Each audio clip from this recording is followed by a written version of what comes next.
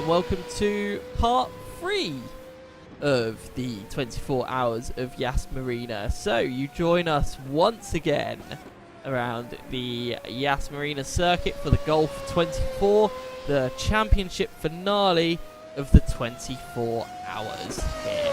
So looking very exciting for P2 still. I know I've been emphasising this quite a lot lately, but the Cam Sport car is really bringing that gap down to second place. Also just want to mention, Go For The Gap have been putting in some mighty fine lap times with Aiden Carter already, but they trying to catch the Avanti racing car, which is currently being driven by Will Richardson, and they are currently taking a good second, good 3/10 a lap out of Will at the moment. But both Will and Go For The Gap are taking 2 seconds out of the Boo Barracuda car. So that gap also coming down relatively quickly.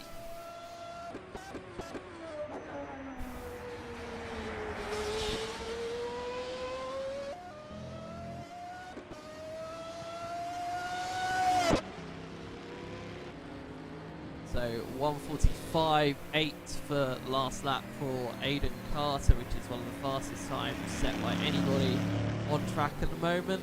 Only a little bit off of the pace of what the Bramham Esports team are doing, a 10th of a second away from their best on the last lap. So good jobs all around as Napa come into the pit lane.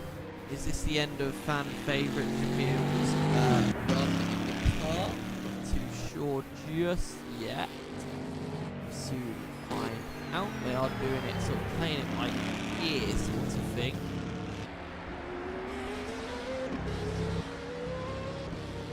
Continue to pound round this Yas Marina Circuit.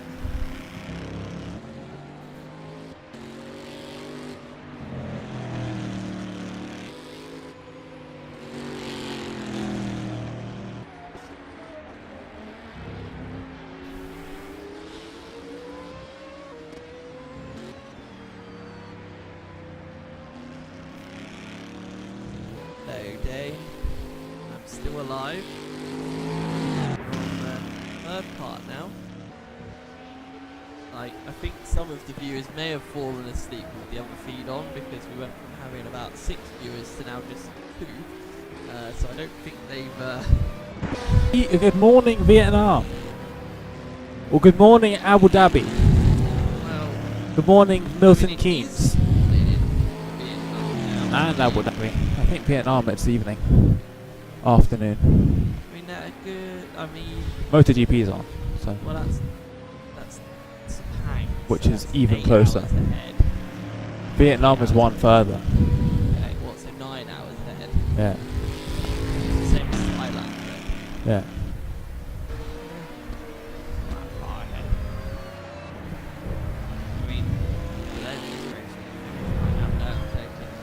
That's not how that works, Grant!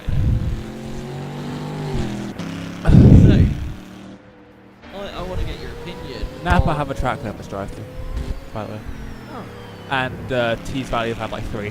Yeah, I've seen that. Good morning, Ali. Good to see that you found your way onto the updated stream. Sorry for the bad news about Jamil having a penalty there.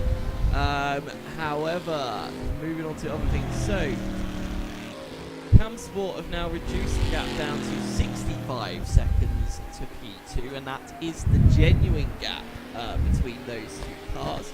And also with Bramham Esports, their genuine gap to the Team Purple Helmets is now 2 laps instead of a single lap. So, really solidified that advantage through the night, but I really think that the battle for P2 is definitely up for grabs because all through the evening, all we've seen is Matt Scott and Ben Brown just chopping away at that lead, and again, at the moment, just bringing that gap down, lap after lap after lap after lap. Can't help but think that if they would have been double stinted from the start of the race, they'd probably be in P2 by now because they would have saved so much time on fuel. Now, I'm not sure if you knew, But when we started the race, Cam Sport decided that they were just going to use they were just going to pit every steady became tyres, which meant they was losing a good 20 seconds at least amongst the pit stop. Did this for quite a few hours. There's quite a few pit stops there. They've lost a good 20 seconds, and we now see them in P3 with 64 seconds on P2. You can't help but think that if they would have been double stinted from the start, they'd be in P2 right now. Yeah, that makes sense. So it just shows how important strategy is around here. I had a bit of a conversation with Matt Scott before coming back into the office, and he did tell me that he's a little bit concerned about trying to convince his teammates of the double stinting strategy. Really understand what to convince. It's better, it's faster. You know, it's like if they don't want to do it, then we'll use the hard tyres. I don't know. I'll be able to tell you that later how it feels.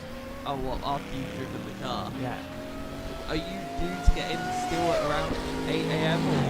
I haven't heard anything to the contrary. I've also been told I can stay until the end if I want. I don't think either of them particularly want to keep riding. Which is fair enough, because So they have done a significant chunk of this race. So you want to do, so you're potentially going to be doing 8 AM until 1 PM? Or 1:17 PM? Possibly 117 is oddly specific, but yes. But yeah, possibly. I don't know how much I really want to do that, but you know, we'll see. But yeah, so well, see how you get on, and then I guess if you do once more, this will be the final part on YouTube as well. So no more changes.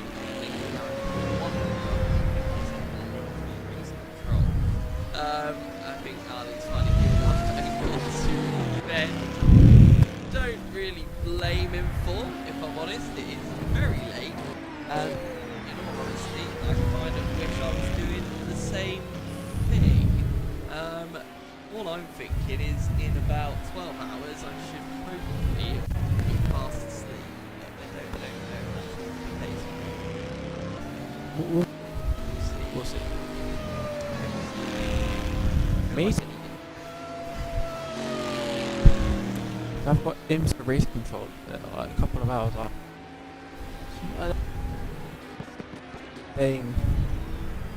Yeah, that late, but I probably will end up staying that late apart from starting He will forever remain in our memories. Yeah, but Gordy's not done any race. He's literally Slacking. been asleep yesterday.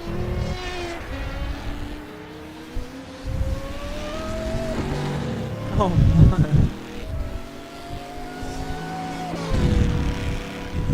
I don't know. No idea who that is. Random meme on my phone. Oh, we have 2 viewers again. Wait, who is it? Say something in chat as we have side-by-side action. Look at that. Beautiful. Or It's only go for the gap. I've just lapped Napa, yes. which is the car I'm supposed to be getting into. Yes. They have also just got a drive-through penalty a few laps back, which they've served now. What a terrible shame. It's racing, you know, we know how it works. Gravel close to another one.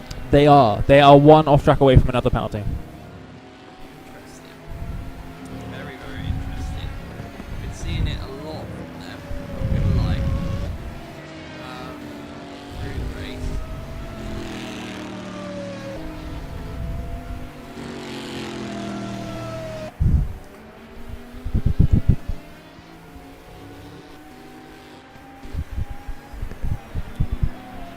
And Annabelle. so Annabelle's just shouting Dave. Okay, I'll come back and do my job, I guess. 3 viewers now. As Dave leaves the commentary slots.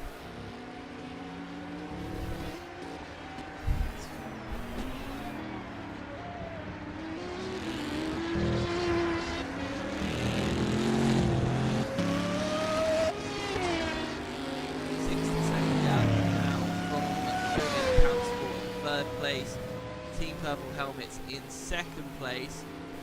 Really bringing that gap down. Still is the only Countable car. 45.8 on that last lap compared to Purple Helmets 47.4. Now, I feel like we're getting to the end of Adam Delmont's time on the car. I'm not sure who they're going to put back in. I have a sneaky suspicion it will be Jack Ashton. Just there. Go through later phases of the race.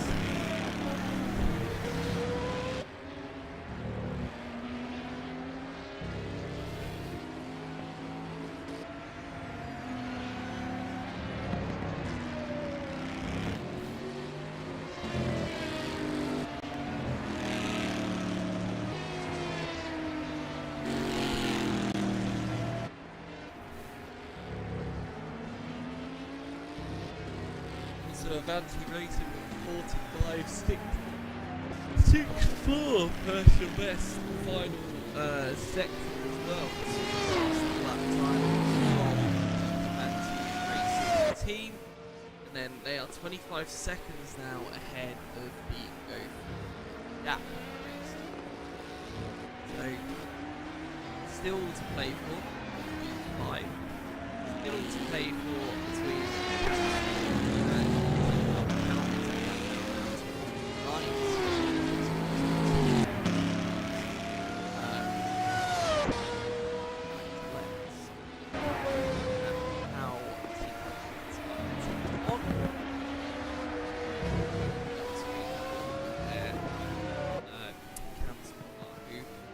definitely pulled a bit of an advantage, well, pulling in the advantage. You can see the amount of track time they've gained just from looking at where they are on track compared to where they were when they came out of the pit stop at the previous stint.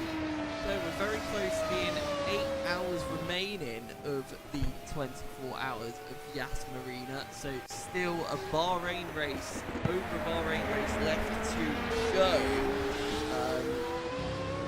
So that shows you how much action we can still have to us through this race.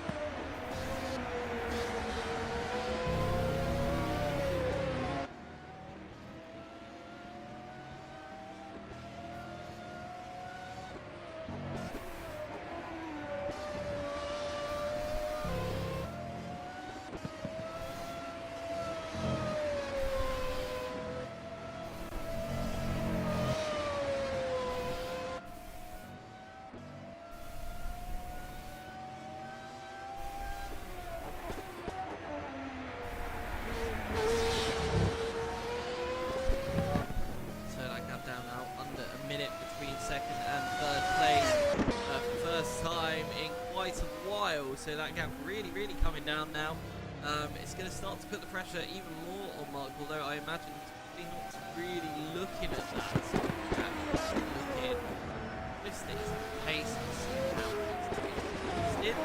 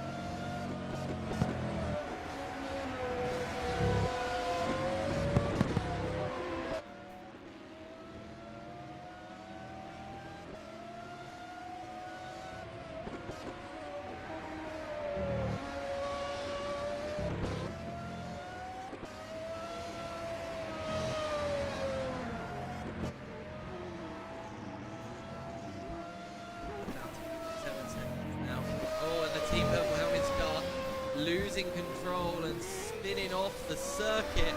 That's definitely going to make their race even more so of a headache now. Losing lots and lots of time in that first sector. That's another 11 seconds down the drain. Very easy to do that, but that's going to bring the gap down to Campsport to about 47 seconds now, which is getting within striking distance. And like I said, Campsport really definitely starting to put the pressure on. Now looking like they are just catching hand over fist that current run. Campsport start their next lap, but wait for Helmets to come out for it to update the leaderboard. It's a little bit confused with their positions on the track, but we've gone from them being starting the hairpin with Purple Helmet starting the lap to Campsport at the hairpin of Purple Helmet starting in sector 3. So definitely a big jump here. 46 seconds is now the gap to go to. It is definitely viable for the Campsport team. Now I'm wondering what Mark's going to do here. Wondering if he's going to box and abandon this triple stint. Maybe he's going to stay out to save the time. Go into the pits he comes. Put on potentially some fresh rubber. Maybe some paint lines as well. Which means that Campsport are likely to jump them in this pit stop phase. So for the first time in a while, we're going to see another car in P2, and it is going to be the Onin Campsport car. Because the Team Purple Helmets car, as you can see, are in the pit lane as we speak. Now, here is the Campsport car coming into the third and final sector. And the Team Purple Helmets car now resuming the race. It's going to be quite close between them. Campsport are also coming into the pit lane, so they've literally overtaken a whole pit stop cycle now between the two cars. Who is now in the Team Purple Helmets car? Have they stayed the same? Apparently it is still Adam Delmont, so the Campsport car now in the pit lane as well. The gap now equalised once again. We'll see what the actual gap is once they get to once they're back in the circuit. So Campsport, I think this is now the time for them to be putting on a fresh set of boots, which will mean the gap is probably going to increase to Team Purple Helmets, because I'm fairly sure they did not take one set in the pit stop.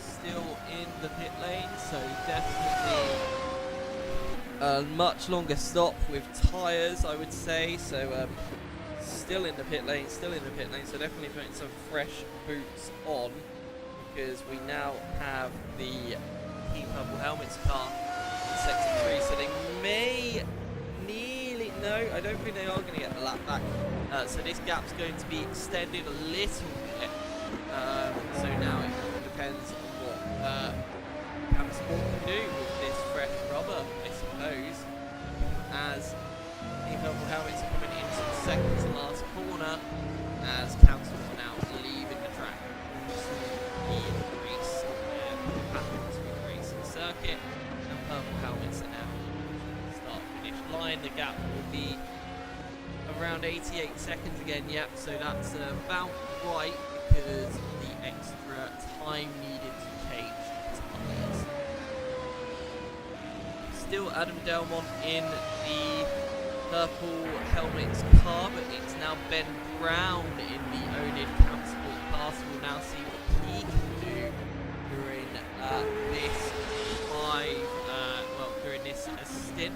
He will now be double stinting his tyres, comparing to Team Purple Helmets, who are continuing to stint theirs. So it's going to be a very interesting balance in terms of pace now to see what Campsport boys can do in comparison.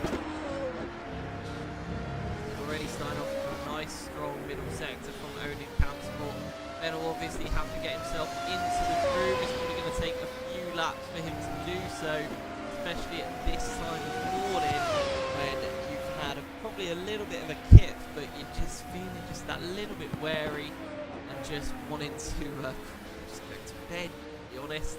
So he's doing a really good job to jump straight back in the car and already putting in a middle sector that's faster than the Team Purple helmet, so that's a good sign.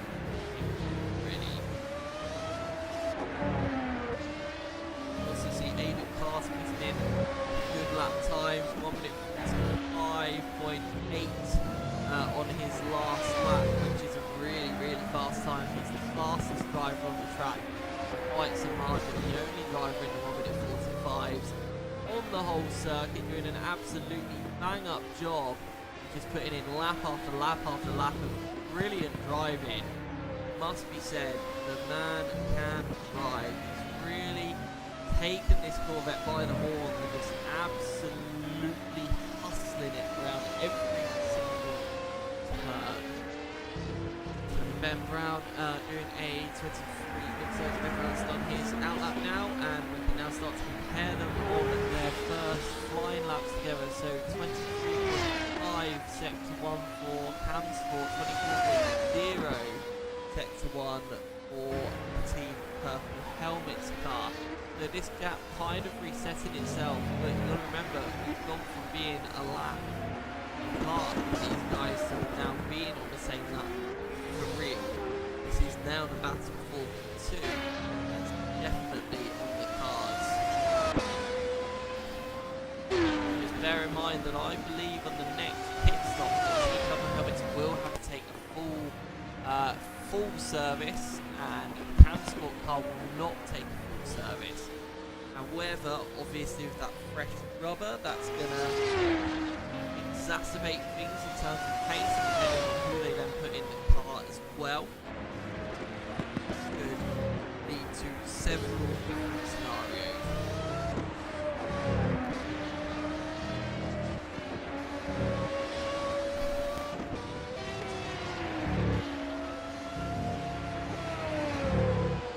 Once again, Ben Brown putting in some good lap times from the get-go, 46.4 to start compared to Team Purple Helmets on 48.1.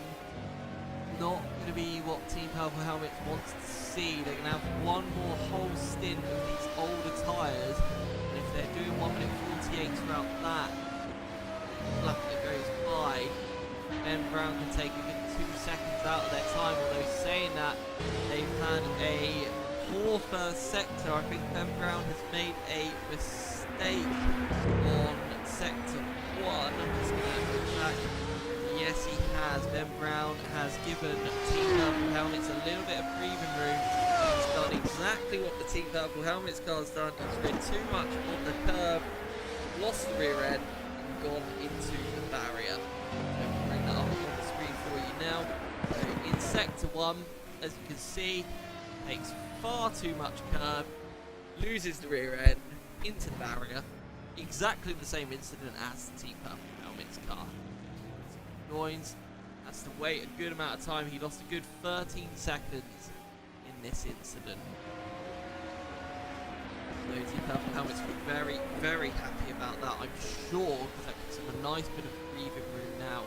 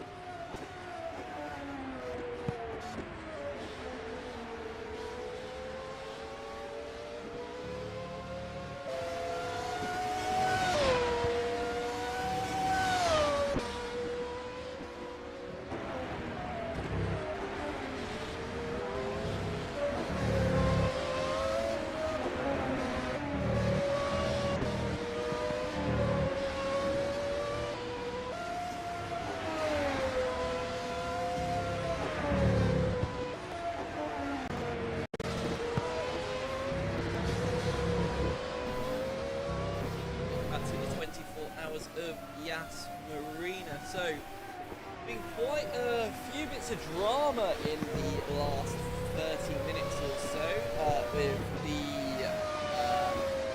only cam sport wiped out by the Brown esports, which led to Brown getting a stop-go penalty.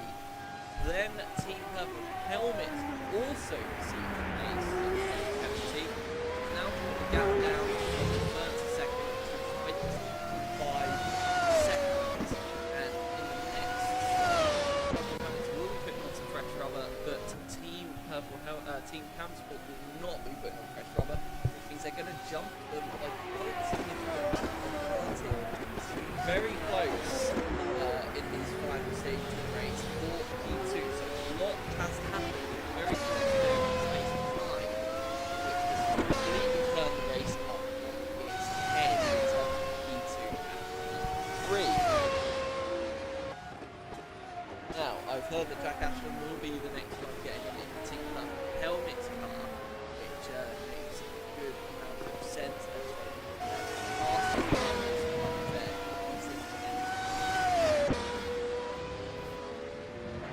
Now got 7 hours and 20 minutes to go, so we are really getting through the time now. We're nearly at 6 AM UK time, so it's nearly time. We should hopefully start to see some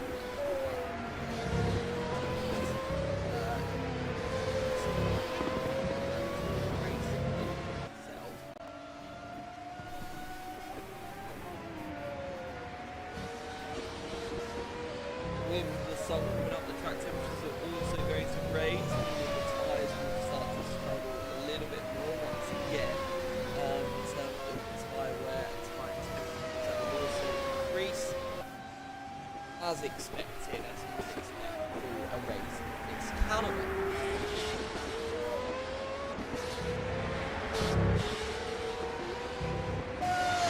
The fastest car on the track is the race leader.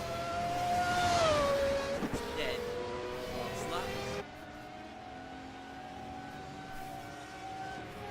Team Purple Helmet set to 47.1 and only counted 0.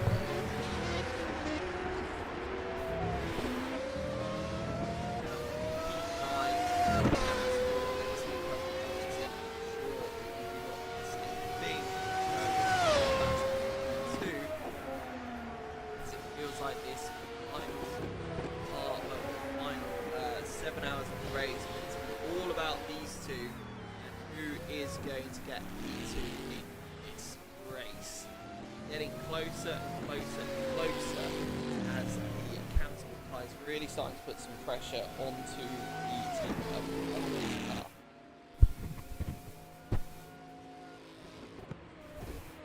If you are still with us, feel free to put your comments into the chat. Let us know how you're doing, how you're feeling, who you're thinking is going to do well. So we've got a lot of racing still to come. As I said before, 7 hours, 17 minutes to go. And with all of the stop goes and such that have been going into place throughout the last few stints, there's still plenty more that can still happen. Now, the stop go for Brabham could have really severely affected their race. However, they got away with it a bit with Team Purple Helmets then getting their stop go. However, it's just a case of racing. It's just how it is.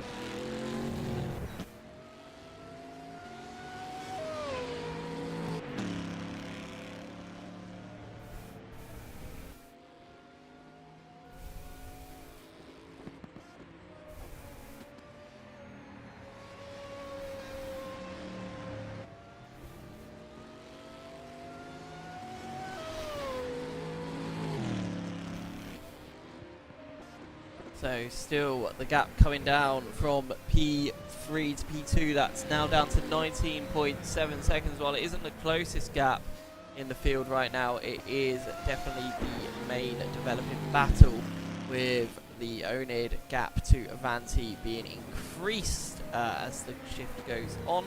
Although saying that, we also have Avanti Racing taking a good 6 tenths out of the Boo Barracuda car each lap, bringing that gap down to around 23 seconds at the moment, but now down to 18.7 seconds for second to third.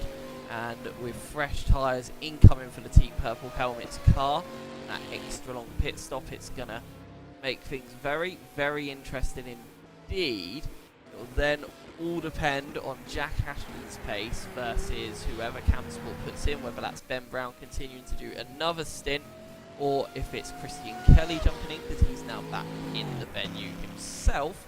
Although with 7 hours of the race still to go, don't know if it's a great idea to have him jump straight back in now. Maybe bring him in a little bit later on into the car.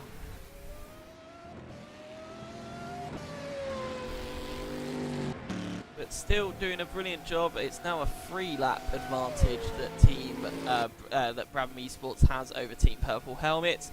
So really solidifying their advantage at the front.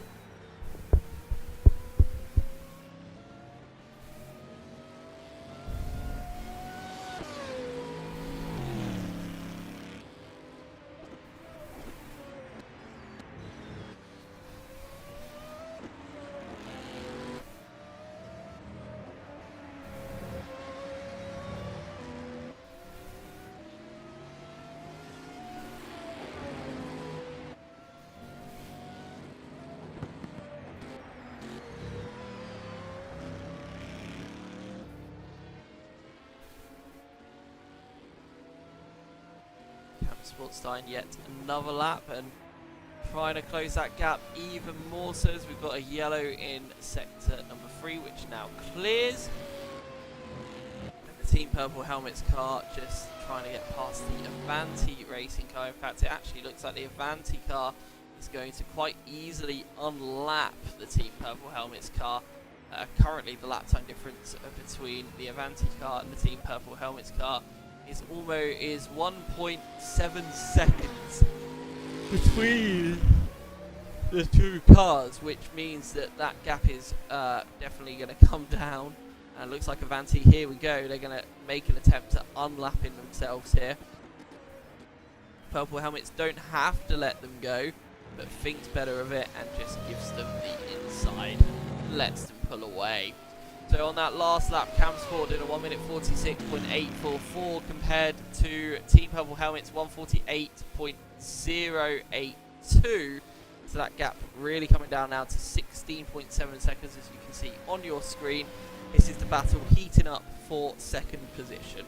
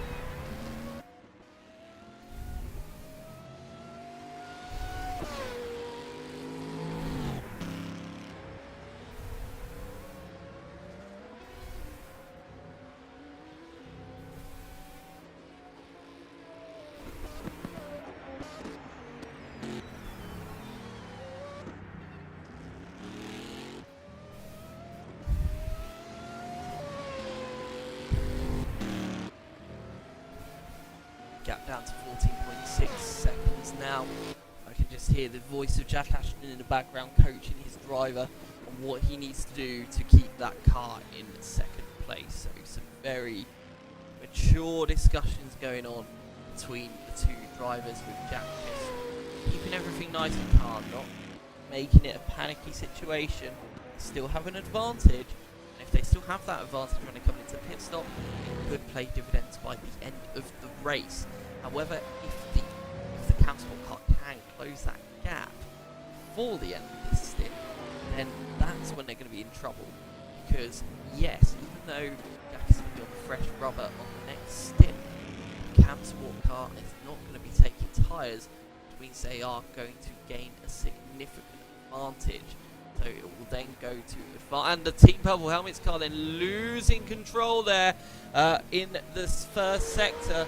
This is going to really close the gap down. It's going to come down to just a few seconds now, as the Campsport car is now coming through the same section of corners.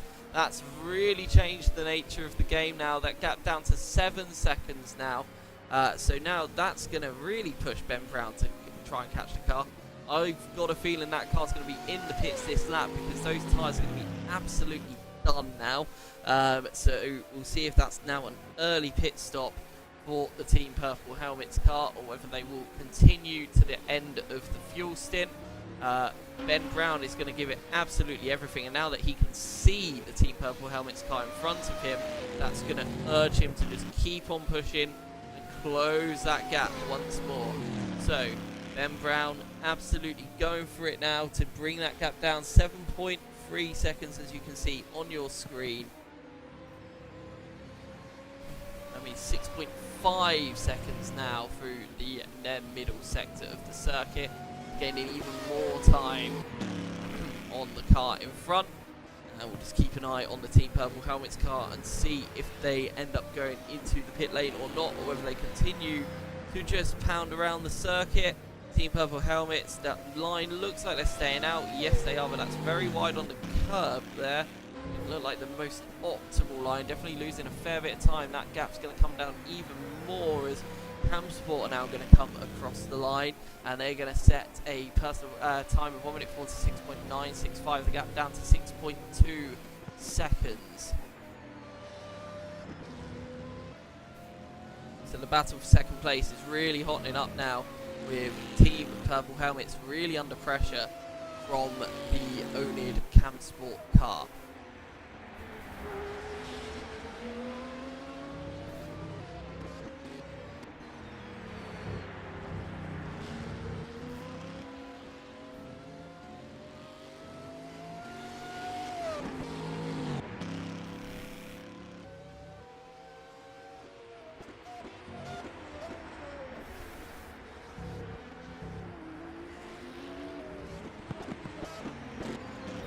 So personal best from Campsport in Sector 1 that time around, probably one of the best times to put in a personal best. The gap coming down now to 5.9 seconds. Ben Brown absolutely giving it his everything to try and get this second place before this pit stop window comes to an end, which we are getting quite close to now, I believe. And these cars on the last stint, they both stopped on exactly the same lap. So potentially we're going to get that same scenario once more. But I can't help but wonder if Jack is tempted to box the car a little bit earlier, just to get in and start to put some pressure back on to the Onid Campsport team.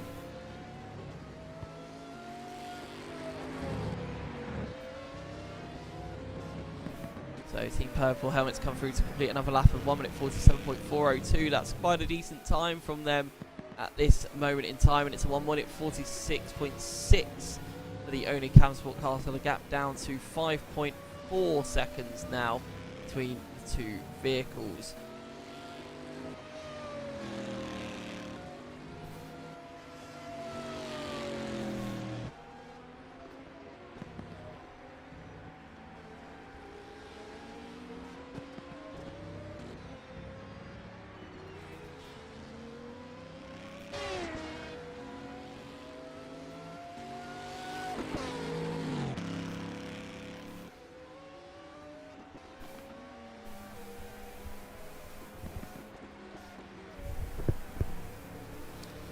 brilliant set of driving from Ben Brown at this late part of the night. 23.47 in the first sector compares to Team Purple Helmet's 24.5. Gap continues to come down. That's now 4.7 between the two cars. Ben Brown's going to be absolutely giving everything he's got to try and close that gap even more and really just put some pressure on to the Team Purple Helmet's car. Oh, and Team Purple Helmets there getting held up massively by the Tees Valley Motorsport Academy team, who were losing control of their car. I can't help, I think that could be a thing that the stewards need to have a look at there, because that was very, very close and was quite dangerous as the Team Purple Helmets car come into the pit lane. Cam Sport going around again for one more lap, so this could prove dividends. So now we're going to see the Team Purple Helmets car come into the pit lane.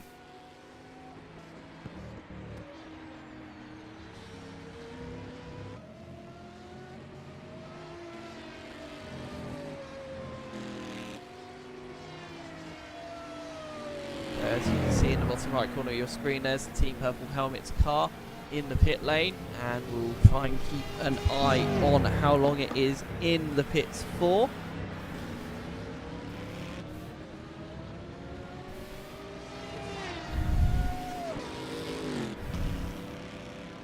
So it's starting to look like this is a full service pit stop for the Team Purple Helmets car, because it's already still in pit lane. I could be wrong on this though. Maybe they're going to get these tyres one more stint. Be a little bit surprising if they do, considering the amount of action they've seen in this stint alone. And then I think Cam Sport are either going to pit this lap or the next lap. They do manage to eke out quite a few laps every single stint with the fuel saving. Not really sure how they're doing it, but it is very, very impressive. So Team Purple Helmets now leaving the pit lane as Cam Sport are coming into the final quarters of the lap. So definitely a big change in the gap there. So we look at the gap and just waiting for that to update. So the 10th of a second when they went over the line. Now 79 seconds as Full Shark absolutely stacks it right in front of Cam Sport now. So we're going to keep on following Cam Sport because we need to see where they are going to pit and compare the two pit stop times. I'm fairly sure that it's not going to be a fresh set of rubber for Ben Brown at the end of this pit stop. He's surely going to have one more stint to go at least in his drive in time right now before he then calls it for the rest of the day. So Ben Brown coming down the back straight then, as we just keep an eye on Jack Ashton's Team Purple Helmets in the bottom right corner. I think Jack's in the car. We'll have a quick gander. It's still showing us Adam Delmont in the car, so unless they haven't updated that, then potentially is the case. Look like they've updated it. Potentially it is. We'll have a look at the sector times as they keep on coming through. It's a very good middle sector for the Purple Helmets car. Not the strongest final sector though.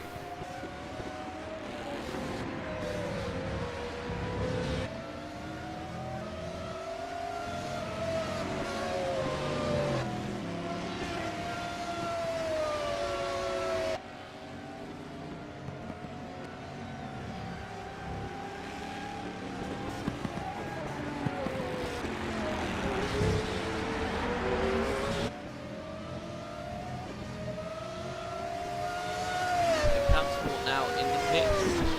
Yeah.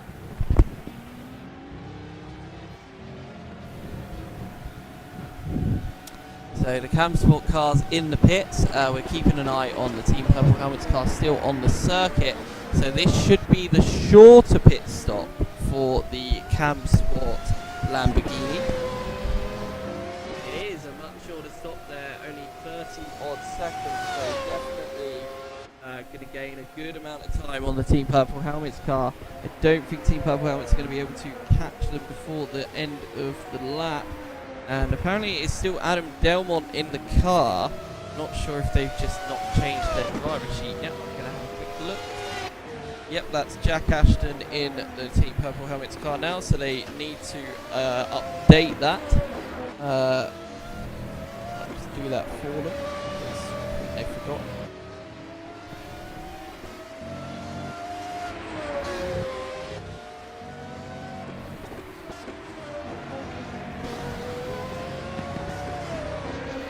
Christian Kelly is now in the Cam Sport car as well, and Jack Ashton now updated into the Team Purple Helmets car. Cool, so our drivers are updating the sheets. It's just taking a little bit longer to potentially update on my end.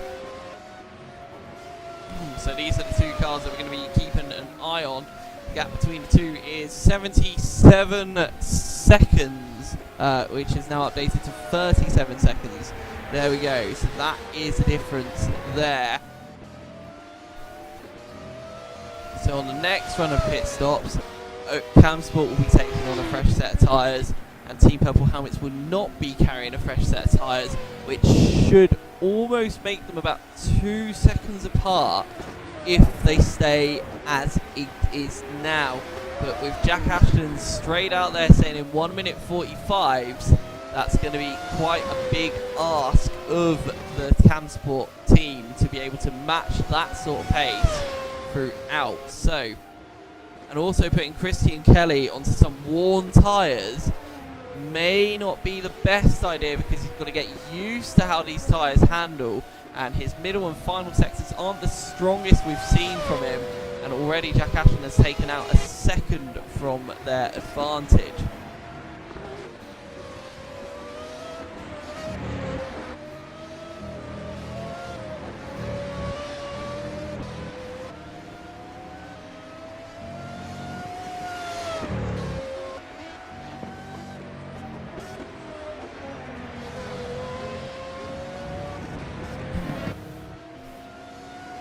Still pounding round the circuit. Team Purple Helmets car doing a grand job now to put in a purple final sector of 38.797, putting in a 1 minute 45.285, bring that gap down to 34.5 seconds.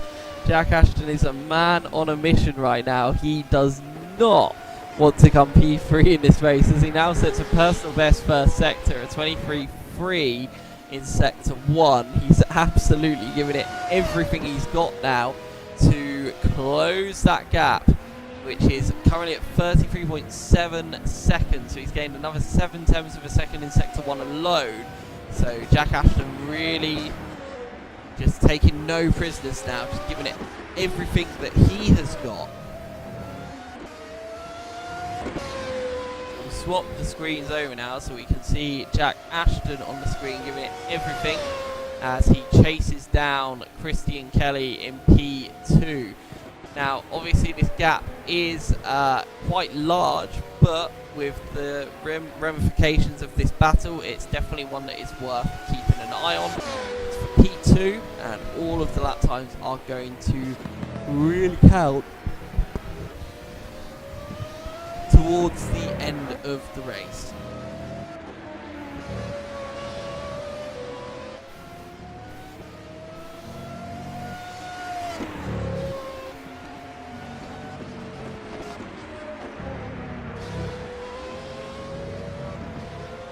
Jack absolutely flying at the moment, and that's another purple final sector for him. 1 minute 45.020 for Jack Ashton on that lap, bringing the gap down to 31.8 seconds. But Christian Kelly is starting to get to grips with these older tyres. He's starting to improve his pace as well. Can he start to match the lap times that Ashton is putting in trying to catch him? I mean, he's lost another 0.5 of a second, half a second in sector 1 alone on this lap. It's probably a big ask to expect him to be able to hold off the mighty Jack Ashton.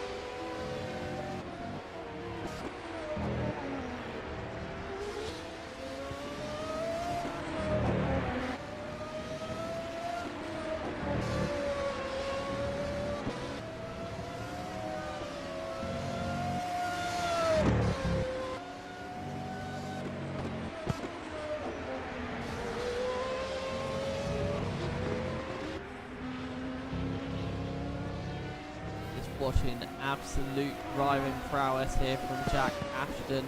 As Full Shark now put in a purple first sector with a 23.2 in sector 1 with Connor Daly on board, and a 42.7 in the middle sector, and a 38.7 in the final sector for a 1 minute 44.766 from Team Full Shark. That is the second fastest lap of the race right there. So wherever they've been hiding in that pace, I'm not really sure. But setting a 1 minute 44.766, and now another purple sector. I think we're about to see our fastest lap time get absolutely demolished. So I tell you what, let's watch them make this attempt at the fastest lap. We're going to go on board. No, we'll just watch them from the outside. We'll keep it nice and calm. So bring up the box for you, and then we'll see how we're doing in comparison.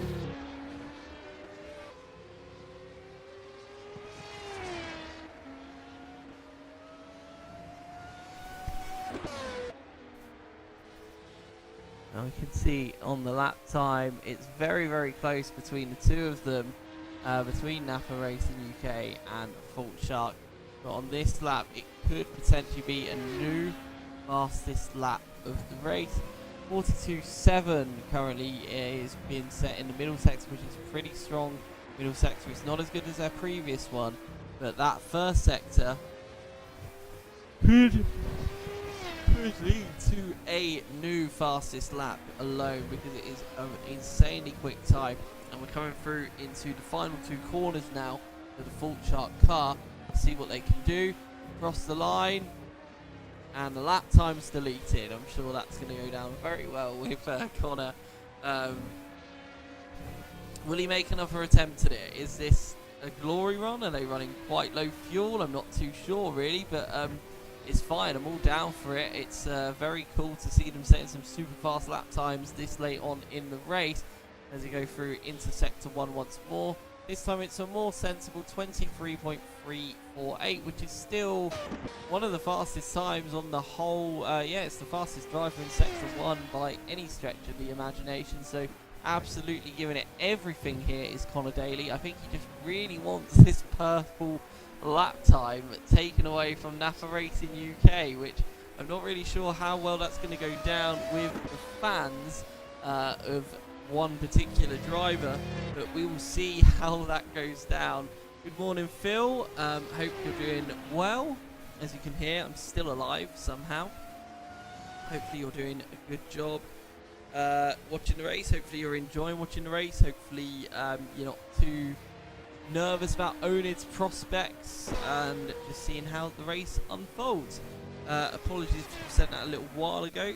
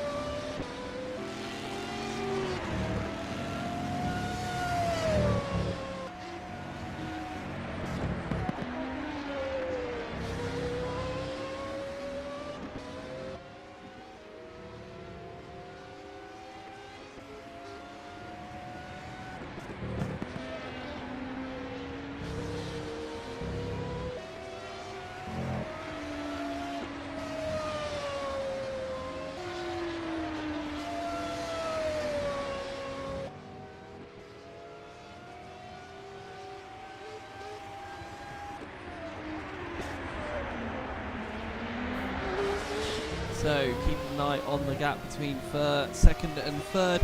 Currently 23 seconds separate the two drivers. Christian Kelly currently lapping in the 1 minute 47s, with Jack Ashton lapping in the 1 minute 45s, which is definitely creating some issues for Christian Kelly in the Cam Sport car. Christian is carrying some older tyres and is having to get used to the wear of those tyres, whereas Team Purple Helmet's Jack Ashton is on a fresh set of boots.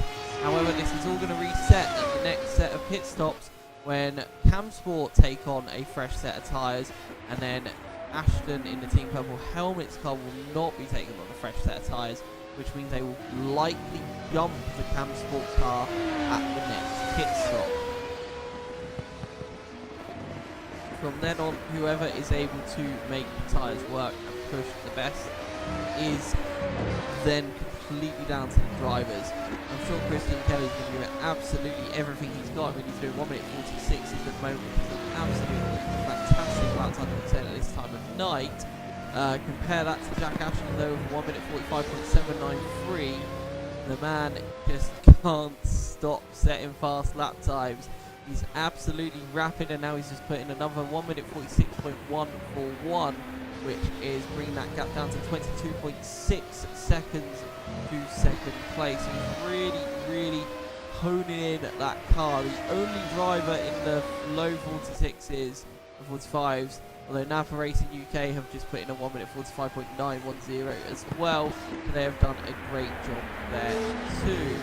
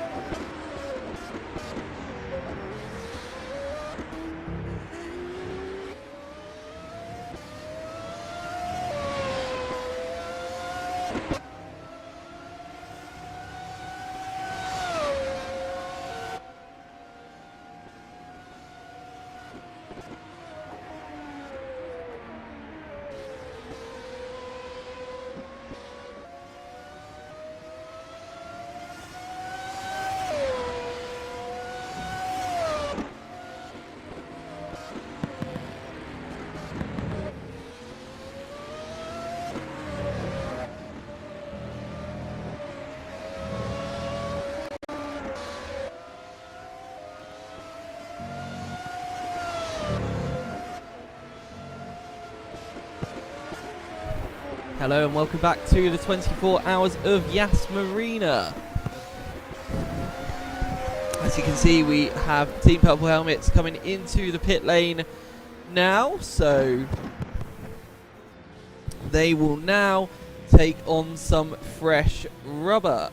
They will now not take on fresh rubber, which means that they are going to gain a significant amount of time on the Cam Sport car in second place, when the Cam Sport car does eventually come into the pit lane. As the Team Purple Helmets car now leaves the pits.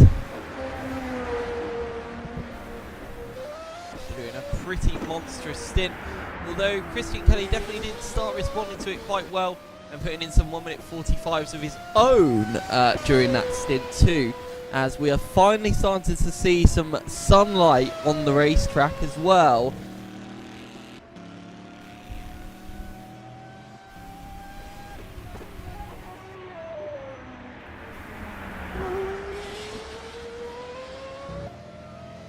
As we have 6 hours and 11 minutes of the race left to go, as Fault Shark stack it into the barrier in sector 1.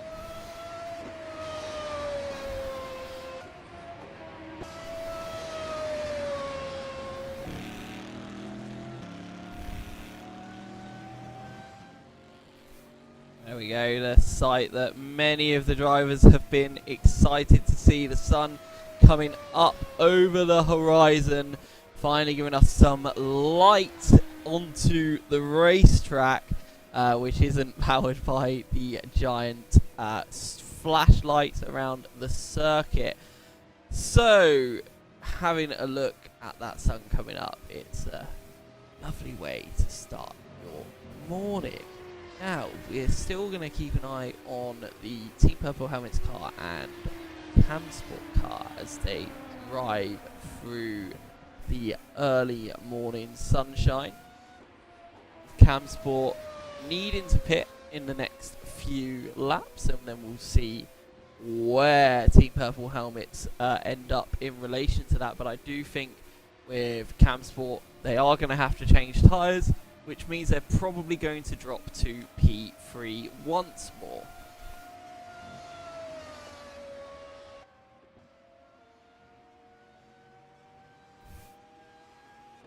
Just taking a little bit of a nice relaxing introduction into the morning's racing. As you can see, we still have a long way to go in the race itself. We still have more than a regular WEC race to go. There's still 6 hours and 8 minutes left of the race, so still a long way to go. See all the different helicopters flying around the circuit, just picking up all the cars and all the action.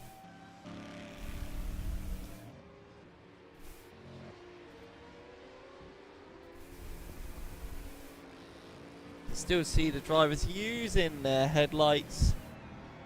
Very soon they will not need to use those anymore. night becomes day.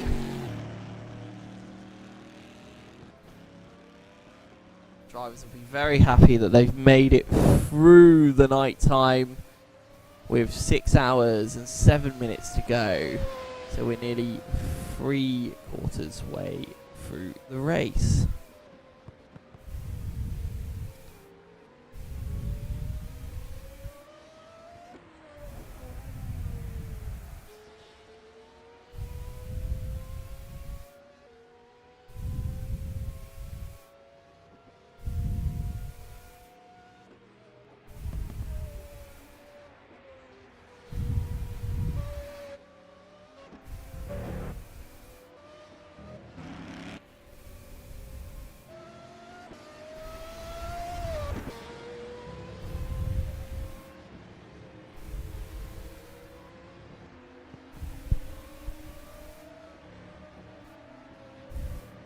Taking watch at the third to last corner here. Famous corner where Nicholas Latifi famously lost control, created one of the most controversial races in the history of motorsport. Team Purple helmets are in the barrier, so that's interesting. So that's gonna give Cam Sport a bit of a chance. So let's get that up on the replay and pin that out to you. I'm so busy doing artistic shots that unfortunately we missed that, so we will get that back on the feed for you. So here they go through the first corner, running a little bit wide and just hitting the barrier on the exit. Nice and simple as that. Let's go back to live images then of the cars onto the circuit. The gap now going up to 62 seconds.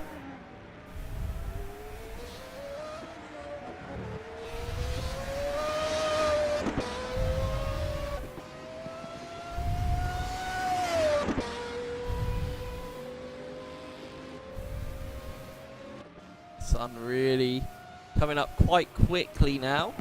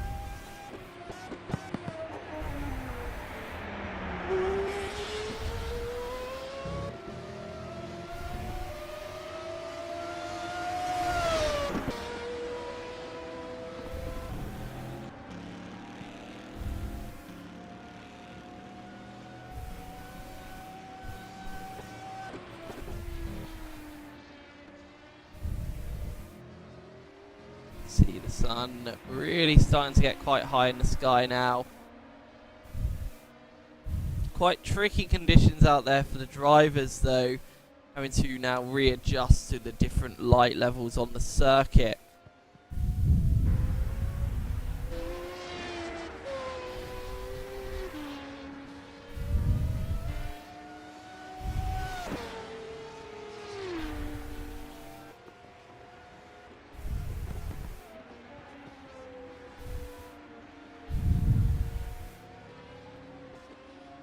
So the gap now 19 seconds to Team Purple Helmets lead by 19 seconds. Oh, second place in 19 seconds, and then third place to Cam Sport. I think they've just had their pit stop there. I feel like I've missed that. Apologies for that. That's my fault. But yeah, so a 19-second advantage now for the Team Purple Helmets car. So once again, Cam Sport have gone from being the hunted to the hunters. So we'll see what they can now do. with their fresh rubber. The gap already coming down to 18.7 seconds. As the timing all corrects itself. Christian Kelly's going to really want to make the most of these fresh tyres from the very get-go, and really just put some pressure on to the car in front. I mean, we've seen a few mistakes from the Team Purple Helmets car now, so if they can continue to put pressure on that car, then they're going to be laughing at the end of the day. So they're going to keep pushing pressure onto the Team Purple Helmets car. We'll see how the rest of the race unfolds with 6 hours left to go.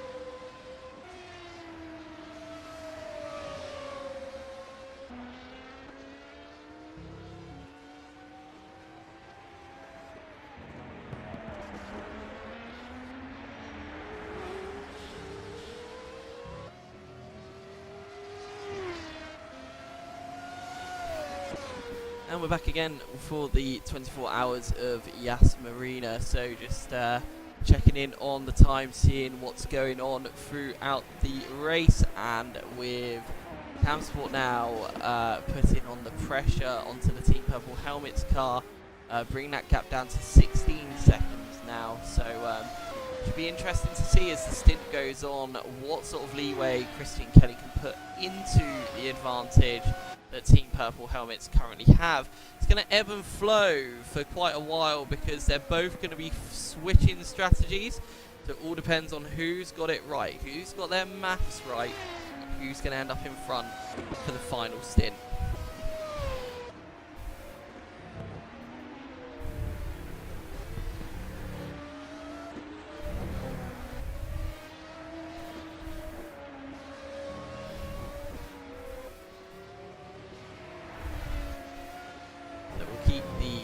timings up on screen. As you see, 15.4 seconds between the two cars, so coming down even more on this lap alone.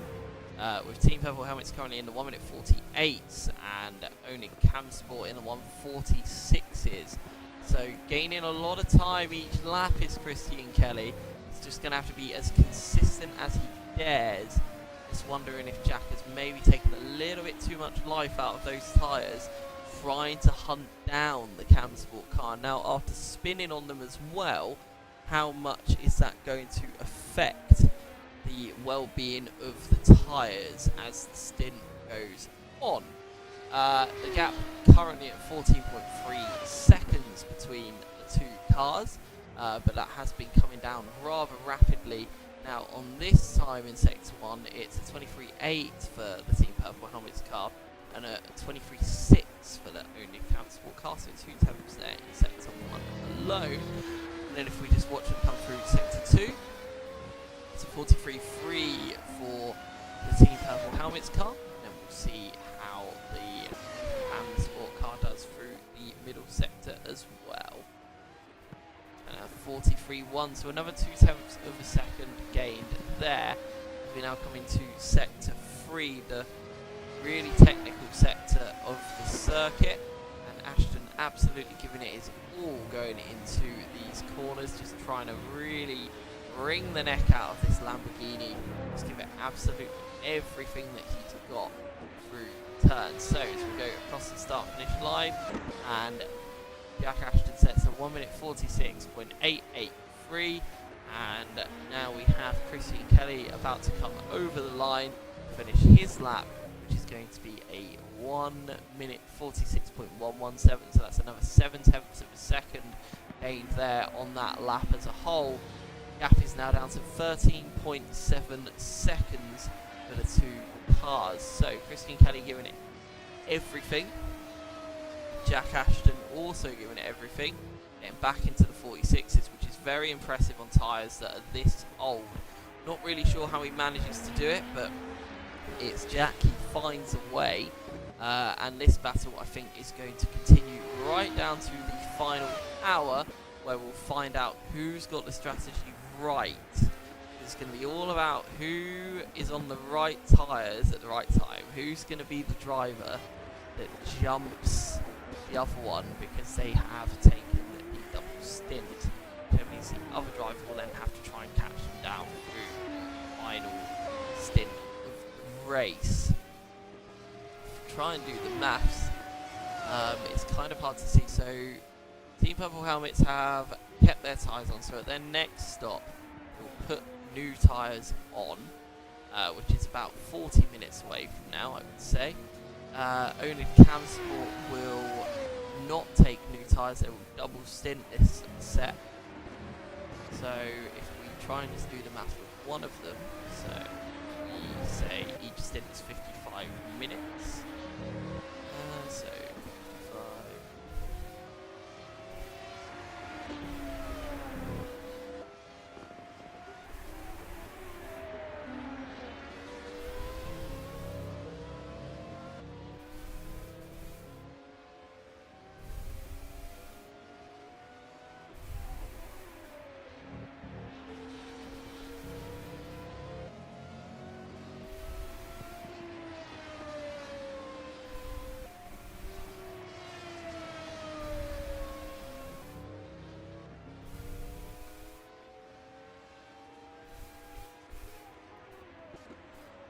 I'm not too sure, because I think there's quite a few things that ebb and flow. 1:45.9 for Christian Kelly on that previous lap. 1:47.3 for the Team Purple Helmets car, driven by Jack Ashton, so the gap comes down to 12.2 seconds. Gap continues to decrease as the laps go on. We just and we know that these two are just going to keep on trading places constantly through the final part of the day. Jack Ashton in the car. This car is insanely fast, Purple Helmets car, but we also have an insanely fast Christian Kelly, just putting all of the pressure on in the world to try and hunt them down and take that second place. I'm fairly sure that they'll do anything to get the second place and take that out of the hands of the Team Purple Helmets drivers. But we'll see what it comes down to.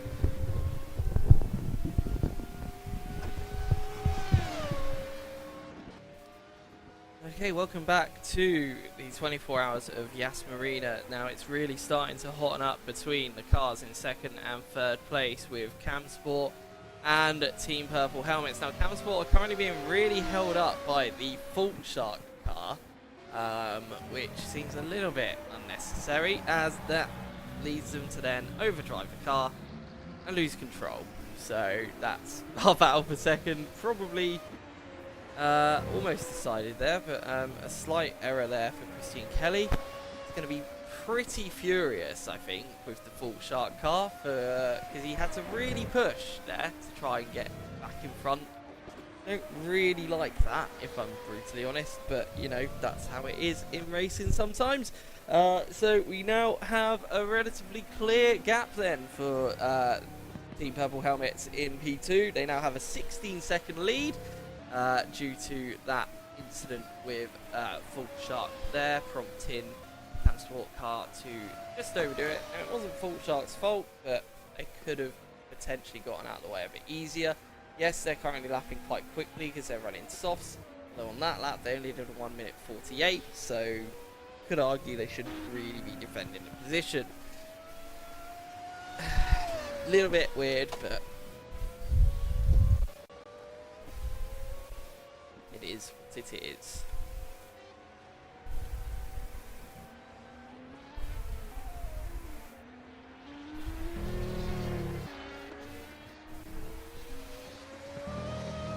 I've got a feeling the Stewarts are going to look at it anyway.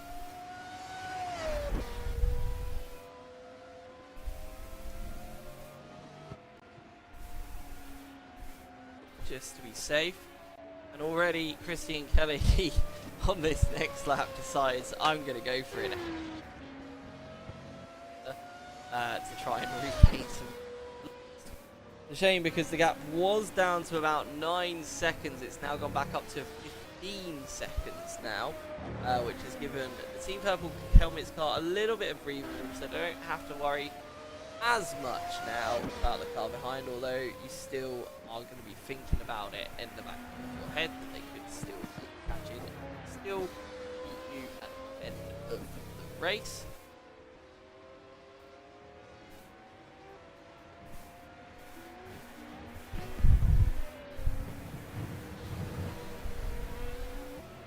As we see all of the cars just absolutely going for it through the first few corners. Really still everyone giving it their absolute all. Only Camsport put in a personal best time of 1 minute 45.211. Really the best time to put that in, considering previous lap that they lost so much time going behind the Fault Shark car. So gap down to 14.0 seconds now. So we need to keep an eye on how that's going to progress through the rest of this stint.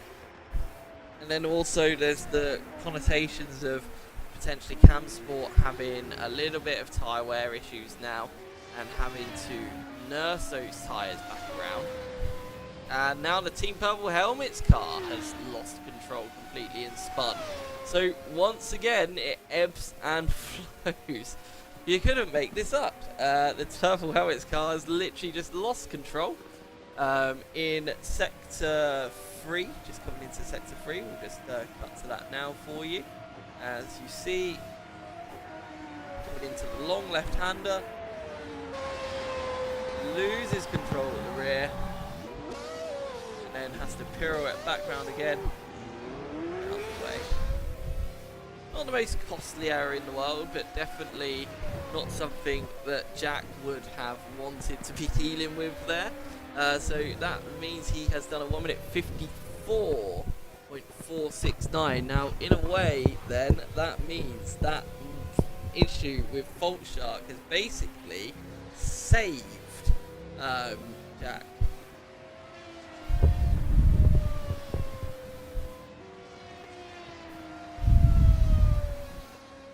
Now the gap at 5.7 seconds, and Jack with tyres are a little more worse for wear now, with the Camsport car chasing him down with fresher tyres.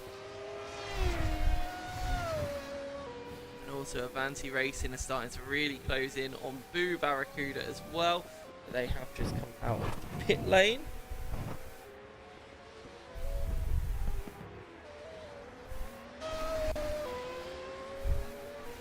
So race control determining that Camsport lost it by themselves with the Fault Shark car just being a little bit in the way, but nothing untoward there, so that's fine. It's just a bit of racing. Just ironic that we'd now see a very different battle for the front if that wouldn't have happened, but that is motorsport. So we see Jack Ashton trying to recuperate some time lost. He's put in some very, very quick sectors on this lap to try and pull a bit of a margin back up again to the Camsport car. Both of them giving it absolutely everything, hence the small little errors. Really, really, really just pushing these cars right to the ragged edge. And the fact that we can now see them to both cars on the same straight.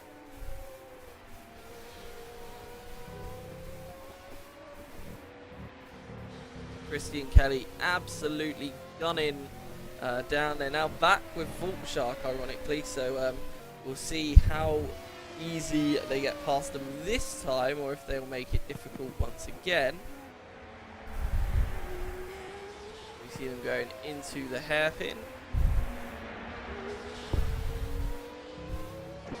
Now, that should be a fairly one and done lap to car, so as we go down the straight, Christian makes it very clear and yet swipes straight across. I think showing a little bit levels of annoyance there from the previous incident, but got that done very well and very quickly. He did lose about a tenth of a second to Jack Ashton in that first sector following that car. But let's see what he can do in the middle sector, but bear in mind he was also overtaken through the middle sector as well.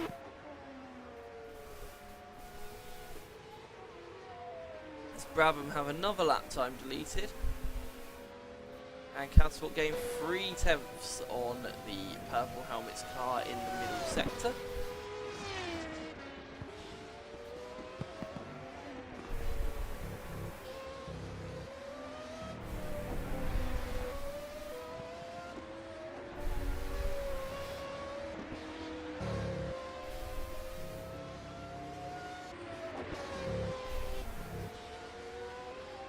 Go for the gap, go to the pits.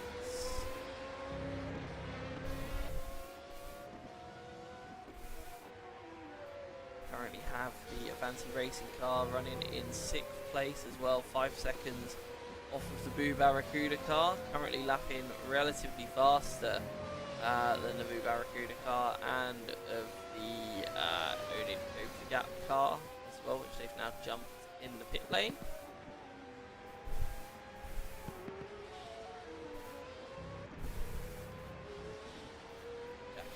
Really giving it absolutely everything. Christy and Paddy also giving it absolutely everything.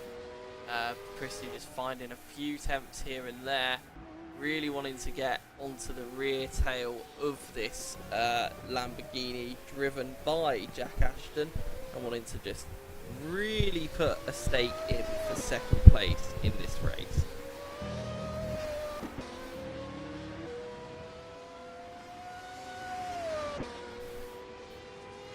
No, Jamil is not driving at the moment. It is John Dean Smith, but good morning.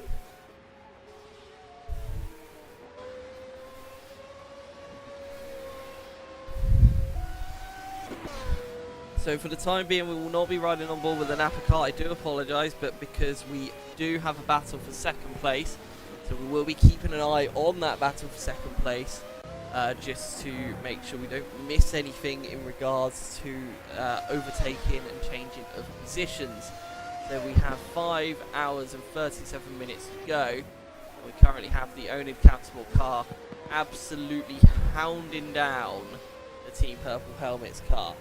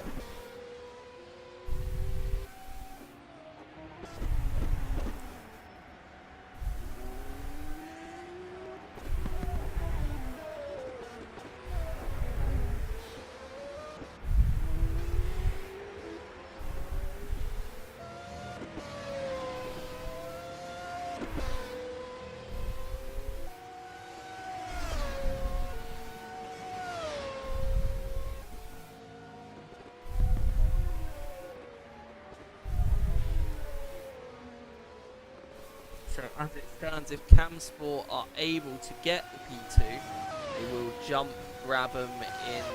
They will beat Brabham in the championship to take third place in the standings. If it finishes as it currently is, Brabham will come third place in the championship standings as well.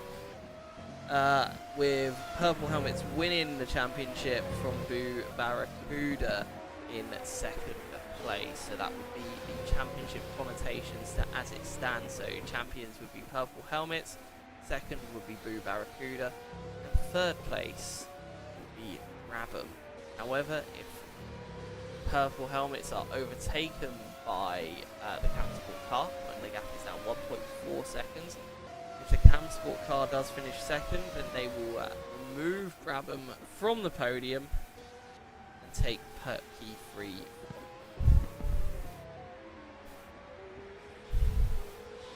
Everything's still to play for here. Final phase of the race.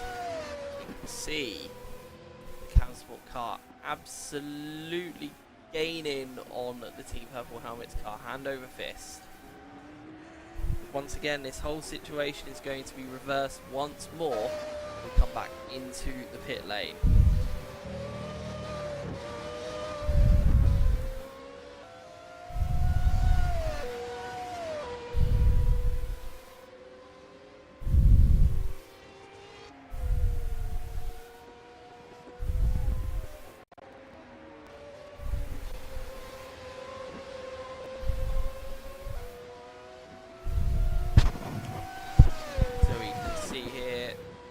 Starting to put the pressure on to this second place, but will it be too little too late? Will they be coming into the pit lane soon anyway, which then just resets this battle one more time as they both go on their alternating strategies, with the CamSport car with its fresh tyres taking the shorter stop and Team Purple Helmets then taking the longer stop, although I believe Team Purple Helmets will also continue with these tyres and attempt a triple stint. However, they might then change their minds to try and get a bit of a faster car to compete with the CamSport car. So we will see. It's going to be absolutely fascinating. So this is for position on the circuit. Here we go with the CamSport car all over the back of the Team Purple Helmets car. Then it will become a case of who makes their tyres last better and who gets the better pace with their tyres.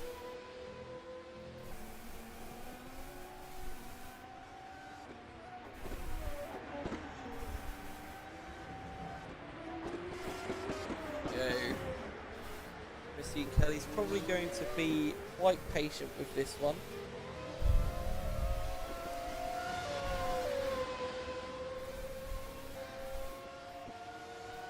5.5 hours left of the race still to go. Here we go, Jack Ashton versus Christian Kelly. Battle that we've been hyping towards for quite some time now. And here we are on the circuit, separated by only half a second now, as they're coming through into the final sector. High speed right-handers into the tight right-hander, ease off the throttle through the left. Christian's going to want to just stick with him as close as he possibly can. As he taps the wall there and loses a little bit of time there, Christian. Not going to want to do that too much, but he's following super closely to the Team Purple Helmets car as they both then cross the line to start the next lap. And it's a 1 minute 46.8 for Team Purple Helmets and a 1:46.6 for the Onid CamSport car.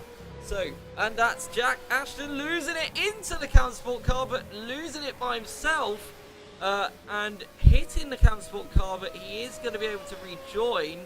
But that is second place now currently for the Onid CamSport car. That's huge ramifications in this season. That would mean, if it stays like this, that CamSport will take third place in the constructors stand-ins. That changes absolutely everything, giving them a total of 268 points, making them jump into third position in the championship. Blue Barracuda currently in fourth, would still get them second place in the championship as well. But let's see what happens from here. Will Purple Helmets now change strategy, knowing that they've had a couple of spins with these tyres now, or are they just going to continue going, try and save that extra time, but knowing that the car in front anyway is going to be saving the extra time, and that's another personal best middle sector for the Onid Camsport car. So a great job by Christian Kelly there to not be flustered by that incident coming out of the exit of turn 1, and to just keep going and getting on with his own race. Yeah, he lost a little bit of time, but in the grand scheme of things, he's now in P2, and he has a 8-second advantage to third place. Now, there's still a long way to go, and lots of racing still to happen. He still manages to do a 1 minute 46.8, does Christian Kelly, across the line, and Jack Ashton now crosses the line with a 1 minute 56.375.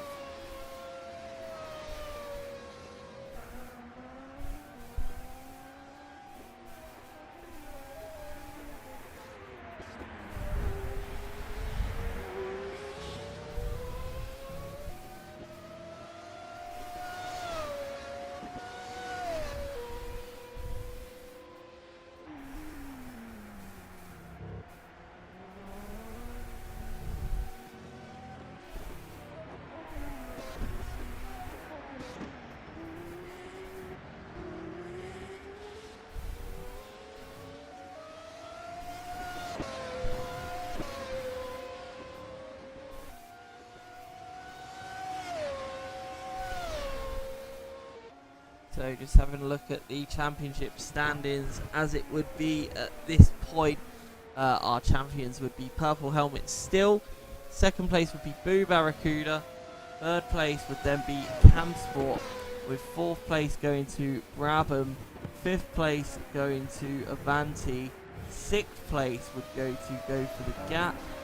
And then seventh place would go to the Napa Racing UK team.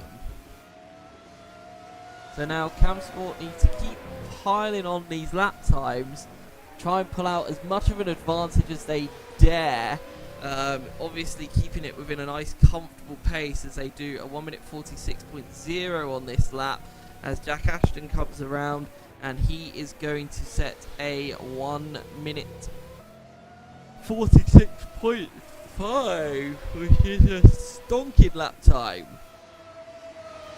Considering he just spun as well the lap before, I think that was a very good lap from Jack Ashton. As Christian Kelly now laps the Napa Racing UK car, and we'll hope to continue to just pull away. 24-2 first sector for the Team Purple Helmets car.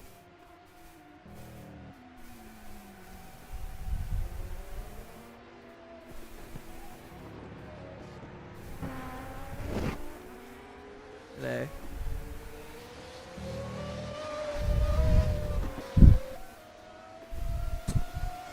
Yeah. So just keeping an eye on the championship stand-ins at the moment. Once again, just want to remind you that with now Camsport taking second place, they would strip Brabham of that third place. So it would then be Purple Helmets being our champions, Boo Barracuda being in second, with Camsport taking third place on the podium in terms of the championship stand-ins. Still a long way to go, and still lots of ebbing and flowing with the tyre strategies. Not sure if Jack is going to flick a switch and maybe put a fresh set of boots on for his final stint. Maybe just give it something a little bit fresh after making a couple of mistakes in this stint, which means he's now dropped a good 10 seconds behind the Camsport car. And with Christian Kelly on board the Camsport car, it's going to be quite difficult to match his pace on 3 stint old tyres compared to his 2 stint old tyres.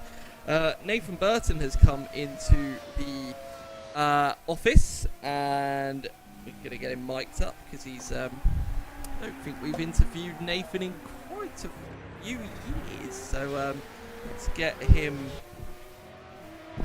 mic'd up and have a small chit chat. And if you just want to pop that on when you are ready.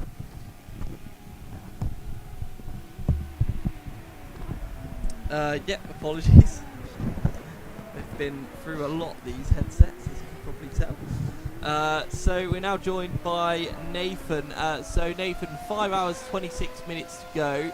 In terms of championship, I'm guessing for you guys, it's a case of let's just see what happens at this point. You know, like you're doing everything you can, but with the advantage that Team Purple Helmets currently have over yourselves, obviously that's going to be quite a tough mountain to climb. However, still, P2 in the championship sounds quite nice, and maybe just thinking of just getting to the end now. Not too sure on that, but what are we feeling? Yeah, I think we're probably good. Try and keep second. I don't know the maths, but You're fairly safe for second, to be fair. I think the only way that you are in trouble for second is if Camsport wins the race. So if Cam's... Or if you drop down to 6th, yes. But I feel like you guys were it's relatively close, to be fair. I think but it all depends. 4th, 5th, and 6th all depends on who's in front of that pack the hour. Because during pit stop, we're all changing position. exactly, and that's what I've been trying to figure out with the Camsport and Team Purple helmets. However, I think now with Ashton making that mistake, I think that's now equalised that a little bit more in the favour of Camsport, just because of the way that the next pit stop phase is going to work out with Camsport, who will be double stinting their tyres, so they're on their fresher set now, which they'll keep for the second stint, whereas Ashton is on his second stint and will be going on his third stint for the next one. In my mind, with the way that pace is going to work out, I think that Camsport's going to pull ahead. Trying to do that sort of working out for every single team has been nigh on impossible, to be fair, because everyone has been on a very different strategy today. Some drivers trying to save fuel, some drivers not caring about saving fuel. Everyone seems to be pitting in different laps every single stint, so it's almost been impossible to predict. Normally, it's either Purple Helmets or Avanti that seem to kick off the pit stop window, and then it usually gets ended by Camsport, who seem to be just siphoning the fuel. I'm not really sure what they're doing with the fuel, but they're... Yeah, I've got no idea what Christian in that first stint, his pace was very, very good. He was still, he gave him 2 or 3 laps every single fuel stint for his first shift in the car. I had no idea what he was doing to get that, keep the pace and just not use any running the tyres. I've not been great at tyres for a couple of seasons now, but some of the being able to triple stint early on has helped. I think a good hit. In terms of championship connotations, I've just done a few little tweaks with my little tool that I've got here, which is very handy because I can just change your position and see what points you will get. Now, if you did drop to 5th and it stays as it is right now, Camsport would snatch that second place from you in the championship. If you've come in 6th place, I think you will still beat the Avanti team just. So if like Avanti, for example, came in 5th place and you came in 6th, they'll get 203 points for 5th. If they come in 4th, they get 219. So you're safe from Avanti as it currently stands, which also means you are very safe from Go for the Gap as well. So it's Camsport are the ones that you need to worry about, but that does mean you really need to focus on keeping that 4th place now. So it's kind of strange in a way that you probably want Camsport and Purple Helmets to fight, because that could lead to something, but at the same time, you almost want Purple Helmets to jump them to just secure that P2 in the championship. Yeah, I mean, I think the championship win at this point is gone. It is all about trying to keep second. So Purple Helmets can get back into the campsport and it's a solid. So. That's not the greatest traffic there with Purple Rain really getting in the way of Cam Sport there. That's going to cost them quite dearly. They had to back right out of that, and it just so happens to be on the lap that Jack Ashton is in the pit lane as well. To be a relatively short stop for Jack, around 30 seconds, and then he should be getting back on the way. If it's any longer than 30 seconds though, that means he's abandoned that strategy and will be taking a fresh set on. But I think with the way things are at the moment, he needs to take the short stop. That definitely felt about like 20, it might actually be a full stop actually. This feels longer than 30 seconds. So I think they're changing tune a little bit down there at the Team Purple Helmets racing team. So giving it a different strategy. Maybe just too many spins with those tyres has just put them over the edge, because once you spin in these cars, those rears are pretty much finished. Luckily we've not had any major spins out there. We've had a couple of little parts, but no big ones. So our tyres have been pretty good. I've seen a few. So everyone in front of us has had a few major incidents. The other day when damage was being a bit of a pain in practice, so we turned it on. It's a different story. Could be a very different story in the top four. Yes, I mean Purple Helmets have hit the ball quite a few times now in the last few hours. So it's unfortunately though it's just the way it's played out. It was just the worry that race control had more than anything was, what if one car's able to repair but another car like doesn't get penalised for repairing, and then at that point you then have unfairness in it. I fully agree with the decision. It's just, it's just how it's worked out. When it was working properly. I do wonder though if people would be driving like if Jack would be driving a little bit more within his limits, because he's pushing. He's been absolutely gunning it. We don't normally see Jack bin it, especially when damage is switched on. So I think he usually has a failsafe, and I think in the back of your head you're thinking, well, at least if I hit the wall, I don't have damage, because we all know how much it costs you in like a normal damage run race. Whereas if you spin it at like turn 1 around here, you're going to lose about 11 seconds, which isn't that bad. I mean, it's not ideal, but in the grand scheme of things, exactly. So I don't know if that then just subconsciously changes your mindset. I don't know if it's subconsciously, like if you felt that you maybe pushed harder than you would if damage was switched off, switched on, or if you've just driven it as normal. Driving as normal. Yeah, fair enough. Yeah, definitely. Speaking of teamwork, I'm guessing you've had a bit of an apology to Martin after the little incident earlier of missing your alarm or whatever it was that happened. No, I didn't even set an alarm. I didn't think I was going to go out that much. I've heard stories of him getting out the pod ready to yes. to me, and I'm just asleep. Yeah, So I was literally walking out for a break, just to get away from the combox for just a minute, and Martin straight away called me over and was like, I'm supposed to be getting out, and then pointed at you, and I was like, ah. Yeah. I did apologise, but you're right. He's had his own now as well. It's all good. So is Matt Willett getting in relatively soon for you guys, or is he's in now? Is he? Okay, cool. I've obviously missed that on the driver tracker. Oh no!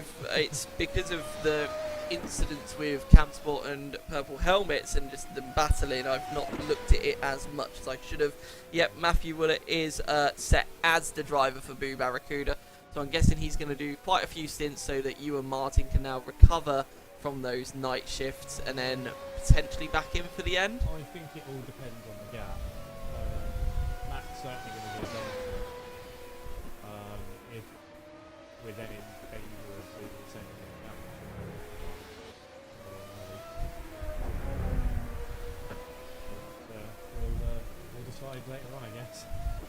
Well, it could all come down to the very last stint, which I'm sure I'll wrap Martin in for that one. will be, yeah, sometimes that's just the way you've got to play it. I mean, I always think that for the final stint in any like endurance race, you should probably have your fastest driver in. It's the same as the first stint, I think. I think you should have your fastest for the first and your fastest for the last, just to really get the most out of those majorly important stints. I mean, I think in this race it's really going to come together, because if it ebbs and flows out of the way that isn't currently in your favour, it's going to be a stressful final stint for whoever's in the car, and a stressful final stint for any of the teams. Be quite frustrating for you if, say, for example, Avanti jumps both of you, because they themselves won't get into like the podium spots in the championship, but they would deny you then of getting that podium spot, and then the classic rivalry with Cam Sport continues for another year. I think the rivalry with Campsport will continue to eternity. Yeah. But Avanti, they've got no affiliation with Campsport. They're racing for themselves as they should. So if they want to beat us on track, go ahead, beat us on track. If that knocks us out second in the championship, then that's on us for not being able to beat them. It's the nature of the game. So, looking at the gap now from second to third, 94 seconds. That spin that Jack Ashton had in the first corner and the spin earlier in his stint as well, really cursing him right now, because we are going to see very soon the Cam Sport Lamborghini go into the pit lane and do a relatively short stop. Unless they suddenly decide to play it safe and maybe just put a fresh set of rubber on themselves, I don't think that gap is big enough to really guarantee that. And Jack is now putting in some pretty stonking lap times, 1 minute 45.8 his last time around, which I believe makes him the second fastest driver on the circuit after the Brabham Esports car. So I think Cam Sport have to just play it by strategy, as they have been already. I felt at the start of the race, I don't know if you'll agree, but I felt at the start of the race that they lost way too much time by single stinting the tyres.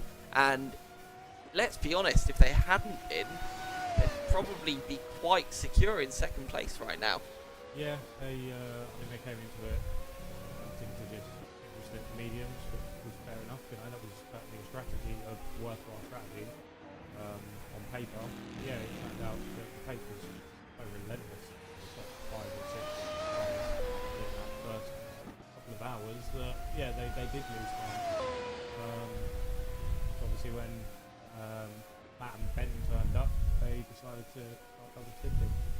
I think actually Ben was struggling on his second Whoa, stint. and Jack Ashton has lost the Team Purple Helmets car once again. He's lost it. Oh no, that's now Kane Halliburton. Apologies to Jack there, but every driver in that car seems to just be overdriving it now, really trying to guarantee that second place.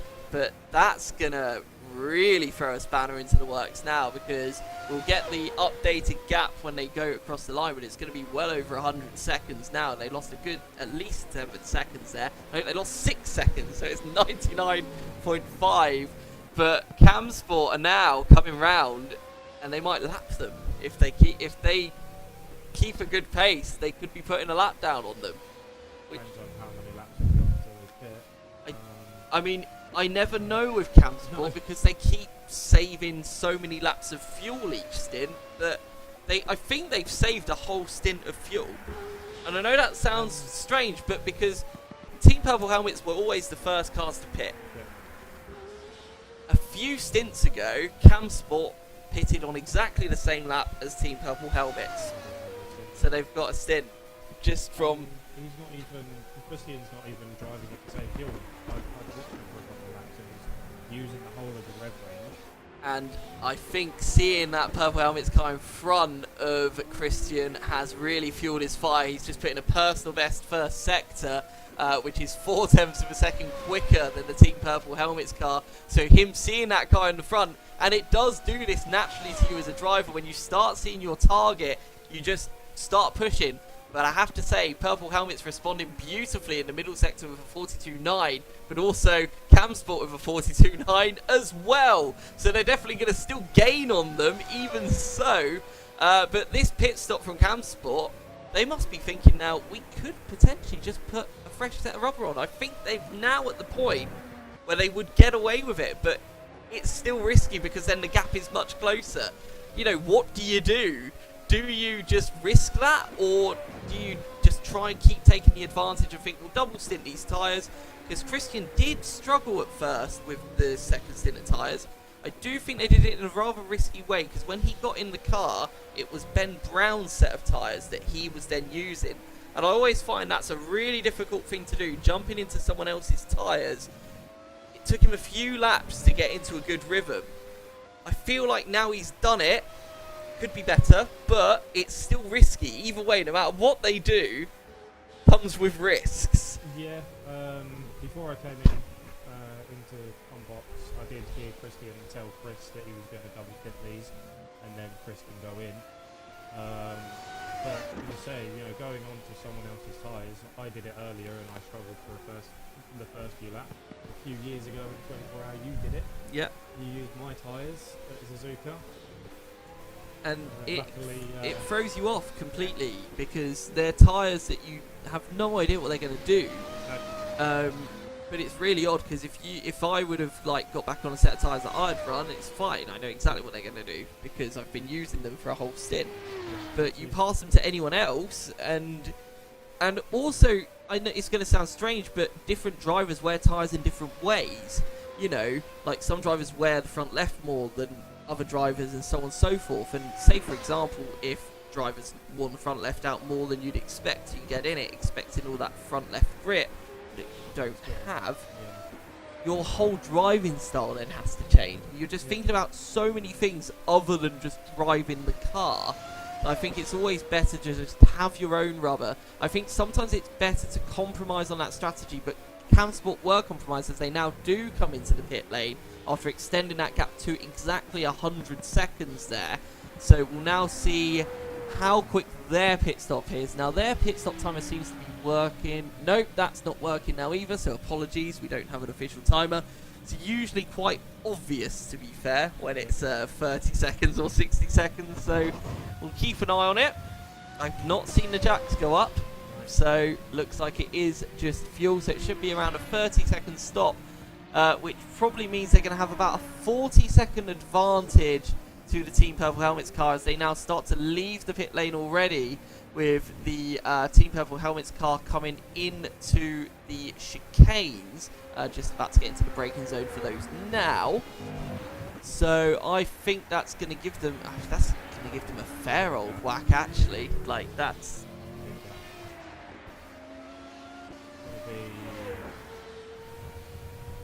probably about a minute. yeah. 30 seconds to a minute.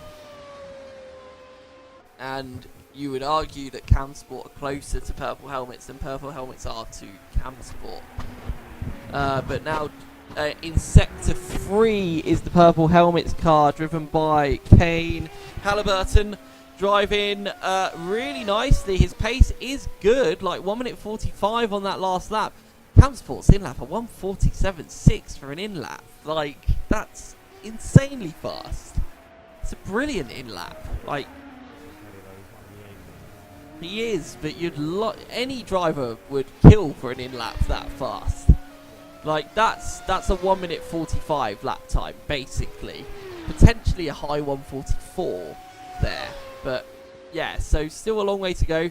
The gap's still updating. It's saying it's 98 seconds at the moment, which definitely is not true, because it was 100 seconds when they went in the pit lane. So we're going to let them all get around, go through their timing beacons, and it should ping and give us a nice rough estimate of how far away they are. And it's 58 seconds, so just under 1 minute. So very well guessed there. So now we have the role reversal in the next stint. So in the next stint, obviously, Camsport will be taking on tyres because they are only double stinting. But also, Team Purple Helmets will be taking on a fresh set. they took on the fresh set, but I think this is now their third. This is the third stint on these tyres, I believe. Oh, Kane's and had another Kane's had a double. big off. I'm sure he changed tyres though, didn't he? Because they were in the pit for quite a while. I don't think they did. Or somewhere.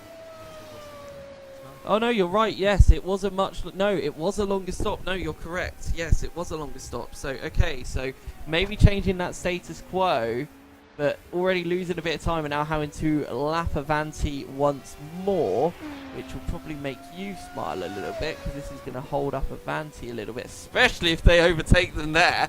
That's going to compromise Avanti's braking point massively, and then they've got to follow them through the dirty air through there. So yeah, that's helped you guys a little bit, not a huge amount, but every little does help in the grand scheme of things. His gap has stayed the same since I came in. It's been Yeah, going everyone's back to lapping 27. very equally in the 4th, 5th and 6th, which has made it even harder to predict who's actually where, Yeah. because no one really gains or loses. I mean, through the night there was quite a lot of changes between Avanti and Go for the Gap. Will Richardson really struggled in one of those stints overnight, which was very strange to see because he's usually one of their faster drivers.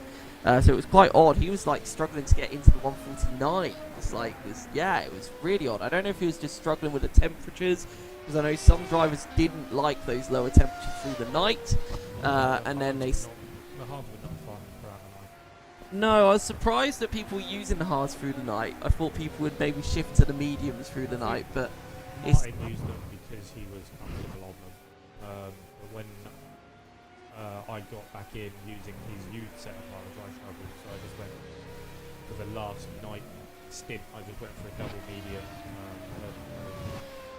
had a push, which is where that 45 line comes from. I guess it's what you know is Yeah. best in this sort of scenario. I knew I had to double stint them, but I just used them in that first stint to try and get back a bit of time that I'd lost in that first stint. Using the old tyres. Seems to have worked.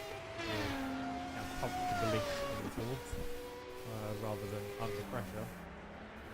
As I said, Matt's keeping pace with the guys behind, so that's all we. I mean, That's all we he's really need gapped to do. both of them on the previous lap, to be fair. 1:47.5 for Matt, 47.8 for Go for the Gap, and a 1 minute 50 for the Avanti Racing, but I think that was because of. Yes. They have fallen off the back. They have fallen off the back of Purple Helmet. It's quite a lot. I'm not sure who's in the car. So it's Max Wishlin in the car at the moment. 48.9. So 48.9 for them on their last time round. So you guys probably just hope to keep aiming for those mid 47s, and that should do you quite nicely, to be fair, at this point of the race. Yeah. How are you thinking? How are you feeling about getting back in the car? Are you just? I don't think I am getting back in. Obviously, No? I'd love to. I'd do the whole 24 hours if I could. But yeah, I don't think I'll be getting back in. I think being doing either a double or a quadruple and then Okay, fair enough. I mean, there is still 5 hours to go, but quadruple stints, I guess. yeah. I mean, it's what 55 minutes a stint is what I seem to have worked it around. If you're quite heavy on fuel, it's about 50, I would say, but it depends on the team, really. Yeah. So it's And the been driver as well. yeah, and the driver definitely. I mean, look at the cam sport guys. I don't know what they're doing, but it's working. They're sipping that fuel, aren't they? Yeah, it's almost like how Minardi used to drive their cars. It still be weirdly fast, but just exceptionally. Or use any fuel or tyres. Well, we now have the cam sport car coming up to put a lap on the Blue Barracuda car. I'm sure it does, but it's not the worst thing in the world No. because I mean you're gapping to P5 now. I know there's still 5 hours to go and this could all swap around, but you are gapping P5. You're gapping P6. As long as we're forced with second, which is all we can really hope for right now. So, going another lap behind them isn't the end of the world, as you say. It's just that old rivalry between Barracuda and Campsport, as I'm sure you remember. Yeah, I remember. I definitely remember. And with a few things that I've heard about Cam Sport, there might not be camp sport entry per se next year in whatever series we end up doing. It will still be the same drivers. I think the team name itself will potentially disappear, which will be a shame because they are one of our longest running entrants. But that's just from a few things that I've heard from members in the team, just because of, you know, partnerships that they have and stuff like that. Kind of makes sense to move away from the branding of that now, considering the 3 members who named the team, there's only one of them left in there. So it does make sense in a way. It would be kind of a shame though to not see that team name on the grid unless they can find a way to keep that name. I'm not too sure, but we'll find out, I'm sure, in whatever capacity it is that they'll be racing next year. It will still be the same team, right? Yeah, it'll just be a different name. Still the same team. So, Kane is now starting to put in some nice lap times. 46.1 on his last one compared to Christian's 157.2. 47.2, apologies. I imagine though that Christian is probably just going at a pace he feels quite comfortable with. Not really probably wanting to push too hard at this point, knowing they've got a relatively nice cushion, but also looking at, and the Team Purple Helmets can't lose it again. Into the barrier that time and still reversing, losing a lot of time, which means the Avanti car is actually catching now to potentially unlap themselves. So yeah, I mean, this is not what I expected from the Purple Helmets whatsoever, and it felt like it all started in qualifying as well, with Jack struggling to just put a lap together at all. Jack was not Jack yesterday. No, and he admits he's the first one to admit that. But it was very strange to just see him in that sort of state and to see him struggle so much. I don't think I've ever seen him struggle in any sort of event to qualify that, like, to qualify competitively. Like, that's the first time I've ever seen that. So He's been front row all season. yeah. I mean, you know, we all have our off days. They've, you know, recovered well during the race, as I knew they would. That with them, even if they started 10th, they'd still be in the shout and certainly Podium win. Brabham was obviously just right away with us, which is fair enough. Good on them. Wild Phil has arrived. Wild Phil. So I am going to use this opportune moment while it's died down a little bit to have a bathroom break. You're more than welcome to keep on soothing the listeners with your pipes, and Phil, you're more than welcome to soothe the listeners with your pipes.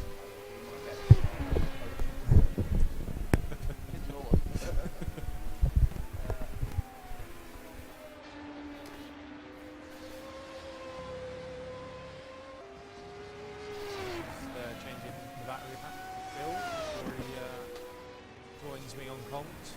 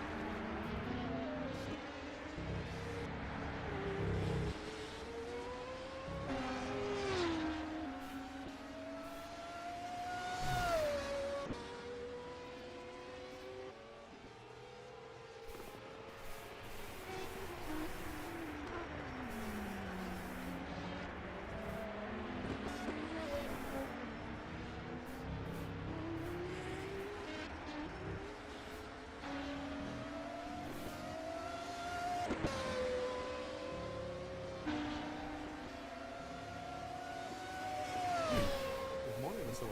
Can you hear me okay, I'm assuming? Yes. Oh, good, good, good. So- Coming through that TV up there. Oh, wonderful, wonderful. Well, good morning, everybody. I'm the most refreshed person here. Yes. Um, So I was quite refreshed a few hours ago as I missed jumping in the pod. Martin got out, turned around, saw me asleep, and just got straight back in.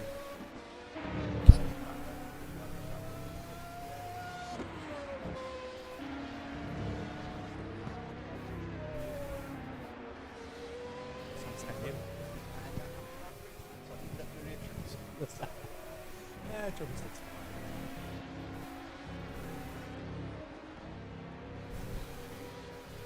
Oh no.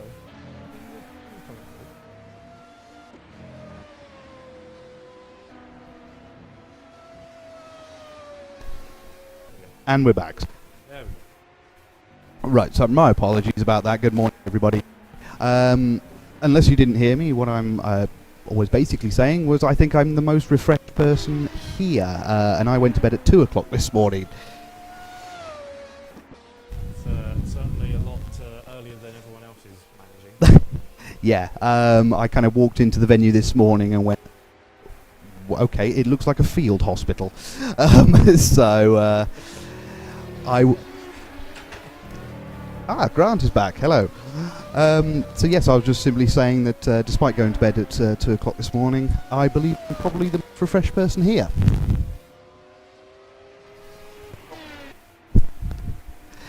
So, what have I missed in that time between waking up and getting here? So, as we can see, Brabham Esports are still out in front by 4 laps as far as I can see from Onid Camsport. And they've just put in a green at Sector 1, Brabham Esports.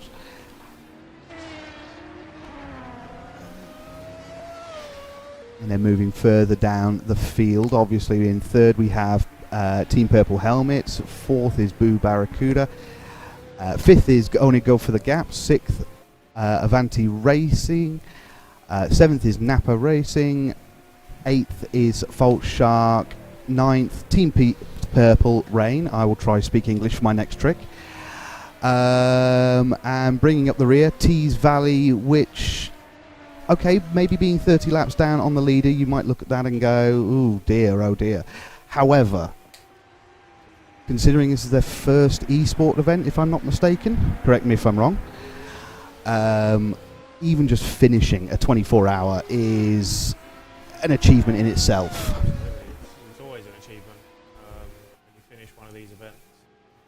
I think I'm not sure about you, Phil, but I've entered every single Chipley Racing endurance race. I think I'm the only driver that's done every race, but I've also done every single 24-hour, including the one that wasn't part of the championship. The first one in the career. Oh, right. Okay, well, I didn't actually know that you'd pretty much done every single race then. Only driver who's done every race, I believe, and I'm also Barracuda are the only team that have entered every race under. So, Has Ashton not done every race? No, Jack missed it. so what you're saying is that Barracuda are essentially the Ferrari of SRES. Yes. Okay. They're about average, but they've been there forever. So they are pretty much Ferrari then. And we were red when we started. And we were red, yes. Oh, really? Yeah, it was a red Porsche Red because Porsche. it was done in the sports relief colours. And then the next year we just liked being red, so we just went for a red with some blue. With the red Z4. And then we had like red and black, and yeah, so and then it was only when I left really. Well, then I went on a weird orange spree because I wanted it to look like the old Arrows F1 cars because I just really had a soft spot for those liveries. Yes. And then I left, and Sean King I think decided I like blue, and Nathan decided I like pink, and I think that just evolved from there. I could have got that the wrong way round. It might have been Sean that said I like pink and Nathan saying I like blue. Or you might have all just agreed, well, you know what, pink's fun. I don't know. Well, there we you- went with the pink and black last year, didn't we? Me and Sean. That Aston Martin looked really, really good. That And did, then, that did. When we managed to steal Martin for this year, decided to go for 2 cars. You stole They decided- Martin? No, we stole Martin. You stole Martin. Was he wandering around, just going, help me? I'm not going to say anything because there's probably Spooner listening. No, Oh. he was saying incoherent things in Scottish, so you actually didn't know what he was saying. You couldn't understand him. Was he just screeching in bagpipe? I mean, that's how Yeah. I heard it. He was also crying tears of wine, so I thought I'd better rescue him. No, that's fair. That's fair. That's fair. So things have developed a little bit. I'm not sure what you missed in your drive down to the venue, but Camsport now looking like they are relatively safe now in P2 with that nice 64-second lead, which they are extending as well. They are getting massively held up here. And once again, it's the Team Purple Rain car. Now, I don't think that's anything to do with the fact that they are the sister car or the B car of Team Purple Helmets. I think it's just a case of that's their pace for Purple Rain. And it's quite tricky to overtake around here. Yes, it has been quite difficult to get through some back markers, especially if you're on old tyres, they're on fresh tyres. You kind of just have to essentially half dive bomb sometimes just to make sure that you can actually get through. It's a little bit risky, but Whoa, as they half dive bomb onto the Tees Ooh. Valley Motorsport Academy car. And Christy and Kelly just watching on being like, please stop. You guys aren't even racing for position. What are you doing? You're laps apart, man. Oh. As they go Ooh, side by there goes- side. Christian just thinking, I'm not getting involved. He's dropped 2 seconds in the last few sectors alone. Ooh, rubbing doors. But Christian's going to have to force the issue now because he's just going to lose too much time.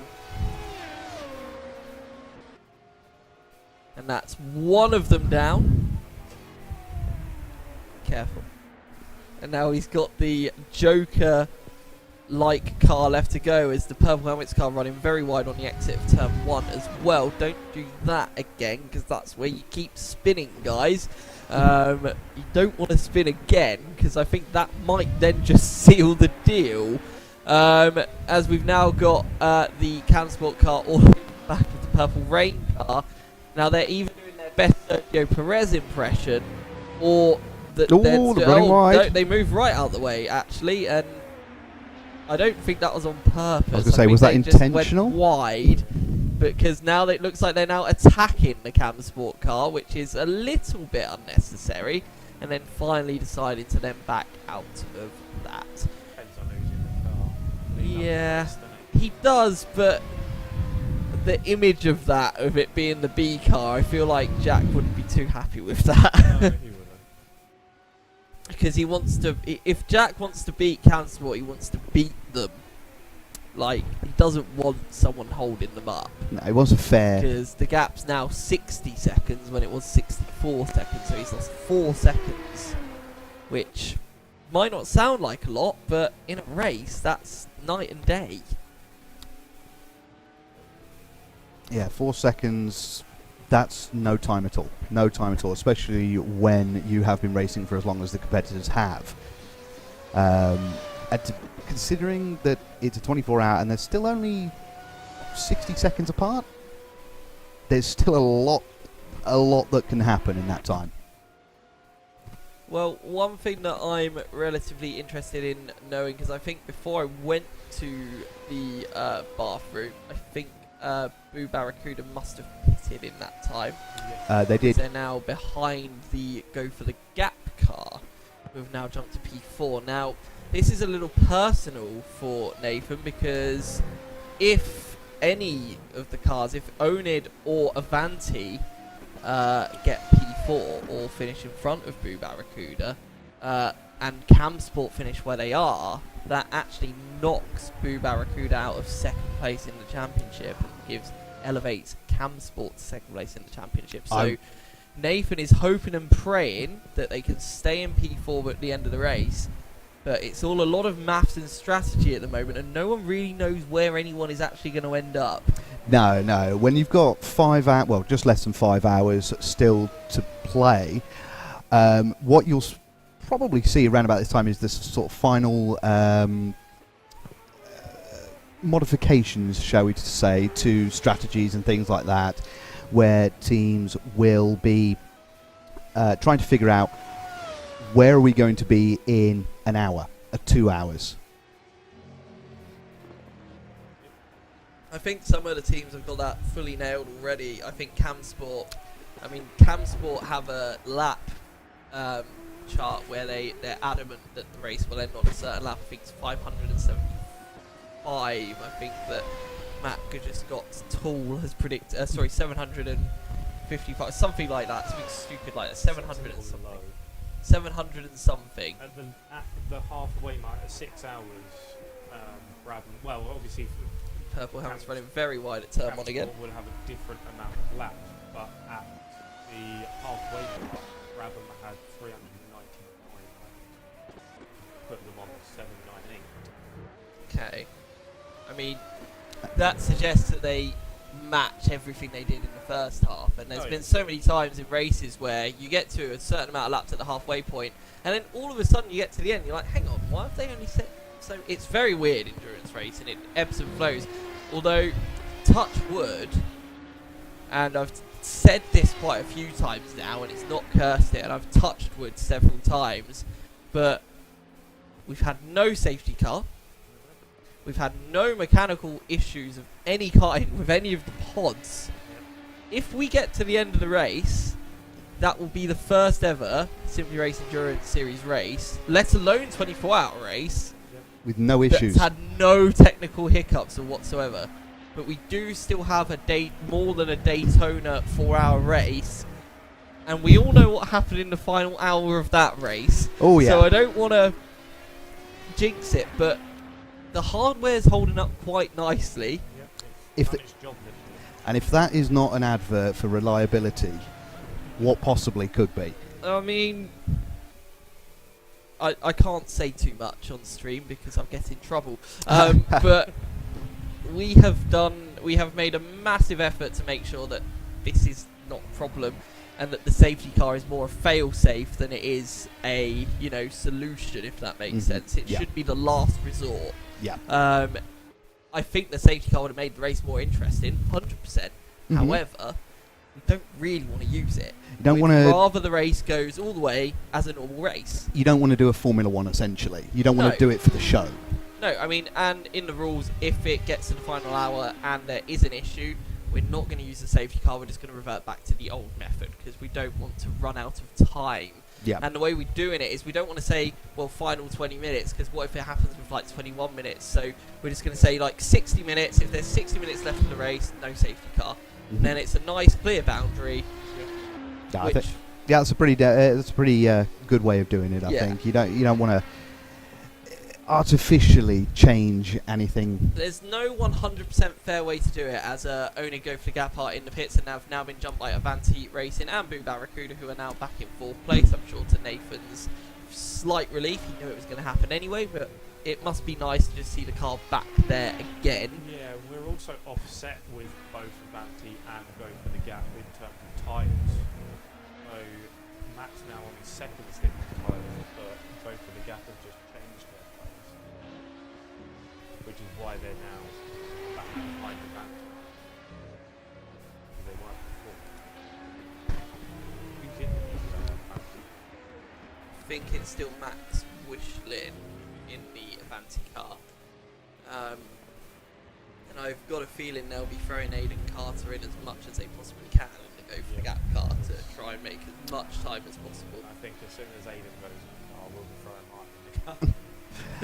Yeah, Aiden is frighteningly quick. However, insider information, I guess you could call it, I do believe it's Cammy getting into the car for Go for the Gap. I don't mean like for the next stint, I mean for the final stint, because I know there's some like potential to throw Aiden in for the end. Yes, sorry. Obviously, I'm not aware of anything that far ahead, obviously, but... I asked a very tired Cammy earlier when she was in here, fully took advantage of her tiredness so that she would explain everything. and it almost worked. That's Oh, nasty. God, That's nasty. It's getting too busy in here now. Good lord. Oh, Mr. Buchan has popped his head There's in. too much Barracuda in here now. Yeah, I think just going back to what we were discussing, I think certainly if I were in charge of the thing, I would want my fast driver in certainly towards the end. Certainly towards the end when you could potentially when there could be... Sorry, I'm getting distracted by everything that's going on around me. My apologies. What was I saying? Oh, yeah. Yeah, certainly I'd want my fast driver in certainly towards the end when fatigue, which if it hasn't kicked in already, is certainly going to kick in as we enter the last couple of hours or so. I mean, I don't know if you heard how insane the stream got last night in the early evening. I might have missed that one, so do enlighten. Just in terms of just my commentary.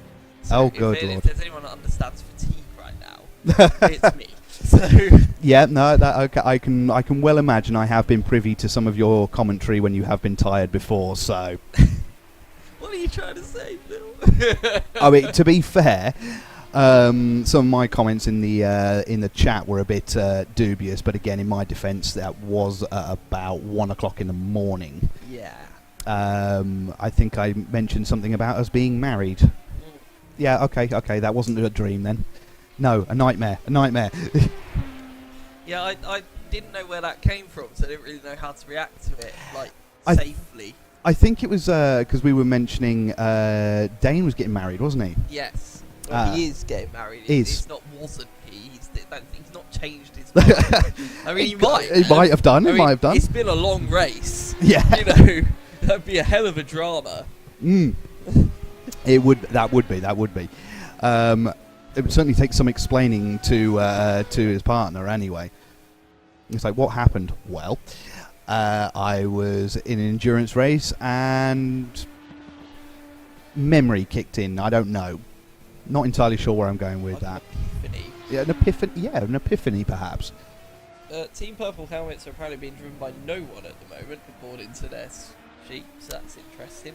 Cami Sturch is now listed as the driver for Go for the Gap, so I imagine she has now jumped into the pod.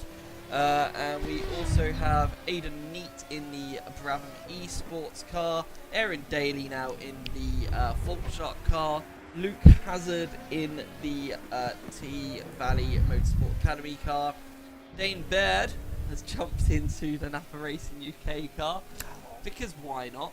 No, they were short of a driver. They had a driver drop out at the very last moments on stream. But bear in mind, most of those times there wasn't many viewers on. Not a huge amount was going on in the race. More of like the lull period. And to be honest, these cars just sound really good. So. Well, I'm personally a stickler for a V8 personally, so hearing the only Go for the Gap Corvette is a personal highlight for me. Yeah, I mean, we ran several laps of it on board through the night. We literally. Why are you telling me this now? While Cammy was hunting down the fancy racing car, it was very cool, very fun. Oh, why are you telling me this now? And I was commentating on it as well. It was like beautiful. Like people called it the highlight of the stream. Well, they might have done. The few people that were watching at the time probably really enjoyed it. Oh yeah, almost certainly. They were like, "Oh my god, it's paying off!" Yeah. All of this time. Oh my lord, vet. We have battle. Is more what I was thinking. I'm just going to make sure we've got no random comments on the channel because we did get a bit of an attack last night, and it is Dan McCullough. Sounds like in a very good way. Yeah, I think that was Nathan's commentary. I think his microphone was just a little bit too far from his mouth, so I do apologise for that one. Unless it's Phil you can't hear, who's currently with me now. Hello. Thank you for the early morning Le Mans commentary comment. To me, that depends on which broadcast that is, whether that's a compliment or an insult, in all honesty. And depending on which commentator has got that role, because, good lord. I'm not going to name any names, but good lord. Yeah, I mean, if there is anybody in the chat and whether it's me or Grant is coming through, okay, please do. I mean, I can hear both of us on that, but I couldn't hear Nathan on that, so I'm going to assume, with the power of deduction and the fact that his microphone was here, that it was fine with my microphone here. I'm fairly sure that I'm very, very quiet. That, I can hear my voice. But then if I do this, all of a sudden you can hear me loud and clear. So I think that is the issue there. The Avanti racing car is now in the pit lane as well. So they will probably drop back. I think they've already dropped their main positions that they're going to lose. NAFA Racing UK now only 1 lap behind them. And I tell you what, considering Dane's not done any practice, he's never driven this car. Has he not? Never. He's not done any sim racing since Petit Le Mans on iRacing, which he did win. It's quite impressive because Road Atlanta is... it's a very tricky track, Road Atlanta. It's a tricky endurance circuit as well. Like an endurance race around Road Atlanta. We did one here in the past, and it was the most focused I think I've ever been for any race. What I love of Road Atlanta is it looks beautifully simple, and then you drive it and it's like, oh my word, it's Silverstone with elevation. Which is probably one of the reasons why I like it so much. I must admit, I've never done an endurance race around Atlanta. I've done sprint racing in various different cars, but I've never done an endurance racing. So I'm kind of hoping that maybe next season, nudge, hint, hint. Well, if you were here yesterday, you may have heard a certain conversation about certain races. Not in the stream, I'm not going to announce too much, but we're looking at probably different formats next year, and endurance may not be one of those formats. However, that doesn't mean that we're not going to be running some slightly longer races than touring car races. Wink, wink, nudge, nudge, i.e. a bit longer than an hour, but not ridiculously long. And I will say that the circuits that are currently up for discussion, we have just mentioned one of them. Okay, I like all the subtleness there. So. Yeah, so I don't want to go too much into detail because we're still working on the early phases of it. We've talked to some of the drivers as well to try and get some feedback. We want to make it a decent championship. We want to make a full numbers grid because that's the main thing. Yeah. And I'm fairly sure we will also have a 24-hour next year. Sorry to interrupt you there, Grant, for a brief moment. Barracuda got very squiggly coming out of the first turn. Very wide, very squiggly. I think they did okay there. It's just a lot of teams have been running wide there. I don't really know why. It is a bit risky. In fact, that's where we've seen purple helmets lose it quite a few times. That is a tricky corner, that first one. It is. It looks relatively straightforward, and it looks like you can just hammer it through the corner, but you really can't. You've got to be super patient. And Avanti Racing doing a personal best first sector on their first hot lap out of the pit lane. Do you think that they may have their fast driver in, perhaps? Well, it's still Max, according to the screen. Okay. So, unless they've forgotten to change it, then I'm not too sure. But we'll keep an eye on that. It might change any minute now. Who knows? Maybe they're like, oh yeah, we need to change it, and then 2 laps later they will. We get that a lot with teams. It's quite frustrating. When we say please change the name of your driver, we don't do it to be annoying. We do it so we know who we're talking about. Yeah. It's, if you crash and your name's wrong, it's a bit silly, isn't it? Yeah, you don't want to get the blame for something, as you say, whether it's a crash, whether it's like Hyde. Yeah. Yes, Hyde has become a noun at this point, I think. That wasn't even your car, I know, but like... but it's still Hyde. Hyde. The Hyde. The Glicken Hyde. And another personal best, middle sector for Avanti Racing, a 42.7. That's a pretty fast time for the Avanti Racing car. Now, were you in the chat when the Avanti Racing car received a nickname? Was this the Lynx Africa car? Yes. I did see a few. I can't unsee it now. Now that I saw that comment, because I did wonder what on earth was going on. But yes, that colour scheme, that livery, they blessed the rains down in Africa. I used that reference myself, yeah. Oh, all right. I thought I was really smart there, throwing out the Toto reference. But fair enough. Well, I can still run with that.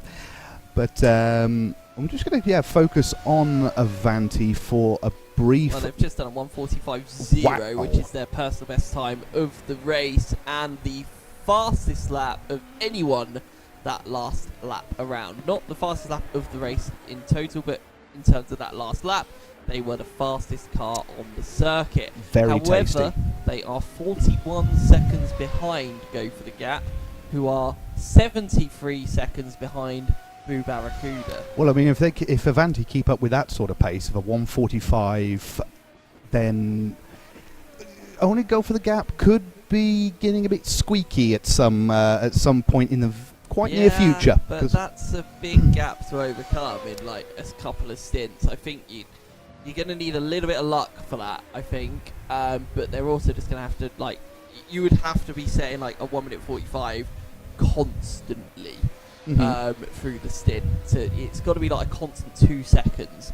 Because you've got to think, a stint is what, around 25 laps, 26 laps, something like that.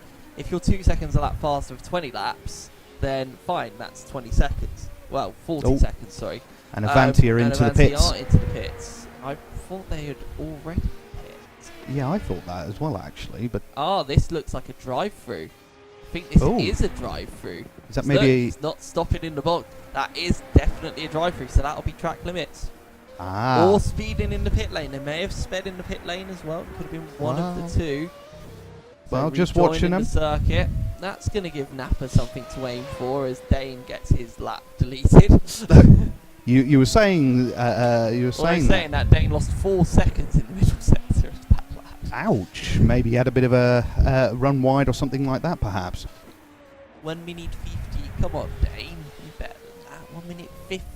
He's going to see that as a personal challenge now. I mean, he's already done like a 147, so to be fair.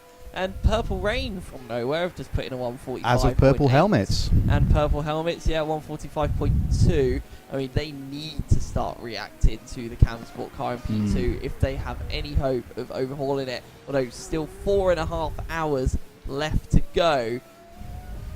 And it's back to daytime once more. And I've noticed that the Team Purple Helmets still have their headlights on. Do they? Yeah, they still have their headlights on. You can just see the streaks of light. There you go, in front of the car. And look, there you are. And the brake lights are illuminated as they come into the pit lane now. So it'll be fascinating to see how long they stay in the pit lane. So I'm just going to bring them up onto the big screen so we can potentially get the timer up if it works, because it's been a little bit finicky.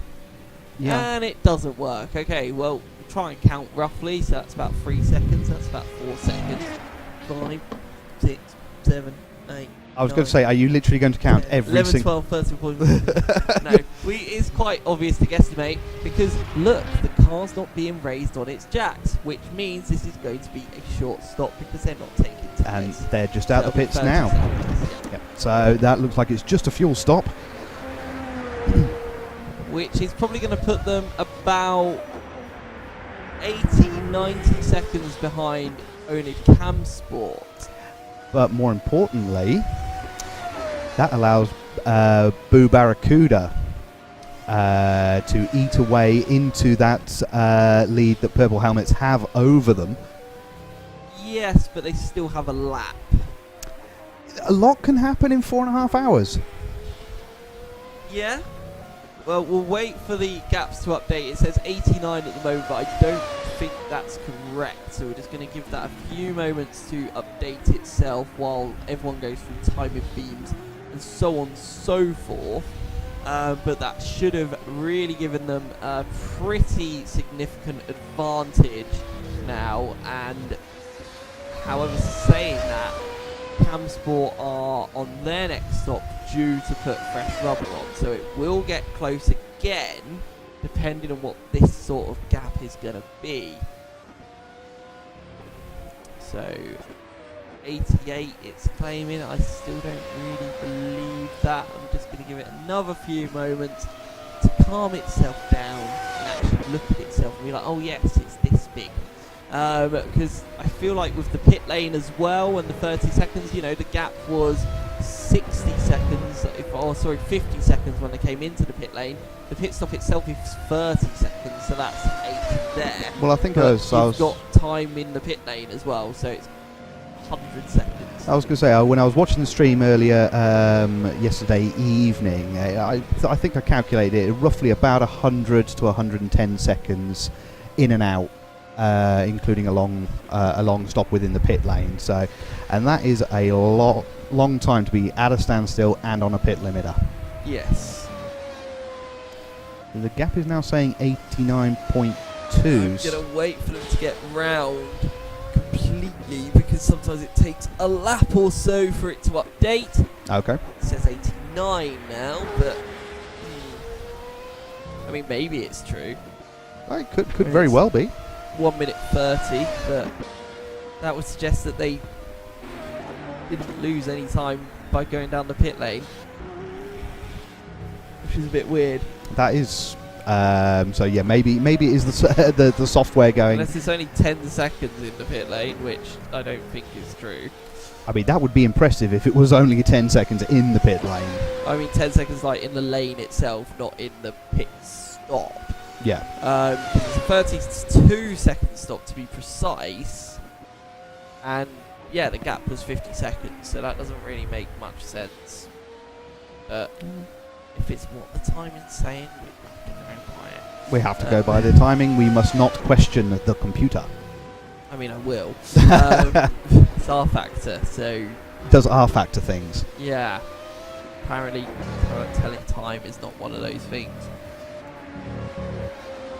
I mean, certainly from my experience, R factor is probably one of the more stable platforms to be racing on. She said that with a straight face. I said that with a completely straight face. Am I? I'm wrong. I'm guessing. I'm not going to get into it. It's a bit of a dangerous conversation for me to have, because we'll be here all day. No, it's the thing is with all sims is no sim does everything perfect. Every sim has huge flaws, every single one, and I don't care if you are a fanboy of a sim or not. It doesn't matter. If you love iRacing, fine, great. It still has its problems. If you love R Factor 2, amazing, great. It's still got its problems. If you love ACC, cool, it's got its problems. So on and so forth. Yeah. Just every sim. They all have the pros. They all have their cons. Yeah. It all depends what you're looking for. Yeah, exactly. Exactly that. Like, genuinely, it's all about just what you enjoy and what you get the most of, and what makes sense for you should determine on what sim you get. You shouldn't listen to fanboys, you shouldn't listen to other people's opinions on it. Look and do your own research, look and see what every sim has got to offer for you, and then make your selection from that. Or just use multiple sims. Yeah. Nothing's stopping you doing that. There's no law that says No. just because you use this particular sim doesn't mean you can't use this one. But being a gatekeeper is not fun, so don't do that. No. Nobody likes a gatekeeper. Not even your mum likes you being a gatekeeper, so don't do that. Yeah, don't gatekeep sim racing. Let anyone join in. That's how the community grows. And don't gatekeep different sims, and don't say, oh, you should play that one if you like Iris. Like, just stop. I'd actually go as far to say as don't gatekeep anything. Yeah. You know, by having more and more people become. Again, I'm just going to use sim racing as a kind of a blanket term, but you can kind of apply it to everything. By having new people come in, things grow, things develop. And is that a bad thing? Of course not. I mean, it could be. I'm joking. just trying to roll you up early in the morning. No, It's you not will. a good idea. You will not rile me up today. I am refreshed. I have had my coffee. Everything is well with the world. I have now been in the venue for 24 hours. Oh, 24 hours exactly. In the venue, yeah.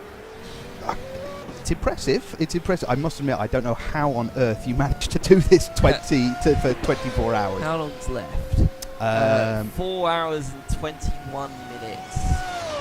I've had worse. I was going to say, I think you can manage that. You're on the home stretch. I mean, the beauty with this 24-hour race is I don't have to pack up a load of sims without scissors or anything. When everything was cable tied together. I'm talking about Le Mans Virtual. So we had to because it was during lockdown. We had to be out of the country that day because like the visas were super short. You know, the temp visas Yeah, super yeah, long. yeah. It's like everything's super strict. Yep. We got special permission to go into France in the first place. And it was like, well, I can imagine that was a nightmare trying to get that sorted. I mean, luckily it wasn't me that had to sort it. I just got given the permission, so I was quite happy about that. But I heard it was difficult.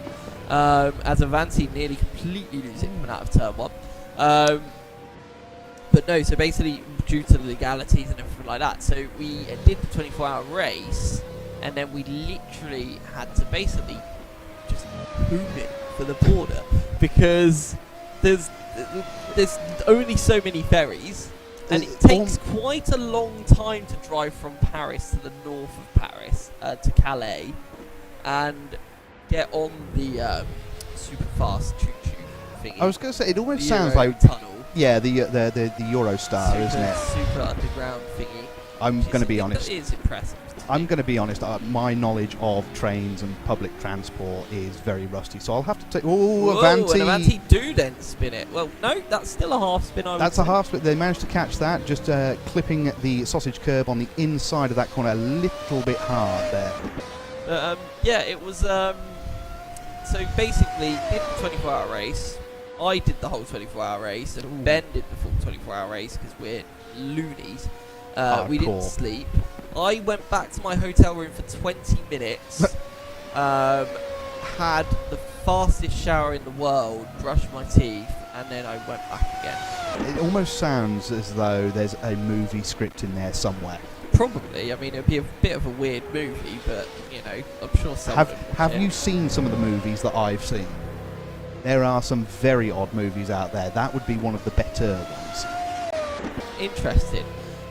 I'd like to clarify that it does not mean what you think it means. No, I'm just more concerned that I said it involves me getting in a shower and suddenly you're saying you want to watch it in a movie is a little bit... I mean, whatever floats your boat, like, I'm not going to shame anyone here, but sure. Moving swiftly on Yes, to moving the on story. from that one. So basically, we finished the race. I'm shattered. Ben's shattered. Everyone's shattered. You know, even those that went to sleep at night. How dare you? Like, how dare you go to the Part-timers. hotel and sleep? It's a 24-hour race, you know? Yeah, part-timers, that's what they Properly. are. So we finished the race, rushed to the studios to start tearing everything down, and then they were all like, no, champagne, champagne, we need to celebrate, we've done an amazing job, champagne, champagne, and I'm like, the last thing I want right now is champagne. That was a wonderful French accent. I wasn't going to attempt a French accent at this time of the morning.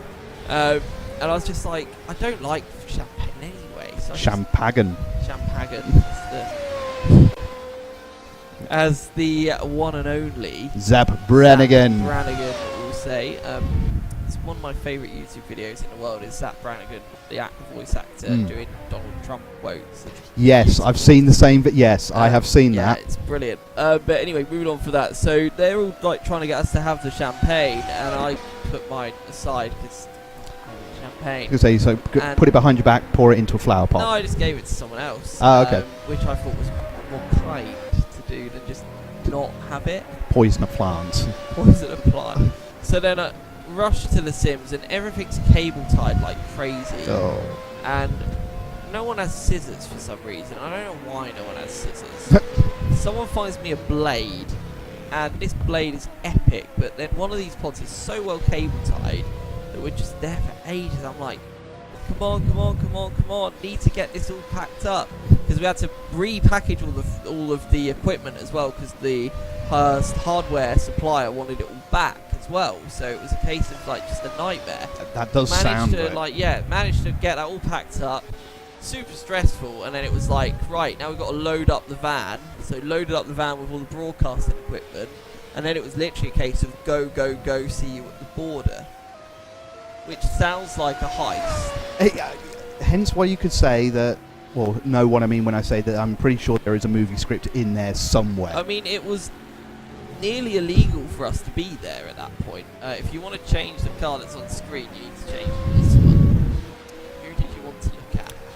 I was just having a quick flick through the what's actually on stream at the moment, So, just because I like seeing pretty colours of cars. oh, fair enough. So that was a fun one, and I felt most sorry for Ben, who drove us all the way back after staying up for 24 Ooh. hours. Now, I didn't sleep. I can't sleep in the car normally. The only time I've fallen asleep in the car, ironically, is coming home from the spa 24 hours. But that's because I hadn't really slept before that either, so that was fun. And then, let's see the Lynx Africa. Yeah, here we go again. Lynx Africa car is going to get all of the fame today. Everyone likes the look of that machine, apparently, or they like to compare it to a can of Lynx Africa. I don't know if I should tell Edson that people are saying his design looks like a can of Lynx Africa. I don't know how well he would take it. I don't think it's necessarily a bad thing. I think I must admit I do like the Avanti livery. I was worried you were going to say I do like Lynx Africa. Well, it's going to be like, you're not the man I know at all. Well, it is the GOAT. It's the go-to. No. I mean, don't get me wrong. It's not the nicest smell in the world, but it's dependable. It's dependable. It's like an old car. It smells like a council estate. And I say that as someone who grew up on a council estate. Like, I mean, it smells like a gentleman that I can't reference because it's rude to reference someone in that tone, and we're not past the watershed anymore. No, I was going to say we are actually into the daylight hours, so I can't, annoyedly, but I feel like you will all catch my drift. So yeah, I just like Old Spice more. Lucian, I hope I'm saying that correctly. Lynx Africa smells like yes. Yes, let's just go with that. Yeah, that's about right. Yeah, I think that probably does sum it up quite well. However, it's dependable. It's not dependable though, is it? Because it doesn't smell nice. Well, it's not the nicest smell in the world. I will grant you that. I will grant you that. However, I would rather smell like TCP, and that stinks. Because at least then people would know there's something actually wrong with me. If they smell as opposed to now trying to guess. Yeah. What's wrong with him? Why has he got Lynx Africa on? If you wear Lynx Africa, I'm very sorry, but there's better deodorants. I mean, even the supermarket own brand ones smell better. And they're cheaper too. No, they do not. Some of them do. No, some of them smell. No, they genuinely, the Sainsbury's ones, which are like £1, like genuinely. Yeah, there's a reason they're £1. No, there's not, because they actually smell a bajillion times better than any Lynx fragrance. The only ones that smell better than that are ones like Brut or Old Spice. Funnily enough, that's exactly what I'm wearing, Old Spice today. Old Spice is great. Because I am secretly Brut 60. is my go-to. Brut, yes. Because I like smelling like an old man. I was going to say Old Spice makes me smell like I'm 63 years old, but... Oh no, we're going to get sued now. Lucian, I mean, to be fair, I smell like patchouli oil, which is just as divine. No, I really like patchouli. I adore patchouli oil. That is... Would you rather smell like patchouli 24/7, or would you rather have another tattoo? You're running out of space. Oh, I've got plenty of space left. No, you haven't. No, I've got my hands left. I've got some space on my chest. Some space on my neck. No. I've got plenty of space. However, another tattoo or smell like patchouli. I think I probably would go with a tattoo, if I'm honest with you. Okay. What about a tattoo of patchouli? Is this really bad that I don't actually know what patchouli looks like? Is it? It's a plant, I'm assuming. Plant, yeah. But I don't. Like a plant. But I don't know what it actually looks like. I mean, I think it just, if I remember correctly, it looks like leaves.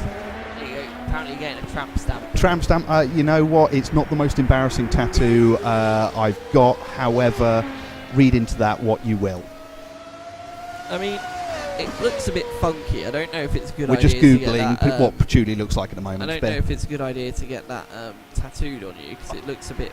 That looks very... I like the purple though. Oh yeah. You could do something with the purple stems. That'd be fun. To be fair, I think that's just a bad picture. It's probably not the world's greatest picture, admittedly. Or you could just get like a picture of the oil.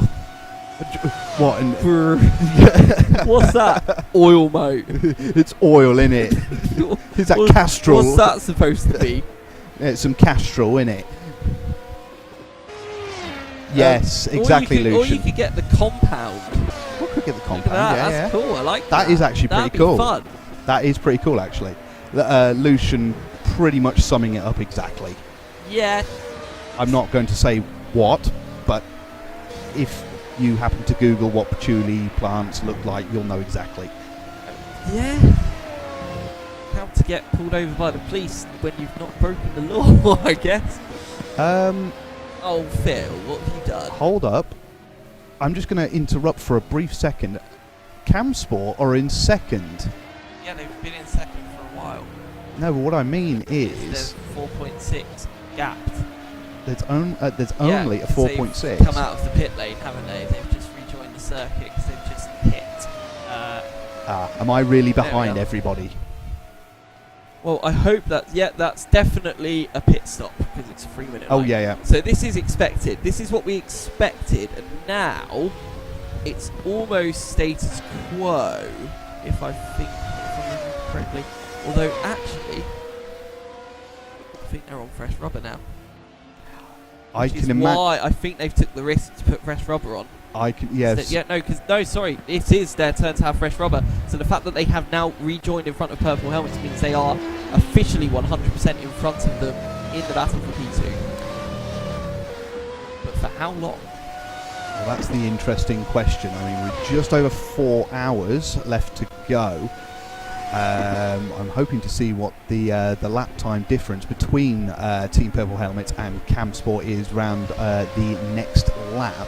Well, at the moment, it's pretty close until that middle sector where they lost a good 9/10 of a second in the middle sector. Camsport to Team Purple Helmets. It's going to come right down to the wire, isn't it? Yeah, and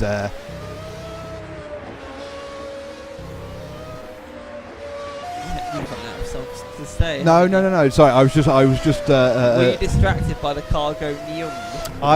Yes, cargo nyum and pretty colours on said cars. It was yes, I misstaked myself there for a moment. So basically, what I've done is tried to find a commentator and found someone with ADHD for colours, which is fine. I've got nothing against people with ADHD at all because I think I have it, but the colours is quite interesting. I mean, for me, it's shiny things. it's okay. Okay, your shiny things. Or RGB, because that always, I'm just like, ooh, it changes. And the thing is, I have RGB in my room on my bed now, literally, because I'm just like, really? yeah, I love it. I like on my bed itself, I've got a whole strip of just RGB, not like in the mattress or anything, but like on the frame. I was going to say, is this And for it sort of aims up. mood lighting? No, it's for RGB goodness. So It's for RGB goodness. yeah, so I changed. Okay. I changed the different colours throughout different days depending on moods I'm feeling. But I also have this really cool wall art of a tree, like an almost like Norse tree on my wall, which looks super Oh, really? cool. And it's in deep blue. And if you shine deep blue on deep blue, it looks cool. Does it? Or if you shine red on deep blue, it looks cool. If you shine anything on it, it looks cool. It looks trippy and weird, and I like it. Well, I mean, again, I'm not going to question anything here. I think it's if you're going to have the RGB for the RGB goodness, there are other aspects that you can put that into. Yeah. Mood lighting. I don't want it for mood lighting, though. I want it for RGB goodness. Okay, I'm just saying that that's an Look, option. If I have someone in my bedroom and they're complaining that it's not mood lighting and that it's RGB, and I say it's RGB goodness, I don't think I'm made for that person. Okay, yeah, that's probably a good. Good morning, Sean. Good morning, Sean. I hope you did sleep. I know you said you didn't sleep for ages, but I hope you have slept. I was up at 7, but I had to watch MotoGP. Yeah, well, of course. I would be concerned if you didn't, if I'm honest with you. Right. By the look of it, hold on 2 seconds. It looks yeah, like Purple Helmets have just stacked Now, I didn't see whether they made a actually... mistake I- because the gap was 1.5 seconds. It's now about 6. Yeah, now I didn't see whether they actually... Did they hit anything, or what actually caused that? I think they just made a slight error. I think it was just a little bit wiggly. Wiggly, wiggly, wiggly, wiggly. Okay. That's the technical term. That's a technical term. That's It probably is the why I don't technical understand term. it. I guarantee if you get Jack Ashton in here right now and go, what happened? He'll go wiggly, wiggly, wiggly, woo. I mean, he won't, but... I reckon he would, actually. I reckon I could get him to say... I mean, if you prompt him to say it, that's cheating. Oh, okay. But, oh dear, what a shame. Ha ha ha ha ha ha. Well, actually, it's he. Ha ha It's like, you know when you get a text-to-speech robot and you just type in ha ha ha ha ha in it? Yes. And it just starts going... Yes. Or if you type in soy, soy, soy in it, it goes swah, swah, swah. Hence my Rufflecopter goes swah, swah, swah. Your Rufflecopter. My Rufflecopter goes swah, swah, swah. Have you never heard that one? I don't believe I have. I've heard Ruffle Battlecopter. My Rufflecopter goes swah, swah, swah. It was Microsoft Sam. It was the greatest thing ever. You'd get the text-to-speak Microsoft Sam, and you would literally just make him go, my Rufflecopter goes swah, swah, swah.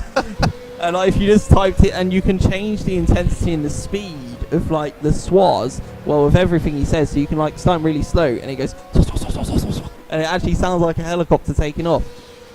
You have way too much free time on your hands. No, everyone knows this. Everyone knows this, and I'm sure people in the comments are going to start just typing in swah, swah, swah, swah, swah. Phil, you know nothing. In a way, I'm kind of hoping... Microsoft Sam can't say soy sauce either. No, it can't. You see? Can it not? Yes, see? I'm not the only one that knows these things. But I've always just used like text-to-speech, and like if you just type in one single letter multiple times, it almost sounds like it's having a seizure. Yes, it does. You know. But swah, swah, swah's more interesting. I feel the hysteria and delirium has settled in for I think now. you're right, Sean. I think you Sean, are right. are you telling me you've never played with Microsoft Sam? Who has it? What? I will not accept this. This is a lie. Either I've like ended up in a different timeline to like where I was actually from. I think you may have done either that, or it comes back to that argument of you have a little bit too much free time on your hands. On that note, I am just gonna leave you to it for just 1 minute. Oh, is it time for my poetry? Yeah, it is. Okay. Yeah, it's time for your poetry. I don't know what that entails, but I have drank 1, 2, 3, 4, 5, 6, 7, 7.5 bottles of water, so you can probably assume what's happening next. Don't have caffeine during a 24-hour race. Best hack ever. Get a bit delirious, but don't crash. Well, yeah, I certainly can't argue with that. And for somebody who has, like myself, who has done several 24 hours, I can attest to that. I can't help feeling that this conversation with Grant and myself, we're meant to be commentating on what is going on track. However, I can't help feeling that maybe it has diverged somewhere along the line. I'm not entirely sure at what point, but it seems to. I mean, we've talked about deodorant, we've talked about Microsoft Sam, and yeah, it's gone completely off track at this point. So I'm going to trip over to the stream itself and just give you a little bit of an update of what is happening. Team Purple Helmets seem to be eating away at that gap to Onid Cam Sport. It was about 6.2 seconds, a couple of laps, 5.1. Napa Racing have just set a personal best, Sector 1. So let's see what is going on down the timing sheets that I've got in front of me. So I'm just having a quick look at the chat as well. Not because I'm chronically online, like. Oh, I'm just reading Lucian's comment. Look, I know this because I'm a big nerd, not because I'm chronically online like Grant, but I have spent some time in WinXP playing with Microsoft Sam. I'm going to be honest, I think my knowledge of computers and what have you is a little bit rusty, I will be honest, so I do apologise if some of that has maybe escaped me. So Team Purple Helmets now eating nearly a second out of Onid Cam Sport. I know. I've just pointed that out, actually, that Napa have just set a personal best at Sector 1. Watch out, everybody, I'm back. Oh, dear Lord.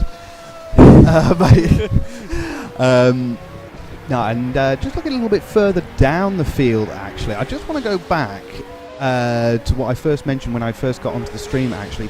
Tees Valley. Yes. Again, as I mentioned before, it's like, 31 laps down on the leader, 10 laps down on the next place. Doesn't sound that great. However, let's put this into context. It's their first ever esports event. Talk about jumping in at the deep end. The 24-hour being your first professional esports event. I can kind of attest to that. My first personal experience of competitive sim racing was the 24 hours of Watkins Glen, if memory serves me correctly. You may remember that, Grant. I do, but I also remember you doing a certain Las Vegas oval race. Yes, I remember that. That was over at the old site, wasn't it? Over in... Well, as was the Watkins Glen race. Oh my word, yes, you're right. It was actually. But that was my first ever experience of a competitive endurance race. Let me rephrase that.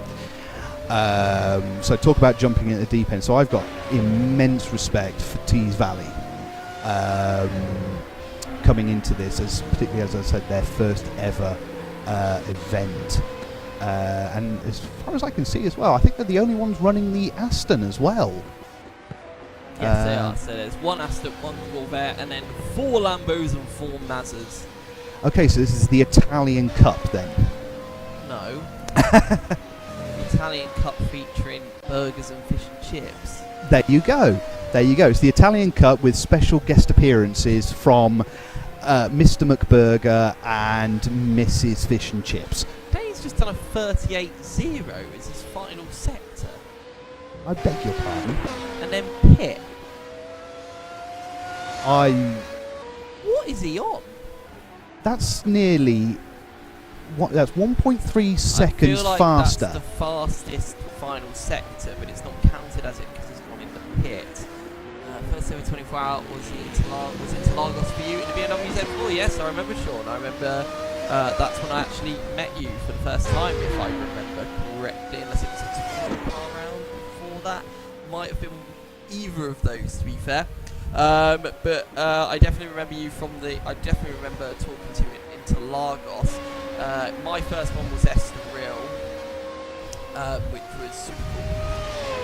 Brilliant. And then we did Interlagos, so on and so forth, and then you know how the rest goes. Yeah. You're like, no. Well, obviously I wasn't around at that point in time.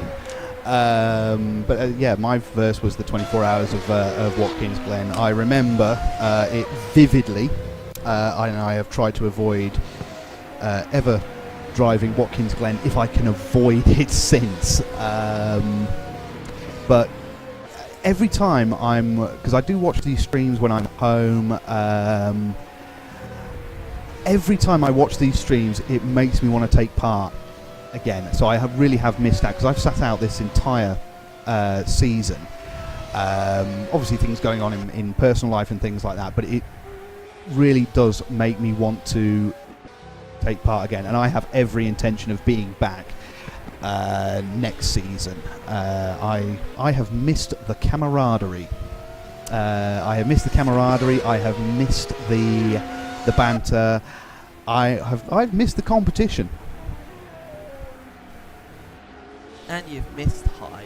And I've missed Hyde. Now, missed him as in that he's... Faithful?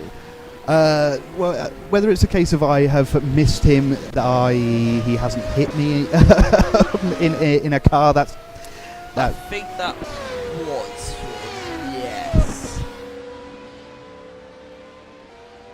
That sounds familiar to me, but it could just be a delusion of my brain.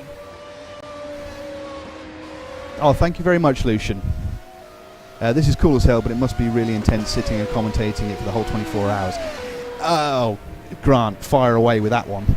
It's difficult to just talk especially when you're the only one in here.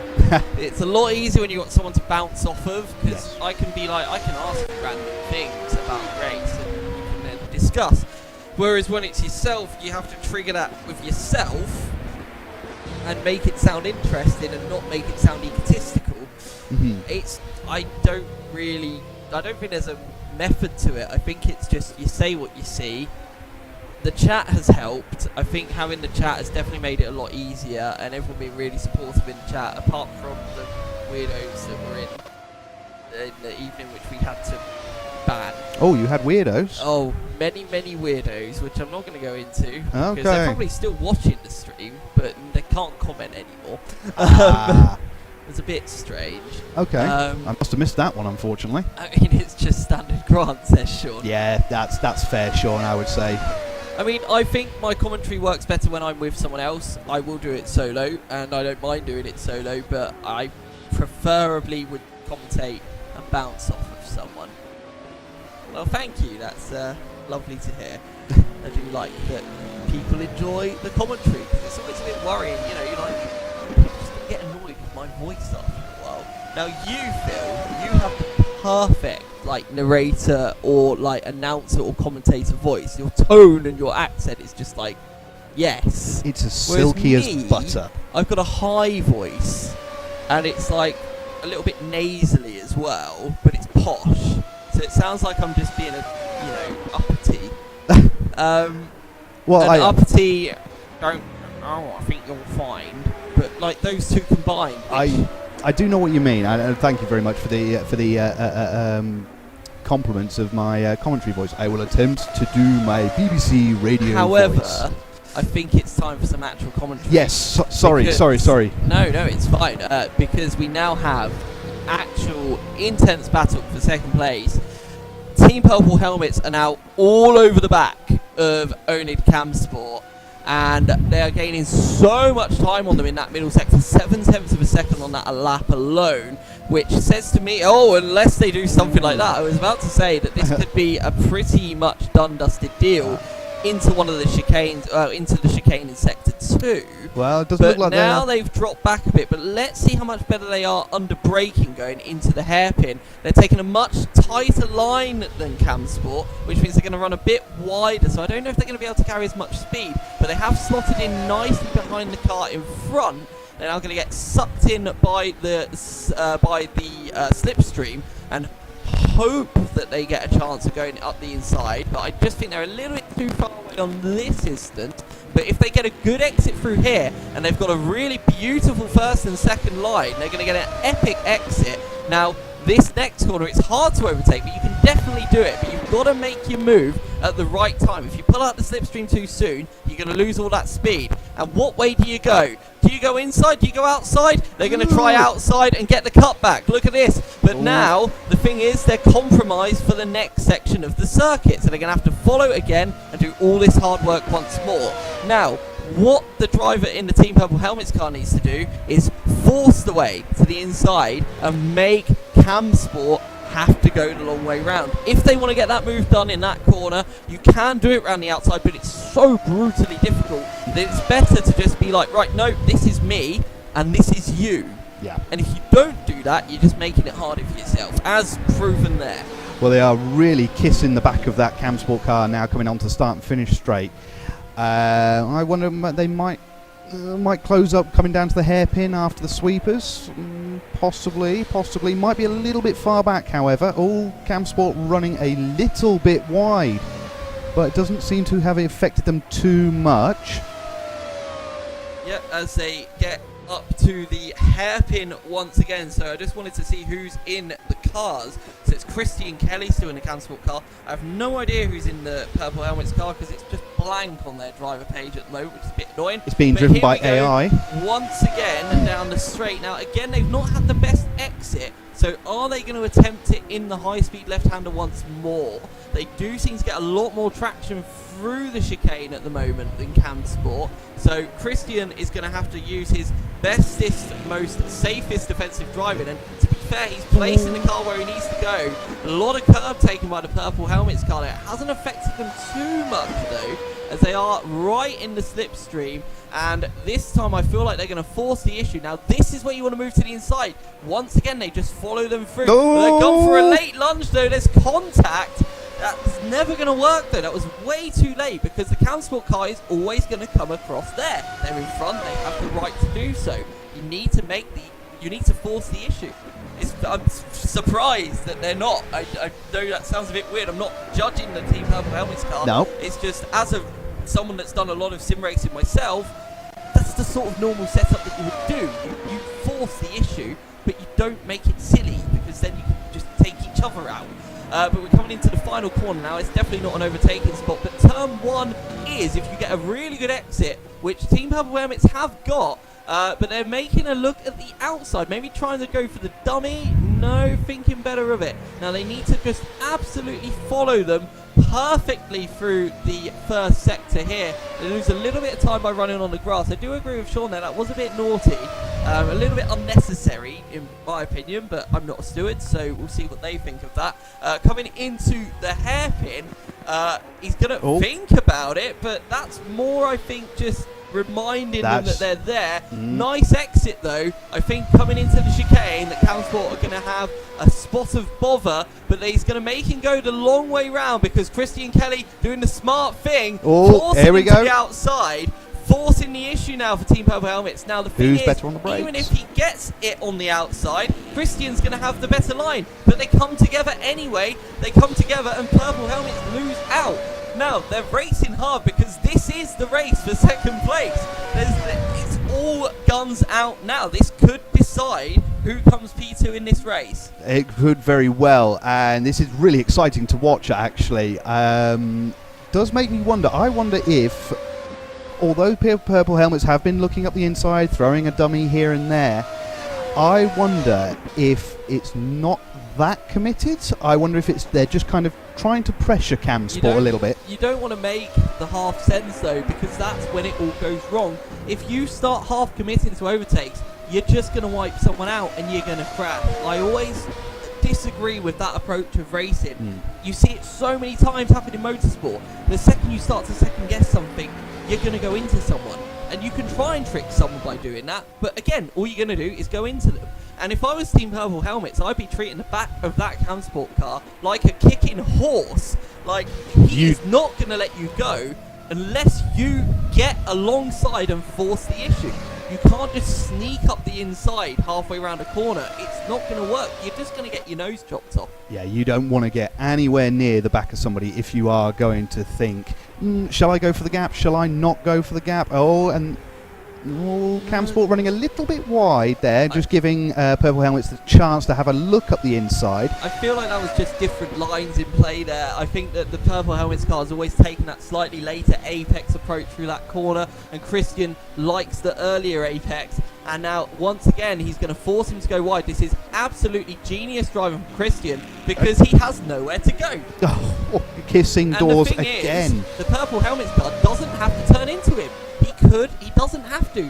Christian's left in the space, but he's turned into it. Yeah, and that that's the second time that's now happened.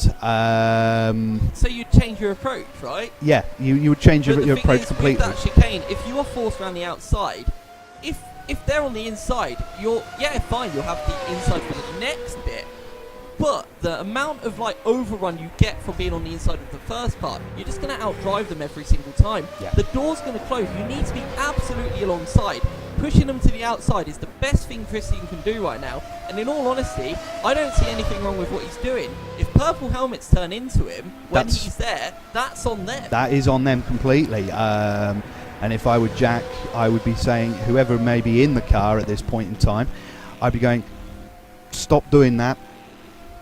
This is going to come a cropper for probably not Camsport, but yourselves certainly. I mean, they need to be super careful. I mean, 3 hours, 46 minutes left of the race, yes. But if they both take each other out, or if someone makes a move, shuts the door, something like that, and one of them gets a penalty, and that decides the outcome of this race, no one wants that. No.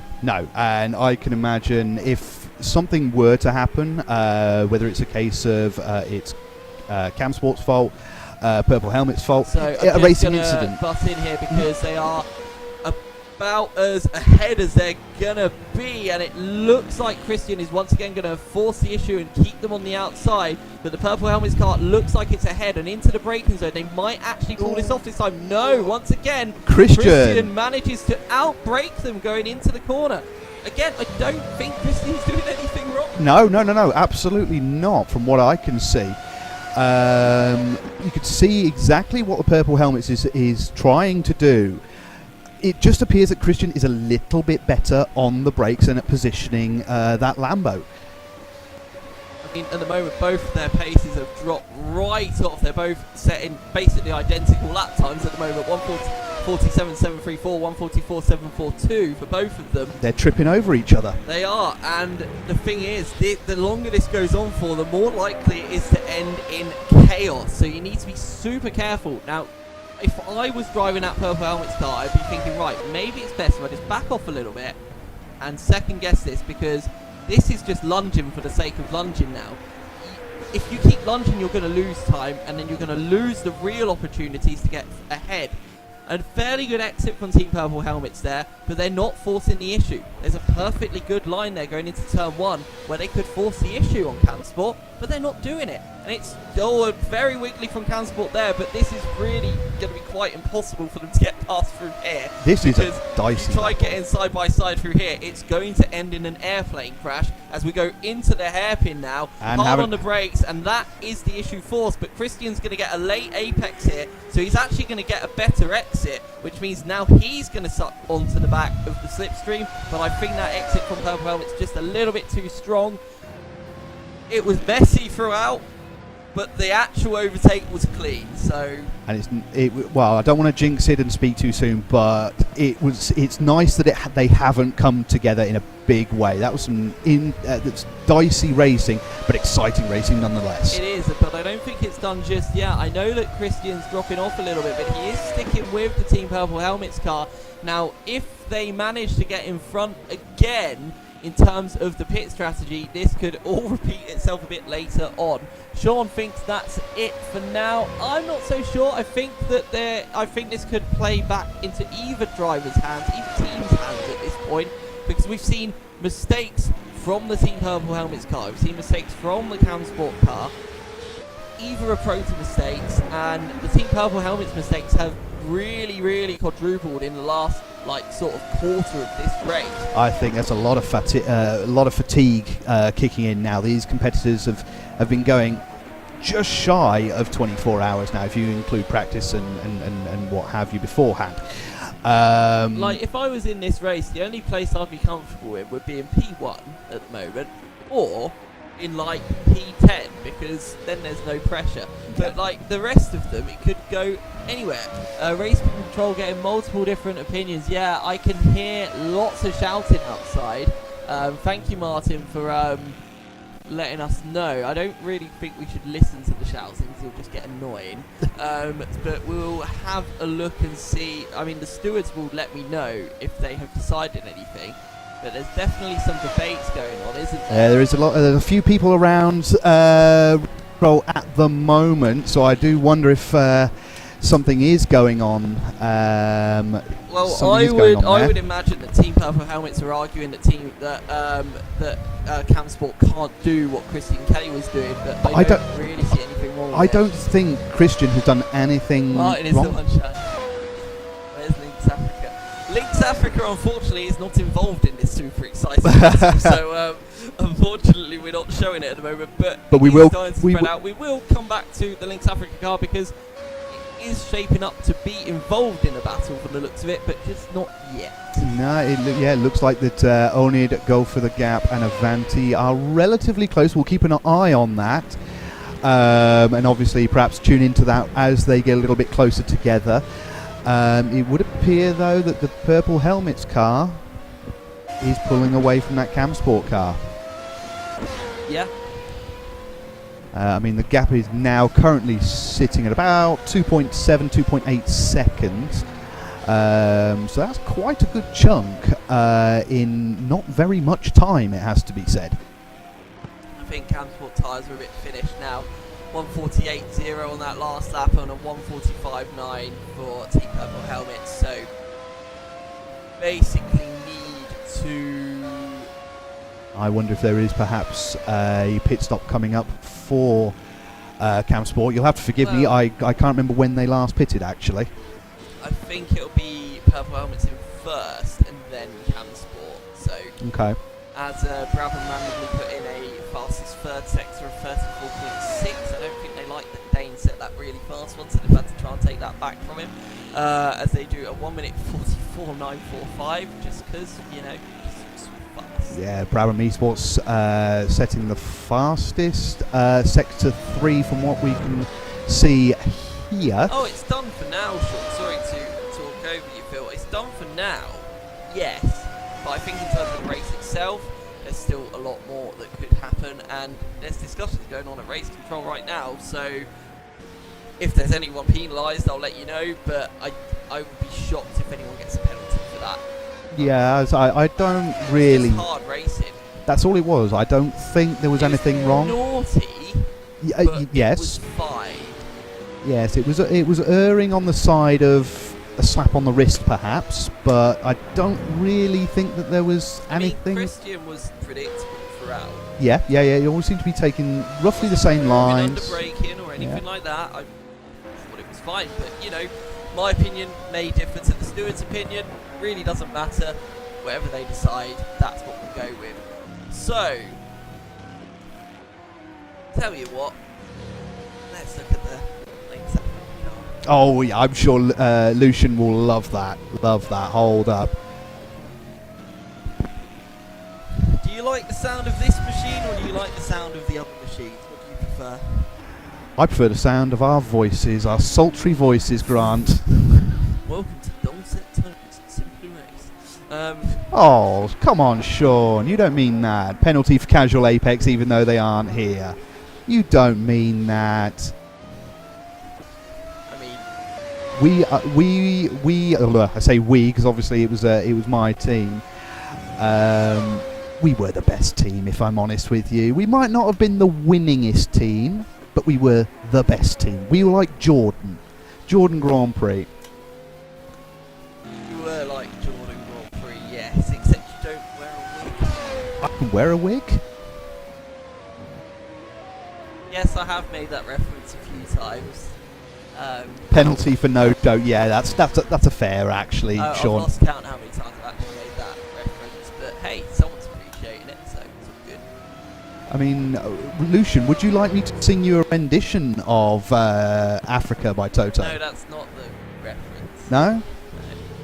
Okay, well, I guess I'll just shut up then for a moment. I mean, I can just go bum bum bum bum bum bum bum. Nice. Sounds like a good time. I mean, anything involving doggos is fun. We do not deserve dogs as human beings. We do not. I mean, I've got one that lives with me, and he's an idiot, but I love him. And in fact, actually, Grant has said to me I should bring him into the venue, but I obviously I shan't. So I prefer I do love the Toto version, Sean, but the Weezer version is pretty damn cool. You can't beat an original. Have you heard the Weezer version? I have, and Great. the I love the album art. It's just someone tweeting them saying it's time that you bless the rains in Africa. That's literally all it is. Nah, He's genius. you can't beat an original. That's okay. The dog thinks saying about you. He probably does, to be fair. Genuinely, I'd love to know what dogs think about us, because sometimes they look at us like, "What are you doing?" Yeah. I mean, what are you? I mean, my dog he's as I say. Brian. Yeah. He's a bit like a Brian. Brian. My dog is a smelly idiot who seems to believe he's very small and he's actually a German Shepherd Husky cross. Oh, I love German Shepherds and I love Huskies. So, I mean, we've had so many. Lapdog goes brr. That's the thing with my dog. He thinks everybody wants to be his friend, and what he doesn't realise is that he's 25 kilos. So he can't sit on your head or anything like that, which, believe me, he has done in the past. Into the pits for Team Purple helmets. Again, am I getting way off track here? My apologies. No, it's fine. I just wanted to reference that for future reference. That's a subtle hint of we should get back to racing. No, it's not. It's just, you know, it's one of the battles that's going on, and it's good to keep an eye on it. Like, while it's died down, and we can talk about whatever, but when it kicks off, I think it's just good to keep it in record, so we know that in about 55 minutes, Team Purple helmets will be in the pits again. Ah, okay. I mean, obviously you've been here a lot longer than I have, so you've probably got a much better idea in terms of what strategies certain teams have a tendency to go with. Yes and no, because some of them just keep on trying to do different strategies every single stop, and it's very annoying. Stop it. Keep things normal. I'm joking. You can do what you want. It's more exciting that way. But there has been a big variety of strategies, which, it's made the endurance race quite interesting. Okay, it's probably one of the biggest winning margins we've seen for a while, but in terms of the race itself, there's been some absolutely brilliant racing. There's been a bit of everything, controversy, action, and so far no hardware failures, touch wood, so no safety car as of yet, which I would have to drive. Oh, you would actually have to drive the safety? I would have to drive the safety car, and in my current state, I feel like that's the equivalent of drink driving. Well, it is often said that sleep deprivation is very, very similar to drink driving, so I think the safety car would perhaps need a safety car. Yeah, and I don't have that, so... No, I have every faith in you, Grant. You will be fine. It's, 5 and drive? I think that's how it works out. I mean, maybe I shouldn't have those shots of maybe but no, yeah, so the safety car would stack it then. Or, well, yes. Oh, yeah. I'm only going to be driving it at like 70 miles an hour, so you'd hope not. And to be honest, when I did it in practice, it's drivable with one hand, so it's not the most tricky thing in the world to drive. What is the safety car actually? It's an Alfa Romeo 4C. Oh, let's have a quick You can't see it from that angle, you can see the pit lane. Ah, Yeah, soz. because it's an Alfa Romeo. Yeah. The Alfa Romeo. It is gorgeous. It is, and it's simply racing. Very, very nice. Very nice. Now, Brabham just catching the back of Vanti. Vanti's staying in place, which is exactly what they're meant to be doing. There we go. And there we are. Safety car gaining more dust and cobwebs than my wallet. The car really just said, "Meow." I mean, they do. These GT1s, I mean, I'm famous for that. I mean, I went to the racetrack once and it was that, and that's all I heard. They're all just nyum. Meow. Oh, that was the mechanics. I mean, it could be. It would just mechanics with megaphones. That's what drink drivers think on the motorway too, Run. Yes, but this is a lot wider than the motorway, and... I don't know. Have you ever been on some of the motorways in this country? I mean, I'm pretty sure the Yas Marina Circuit is quite a lot wider. I mean, it's certainly a lot smoother. But that's not really saying much. I have seen bombed out roads that are probably smoother than some of the roads in England. Yeah, to be honest, when I did get on the road in Morocco, I did think, wow, it's just like being at home. Yeah, no, I keep forgetting you went to Morocco earlier this year, didn't you? It was hot. Well, that's always a good start. Just make the noises. Better motorways in Scotland. Again, that goes without saying, Martin. Yeah, but is that just because there's less cars? That's cheating. Well, that's like saying that really famous road in America in like the desert, which like no one ever drives on, but it looks like the tarmac's brand new. Oh, is that the one that's really... Pan America Highway. Oh, okay, okay. Like, in like South America, I should like.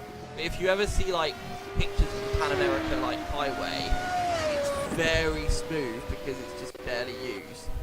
Okay, I was actually thinking of less chavs. Less chavs. Yeah. Always forget there's always surprised they're mod enough to have roads in Scotland. Ooh, fight it dog from Sean. I mean, to be fair, having been to Edinburgh, because it doesn't feel like there are. It's like, how do people drive around here without dying? Well, Martin just saying, apparently just full of horse and cart. Yeah. Are the horses fueled by iron brew? Almost certainly. Almost certainly. Fueled by haggis and iron brew. I mean, would a horse eat haggis? No, it's meat product, isn't it? I mean, I think the horse would just eat anything you gave it. I'm not going to lie. Again, we're kind of really getting off topic again. I mean, I'm allergic, so I'm going to give it a go. So, Are you allergic to horses? I'm allergic to horses. I didn't know that. So it's not... It's all the cute, fluffy things I'm allergic to. Dogs, cats, horses, ponies, donkeys, you know. Are you genuinely? Are you actually allergic to them? Yeah, 100%. Oh right. That'll be my new shirt slogan. What, the horse and cart, or fueled by haggis and iron brew? The horses go Neum but Scottish. I don't think I could do Neum in Scottish. I mean, I could give it a go. Neum. I'd probably have gone something like, nah. What on earth was that? I'm sorry. What on earth was that? That kind of sounded like a leprechaun trying to impersonate a horse. I do apologise. That came out a bit more Irish than I think was expected. Yeah. I'm not bad at doing voices, but that one was not one of my spectacular ones. It has to be said. We've reached impression hour here in the series. Yes. Yeah. I'm being challenged for being allergic to horses. No, I genuinely didn't know that. No, Martin's genuinely angry about that. I mean, to be fair, Do you want to know the funny stories I found out at a donkey sanctuary? Like on the Isle of Wight.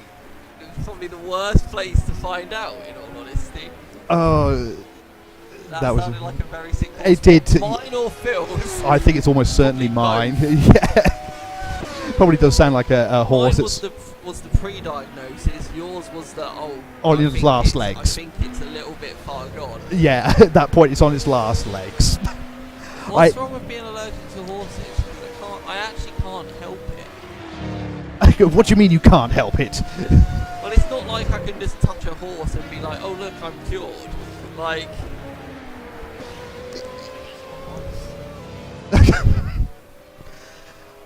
Again, this is going into very weird and wonderful places, this conversations. I would have to load up on antihistamines in the same way you load up on iron brew. And it's a lot of antihistamines.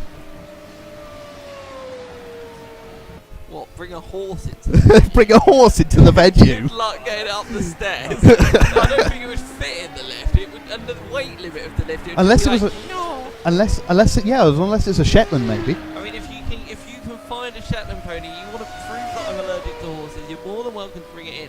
But you're providing me with antihistamines because I don't have any. Because they're at home. Well, you could go to Boots. Genuinely touching horses when you're allergic is probably not a good idea. No, but I'm also allergic to dogs, but that didn't stop me having them. Dogs. Because doggos, yes. I just dealt with it. Yes. Well, I'm not. You kind of build a slight tolerance. You never fully get over it. Cats are the worst. Actually, no, sorry, horses are the worst for me. But then cats. Oh, you're allergic to cats? Horses. I bet you are. You just don't know yet. Have you ever been near a horse? To be fair, if you've ever been to Amsterdam, yeah, yeah, absolutely. I mean, I think we've all, Was there any, by the way, before this devolves Yes. completely, was there any decisions made? No, I didn't think there would be. I thought it was fine. I thought it was Purple it's being a bit aggressive.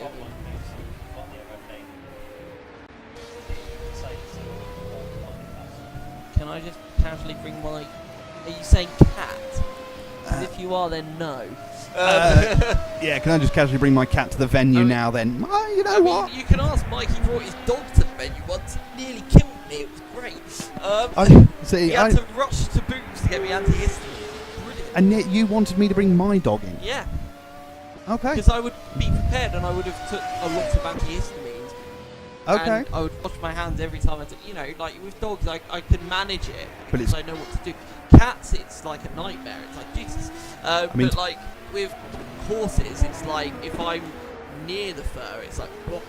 Okay. So it's quite a serious allergic reaction then. Finding out of the donkey sanctuary was probably one of the more terrifying moments of my life. I'm not going to lie. Oh yeah, I know exactly what you mean because I was quite ill not too long ago. I had COVID, chest infection, and pleurisy, and that's probably one of the scariest things in the world when you can't breathe. I had COVID in 2021, and I would actually say it was scary. Really? Yeah. Yeah. Because I got the first wave, well, 2020, sorry, so March, literally just before we locked out. Yeah. I was bedridden for like a month, but it was Yeah. literally, I there.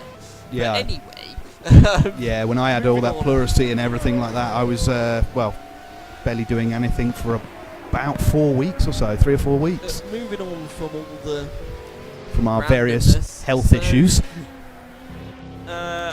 Team Purple Helmet's still only 36 seconds behind Onid Cam Spot off their pit stop, so I'm sure they're going to re-jump them again.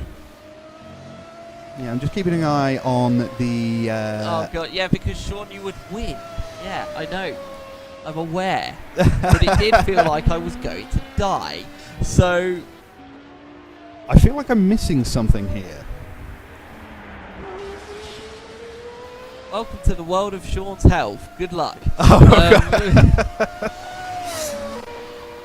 I don't feel like I should be the one to tell you, but No, that's fair. That's I fair. don't feel like it's not really fair to out someone's like personal No, I get health that. things on a stream. No, I get that. I get that.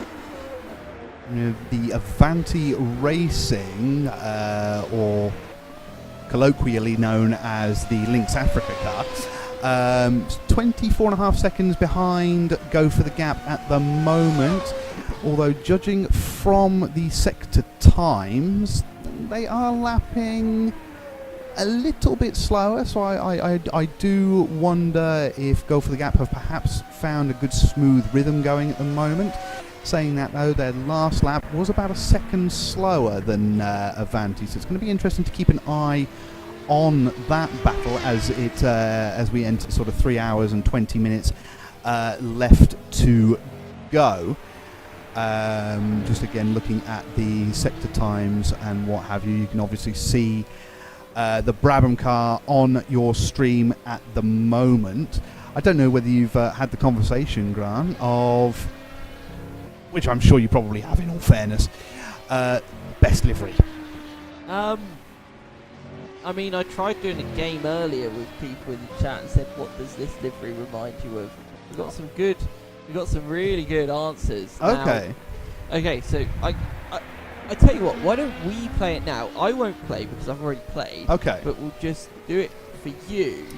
And we'll see if any of your answers match up to what was said before.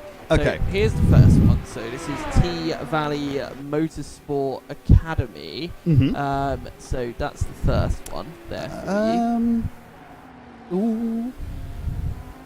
We're a bit squiggly there, coming through that corner. A little bit too much power. So red and white just always kind of puts me in the mind of Japan. Okay. But it. Little half spin. He drifted there, so That was a nice bit of Tokyo drift there.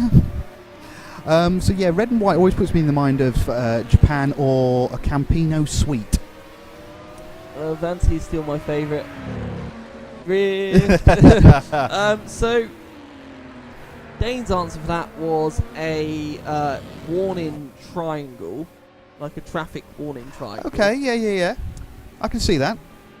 Then we have Team Purple Rain. Now, to me, there's only one thing that this looks I mean, like. Joker. Yeah.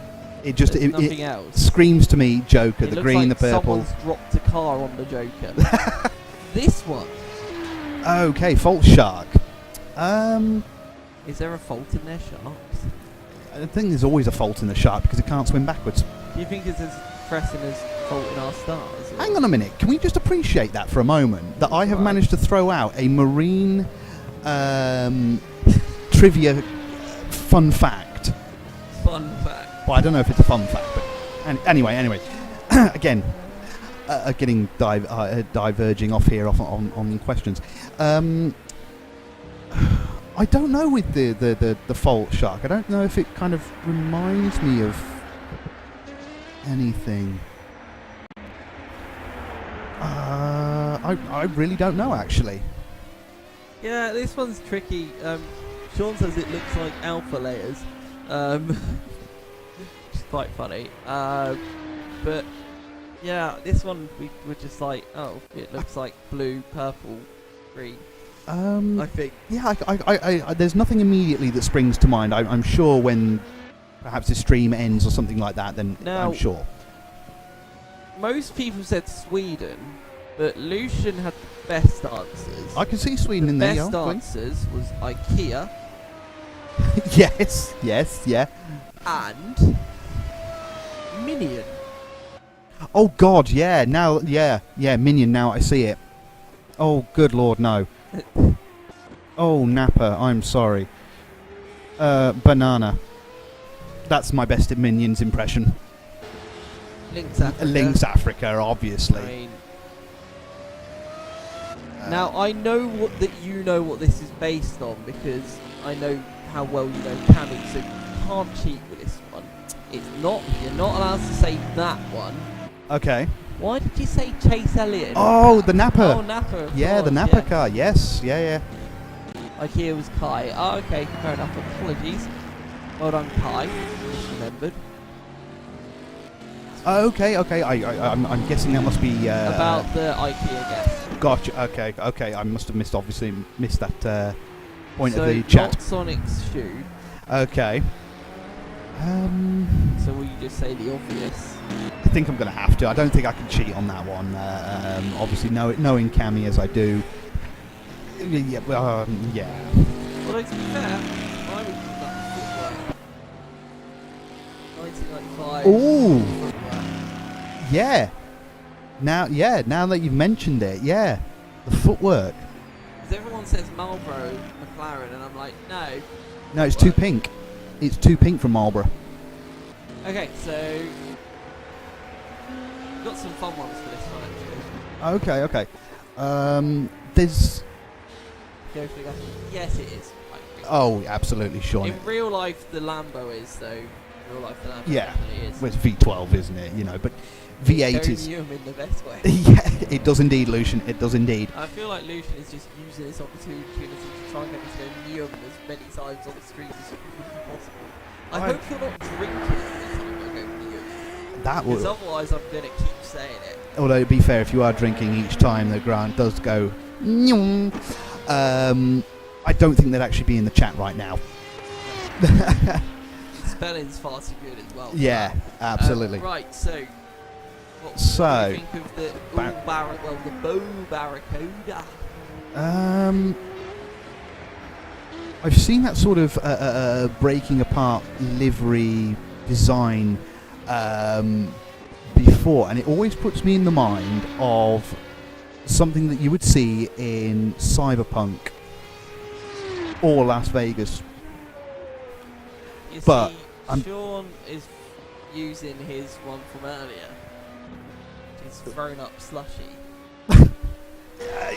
I can see. And Lucian said last night thrown up blue VK, which is like WKD blue. Oh, it's like WKD, the B-Tech version of. Version of WKD. Yeah, B-Tech WKD. Yeah, like. Yeah, I can see that. Lucian said It looks to me like that car has been sat at the side of the road in Silent Hill, as the other world comes into play and all the paint starts peeling. Okay. That's what it looks like to me. Okay, so purple helmet. It always just puts me in the mind of Parma Violets. It always kind of looks like purple helmets. Always just reminds me, for some weird reason, purple helmets. Parma Violets, sorry. Obviously, that's too much of a dark purple for that. I don't think I'm very good at this game, am I? Well, this one none of us could really come up with anything, so we all just said Cam Sport. Which is cheating, but So like a black and gold. many things. The ice. That's Barney. Barney. Yes. I'm really hoping I can convince Nathan to start singing that sometime. Because I know what I mean. I have very odd wishes, it has to be said. Just going back to the Cam Sport car. I'm going to go, it looks like something like Bumblebee. Do you know, like from the Transformers or something like that, although it's not quite the right yellow. Ah, Lucian. Yeah. So, glad we're on the same sort of page with that. Now, I've already thought about the Brand Me Sports one. It reminds me of the old 60s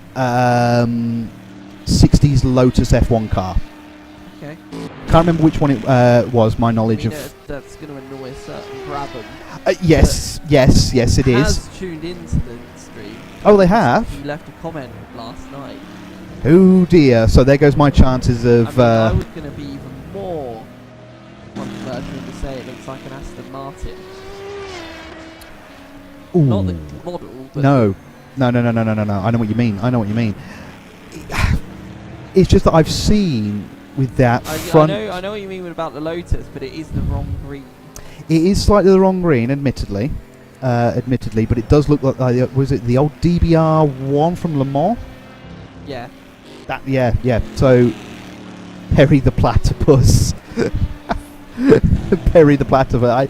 Again, when you come up with these sort of things, I can then see it, like with the Napa one, Minions.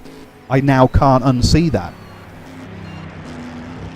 Well, after playing that game, I'm going to leave you guys in the capable hands of Phil just for a few minutes, just while I get a bit of air.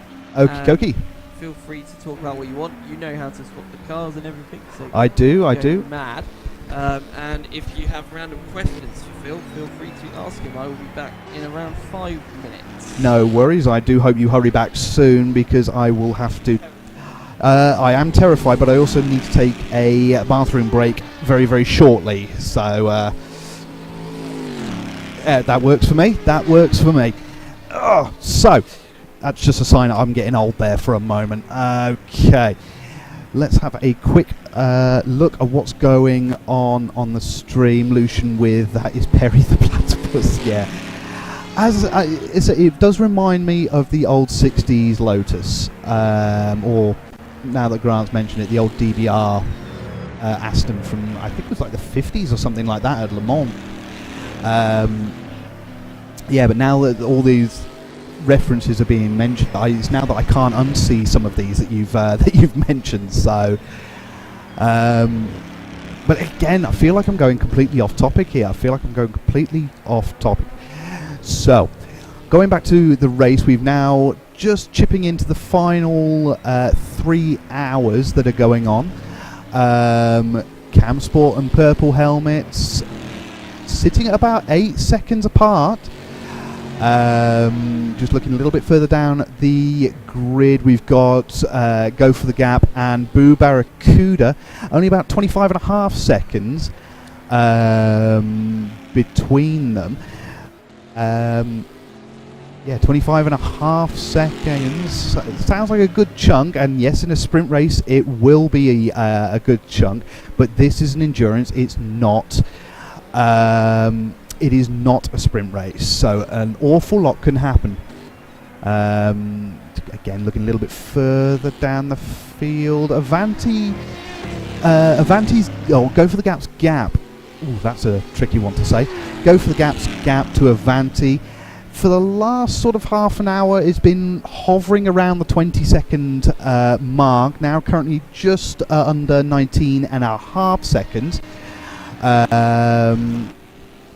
And then looking a little further down the field, we've obviously got Team Purple Rain and T's Valley. Interestingly enough, in that first sector, Tees Valley and Fault Shark set exactly the same Sector 1 time of 23.984. Now, that 23.984, I'm just looking through the sector times at the moment. I think even the fastest team through that point, which is Brabham, they were a 23.5. So there really isn't an awful gulf between the team in first and the team in last, which just shows you how level of competitive this series can be. And as I said, each time that I do watch the streams and everything like that, it does make me miss competing. It really does. Jennifer, how are Boo Barracuda doing? They are currently sat in 4th. Let's see if we can drag that onto the. So yeah, Barracuda, certainly one of the most consistent teams out there, and they have a fantastic lineup for their drivers. They always seem to be consistent. It's not very often you will see a Barracuda car making any form of mistake, whether it's a half spin, a spin, a crash, whatever. Yeah, it's not often that you will see a Barracuda car in any way, shape or form out of shape. The gap between them and Cam Sport is just 2 laps. However, again, as I keep coming back to it, 3 hours to go. There's an awful lot that can happen. In regards to the championship, I believe I haven't got the information immediately available to me, but I do believe at this current rate, Barracuda, I think they're going to finish 2nd. I mean, I could be completely wrong on that, but I do believe if the race were to finish as it were, there would be 2nd in the championship. Lucian just with it. Go for the gap sounds lovely. It does. And again, I am a stickler for a V8. It must be it must be said.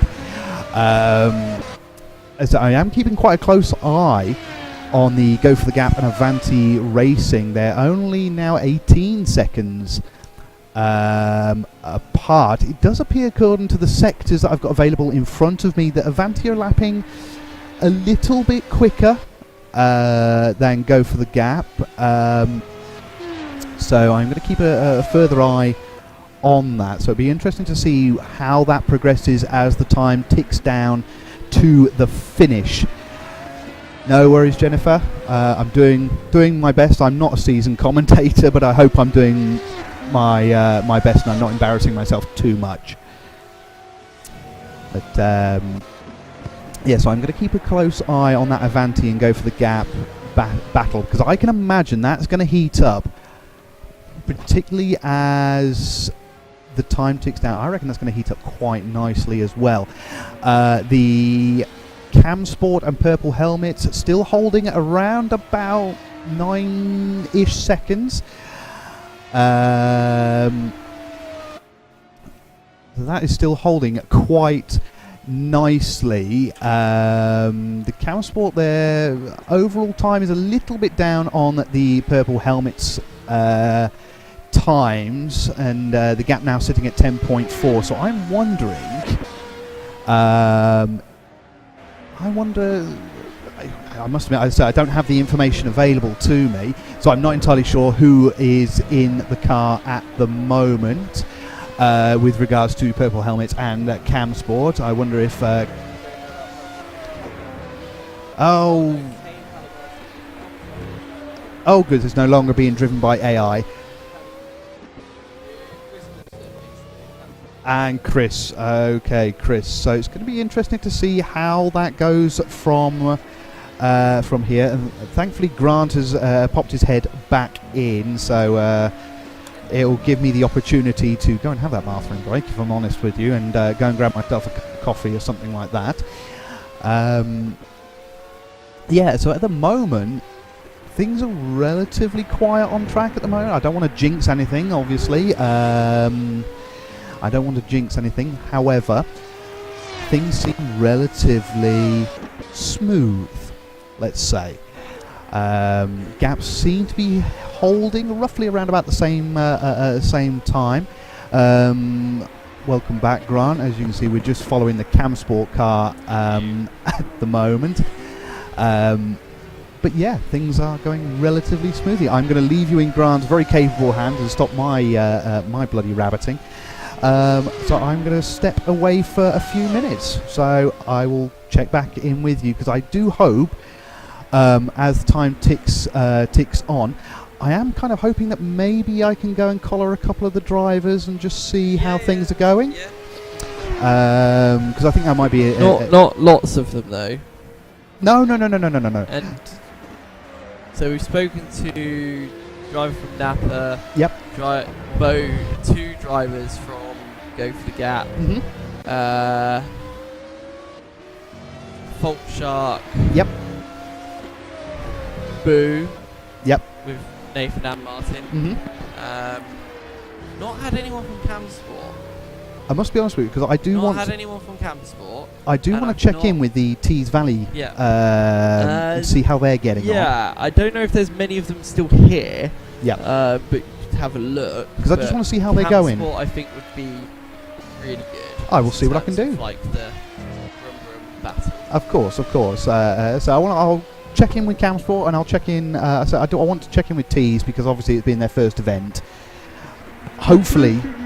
From Brabham either, and they're our race leaders, and we've not spoken to anyone from Team Purple Helmets either. So there you go. There's Okay. For you. I will see what I can do. Ironically, the top three. I will see what I can do then. And Team Purple Rain, but I don't know if they're in a condition to talk, because I've seen a lot of Yay Pop Cups in the scene. Okay. Well, I will see what I can do when I get back. So I will see you very, very shortly. There you go. Okay, so you're stuck with me again, everybody. So welcome back to the 24 hours of Yas Marina here, broadcasting live from the Simply Race venue, and it is just over 3 hours to go. We're finally counting down the final few hours of the race. It didn't feel like that long ago when I said it's 6 hours to go. Well, now guess what? It's 3 hours. So Team Purple Helmets now into the pit lane. Seems a little bit early considering their last stop, which was only about 14 minutes ago, maybe 35 minutes ago actually, and seems a little bit inconspicuous, but okay, it's on the jack, so looks like we're going to have a relatively long stop here. I hope you're all having a lovely Sunday, whatever it is you are up to. I hope you enjoyed the MotoGP if you were watching that. If there's any other sports you're taking part in or watching today, or just any TV shows or music or anything like that, feel free to let us know. We shout you out or mention whatever it is you are up to. I, for one, am very much looking forward to when the race finishes to be able to go home and have a lovely sleep. So that's going to be my Sunday, which probably sounds a little bit dull to most of you, but in all honesty, I'm really looking forward to it. And because I've been drinking any caffeine,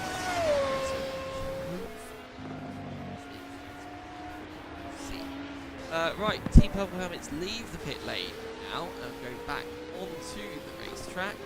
Being very careful to not go for the right line. There's a lot of to the wind there. I feel like that's definitely going to get them into the lap potentially. We'll soon find out. As they make their way around the hairpin onto the start, onto the long straight. Team Helmets car. We also have the Cam Sport car as well. Just keeping an eye on them. But to me, that felt like that pit window was a little bit too short for the Team Purple helmets cover, so I could be wrong on that. Or maybe they've just tried to do it on the hour. But because I remember it was around 3:35. I could be wrong on that though. If anyone else remembers otherwise, please feel free to let me know that I've remembered wrong by starting the message wrong, you idiot. They actually pitted at 3 hours 55 minutes ago, which means this is bang on. So if that's the case, feel free to let me know, but I feel like it was around 1:30, so I don't know, it just felt a bit early to me.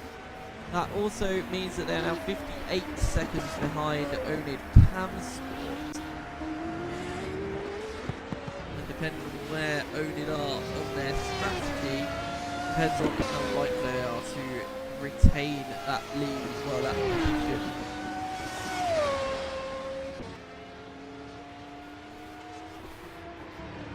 When they then hit. So we are almost exactly 3 hours to go now, as we can see on the screens. And that is 3 hours to go very shortly.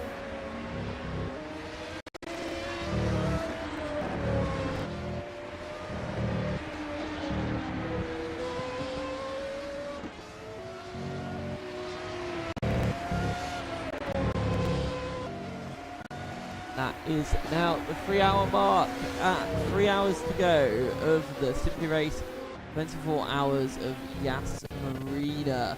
What else could happen? Any other predictions about who's going to do well, who's going to win? I mean, to me, I feel it's relatively confident that Brabham Esports have got this one almost wrapped up now with a 4-lap advantage with 3 hours to go. And we have Onid Camsport currently in second place, Team Purple Helmets in third. Onid closing the gap in fourth, Avanti Racing in fifth, Blue Barracuda in sixth, Napa Racing UK in seventh, Fault Shark in eighth, Team Purple Rain in ninth, and Tees Valley Motorsport Academy in 10th place. So it's all a little bit spread out at the moment, but the really interesting battle is definitely going to be one still for 2. Although we do have a battle between Blue Barracuda and Avanti Racing at the moment, which is Nathan Burton battling with the Avanti Racing car in front. Appears that Nathan's been losing a little bit of speed and has in fact maybe dropped behind the Avanti Racing car. We'll see if he can now rectify that. I think he may have had a pit stop actually this lap, so this will be his out lap, so this will be a relatively long lap for Nathan. Yep, it is 2:29, so yep, that sounds spot on for a pit stop, but he is right on the rear end of the Avanti Racing car.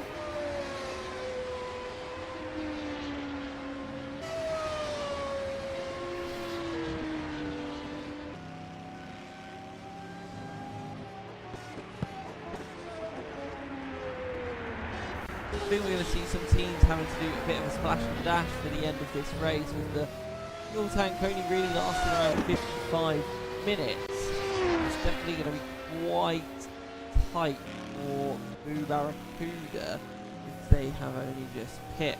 There is still 3 hours to go, and if they're pitting every 55 minutes, basically means that they are going to need a splash and dash at the end of the race, because there's only 3 hours left to go.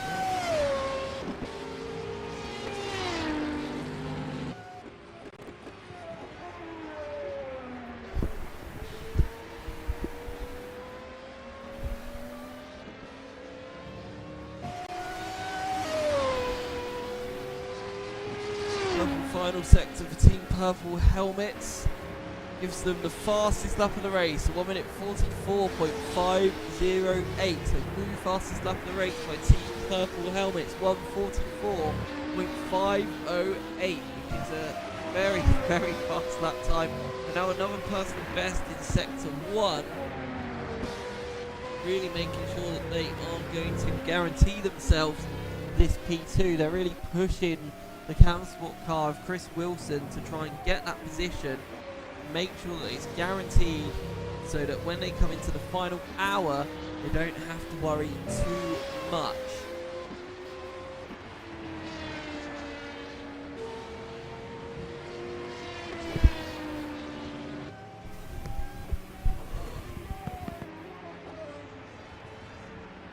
Apologies for the continuous yawning. It's been a very, very long race, and it's just starting to get the better of me, I think. So I'm going to continue as much as I can, but there may become a point where I leave the comms and let someone else take over until the end of the race, because it's getting to a point where I feel like I could potentially fall asleep, which I don't think is the most entertaining thing you'll ever watch, but we will see.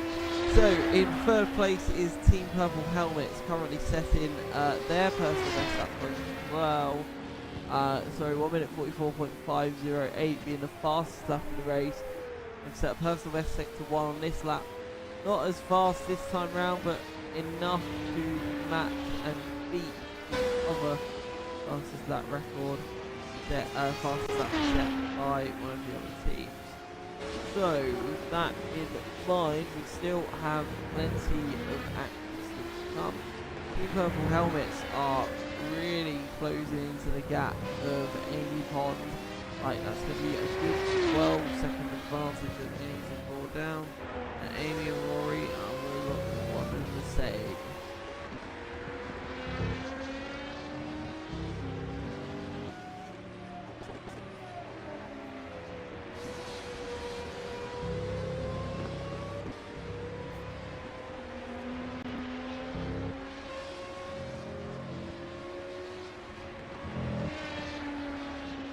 I think it's time at this point of the race to have some water and just try and wake myself up and stop talking absolute rubbish. There we go, my voice sounds better already, but I'm not even drank yet. So, just going to stand up, give myself a little bit of, gear myself up and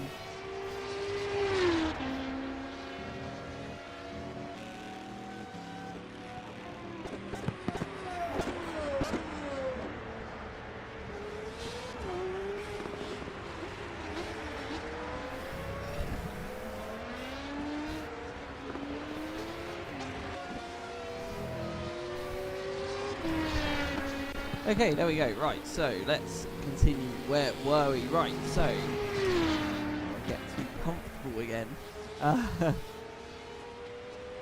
So current race order is still Bradley Esports in first, Onid Camsport in second, third place for Team Purple Helmet, Onid Go for the Gap in fourth, Fancy Racing in fifth, Blue Barracuda in 6th, Napa Racing UK in 7th, Hawk Shark in 8th, Team Purple Rain in 9th, and T Valley Motorsport Academy in 10th.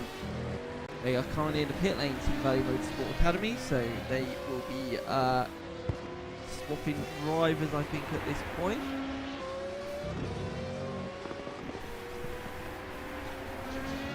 They've set a very good, that team has set a very good time in 1 minute 45.582. Just a shame that they're not as consistent as that, because if they can repeat that lap again and again and again, they'll quite easily find that they will be able to compete with the very best of the best.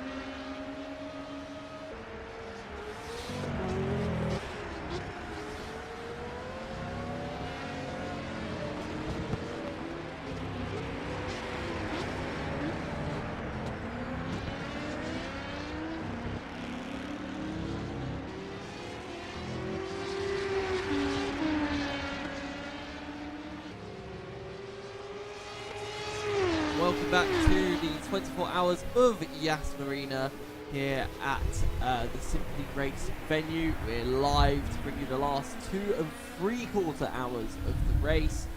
Well, 2 hours, 46 minutes, and 10 seconds if you want to be pedantic. But yes, we're here to bring you the rest of the race. Now, Team Purple Helmets have done something rather special. Oh, of course. New fastest lap. Of course, when I go away, everything kind of happens. 1 minute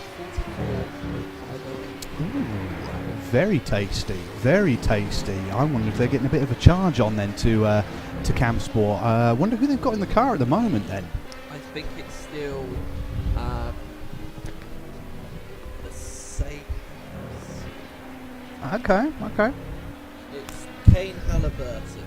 Okay. That's what I mean, I can kind of see the mix up there. I mean, and Chris Wilson is still in the okay.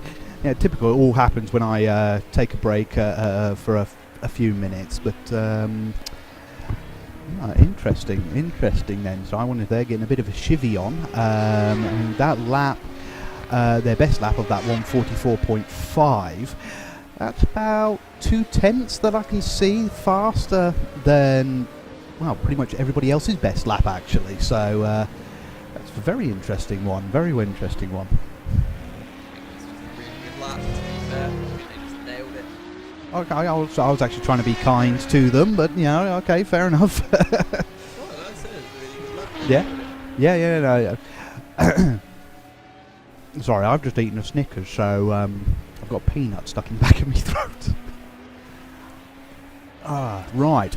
So, having a recap and refreshing my brain as to what's been going on.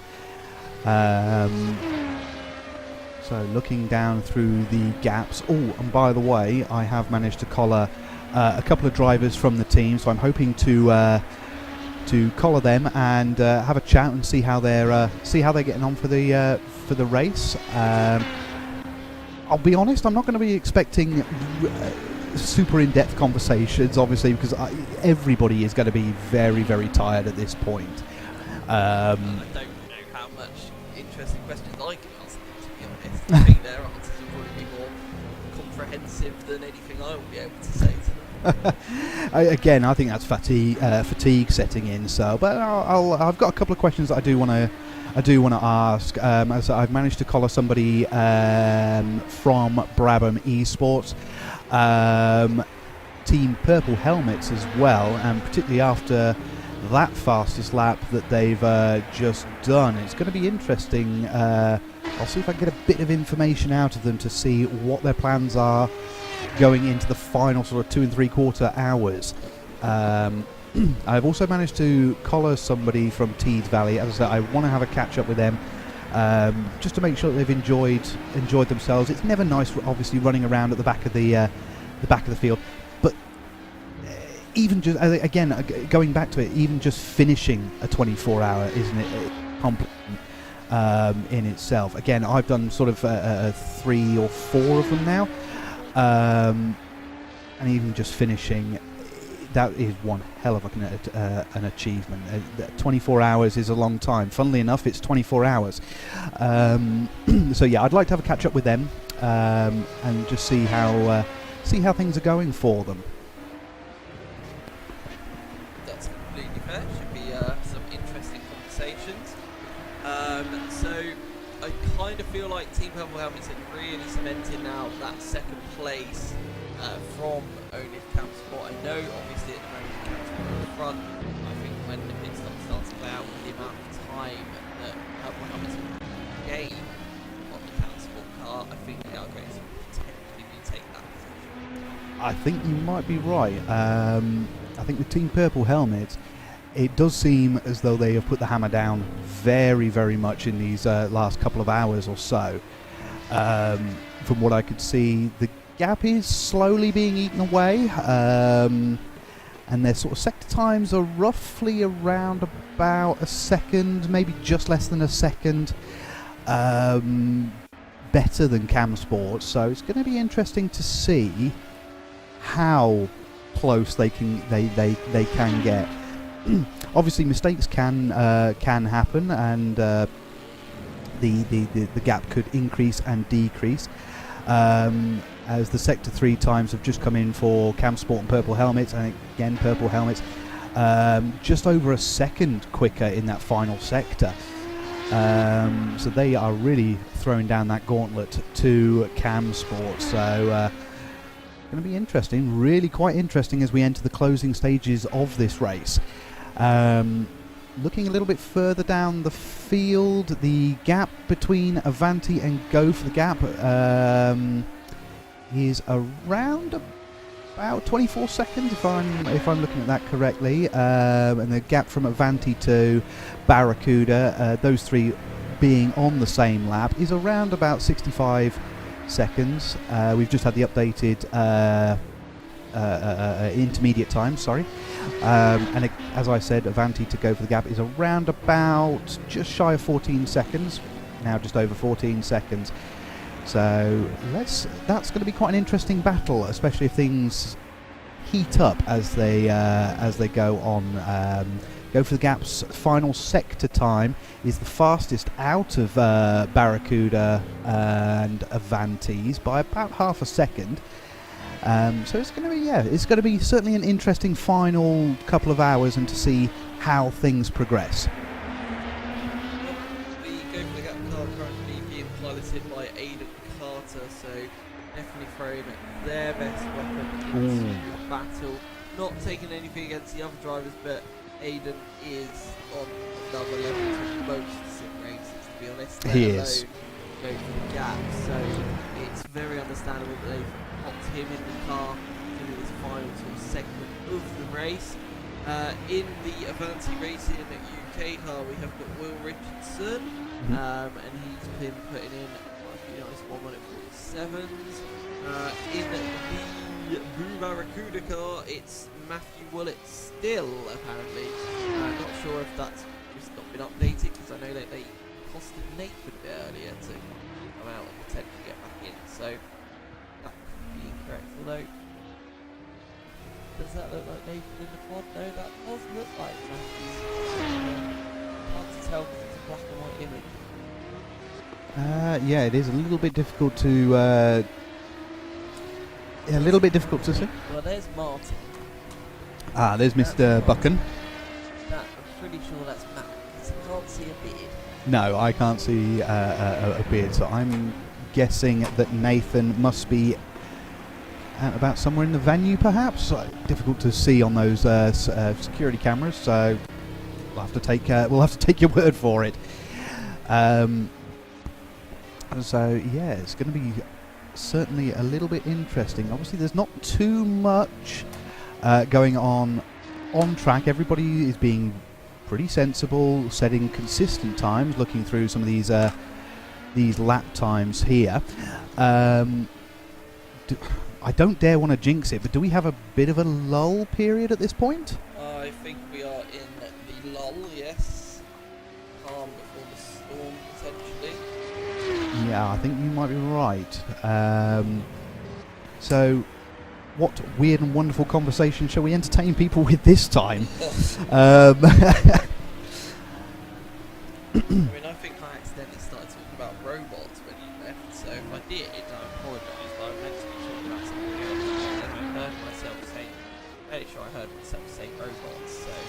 I think you might need that Red Bull sooner than you think. Yeah. I've got to be honest with you, I think you might need that. Robots. That was on purpose. Thank God for that. Just in case those at home are worried. It's just saying robots. I mean, I think people actually left after I said it as well. I think they got a bit scared. It's just like, hang on a minute, Grant has glitched out for a minute. Well, he's admitted he is a robot. It's like, I am an android.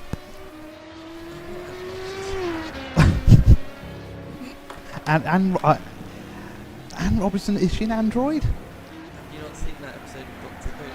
I'm not a Doctor Who fan, I must be honest. I'm sorry, so that joke's kind of gone over my head. Sciencey, wyancy, and loving that sort of stuff. What sort of vibe do I give off then, in which case? A rockabilly vibe. Do I really? You give off a rockabilly vibe, yeah. The shirt, the hairstyle, and the ink gives me like a sort of Okay. modern day rockabilly. Okay. I mean, to be fair, I have been called worse. Usually on a Friday night. You listen to a lot of like ska and stuff like that, don't you? So you like listen to a lot of like more like Yeah. like heavy stuff, but you tend to go more for like your more fun. Yeah, I mean, yeah, I'll give anything a shot. Actually, I mean, mostly sort of heavy metal, punk music. That's sort of my bread and butter. But I do love a little bit of ska music. I must be honest with you. I'm just waiting for the moment when Real Big Fish announce a UK tour. Not that they're going to be watching this stream, but is that a hint? Come on, I think we could tweet them and tell them. we could tweet actually. I doubt they would, but they're in America, right? Mm-hmm. America right Yeah. now, and it's probably about 4 a.m. Yeah, I can't imagine they're going to But be. I feel like they deserve to feel like I feel, so let's tweet them anyway. So, like, I'll tell you what. Let's just tweet a bunch of ska bands saying, "Hey, you should watch this." Hello. Yeah, hello. You should watch this stream of racing cars. Might not be what you're into, but we do mention you as good choice bands. I mean, if golfing Yes, it's John Feldman. John Feldman, isn't it? In Goldfinger. I feel worried because I've seen it live. I should know this. To be fair, I've seen Real Big Fish live. I do really want to see Less Than Jake live, though. I really do. It's like, Oh, really? they were playing at a tiny venue in North Keys called the Pits. Oh God, the Pits. Yes, I remember that Remember the place. Pits? Yeah. Oh my Yeah, they word! played there. I remember them playing there. It was amazing. Bloody hell! Yeah, I remember the Pits. Oh, that's a throwback. That is a throwback. Speaking of actually, there's a what was that Milton Keynes ska dub band? Cap Down. Cap Down. Yeah. I was going to say 6.5.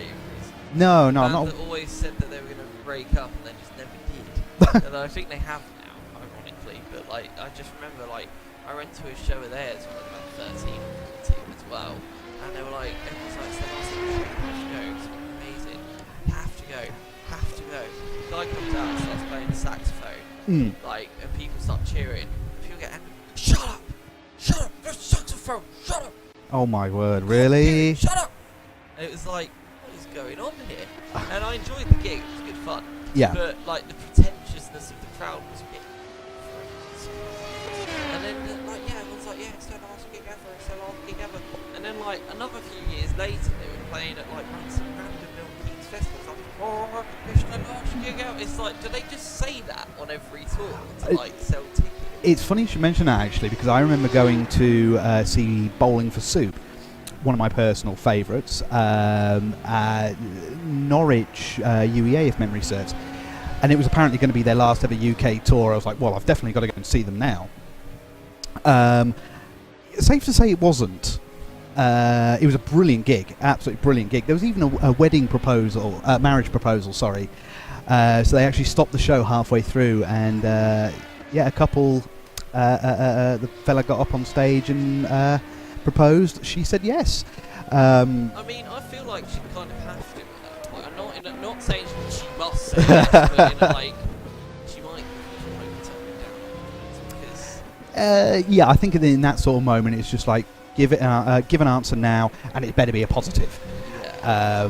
But that's why I don't really like things. I personally I mean, don't. each hero, Yeah. you know, like if she's made it clear, or he's made it clear that they love something that extravagant, then go for it. Yeah. If they're quite introverted, then maybe just keep it quite chill. Yeah. There's quite a few people that I know who said yes just because It's pressure. There's so many people. Yeah, it's pressure. Yeah, it's pressure. I don't want to look like a bad person because if I say no, everyone's going to be like, oh, what a horrible person they are. They said no. And to be fair, I'd be worried who's going to give me a lift home. But maybe that's just me being selfish. Yeah, maybe that's just me being selfish. I think, personally, funnily enough, the last gig I went to was actually at the Crawford Arms over in Wolverton. It's a good. That is a brilliant venue. Venue of mine. That is a brilliant venue. I love that place. A few good things about Milton Keynes, I will say. And Roundabout and Sir Crawford Arms. on then the concrete cows. Yeah, we don't. Oh, we don't. No. Sorry, I'm a country. I'm a country bumpkin. So. Oh, really? There's a lot of ska punk bands in Milton Keynes. Why is that? Is there something in the water? Oh, okay. Oh, when in doubt, Grant is googling. When in doubt, so.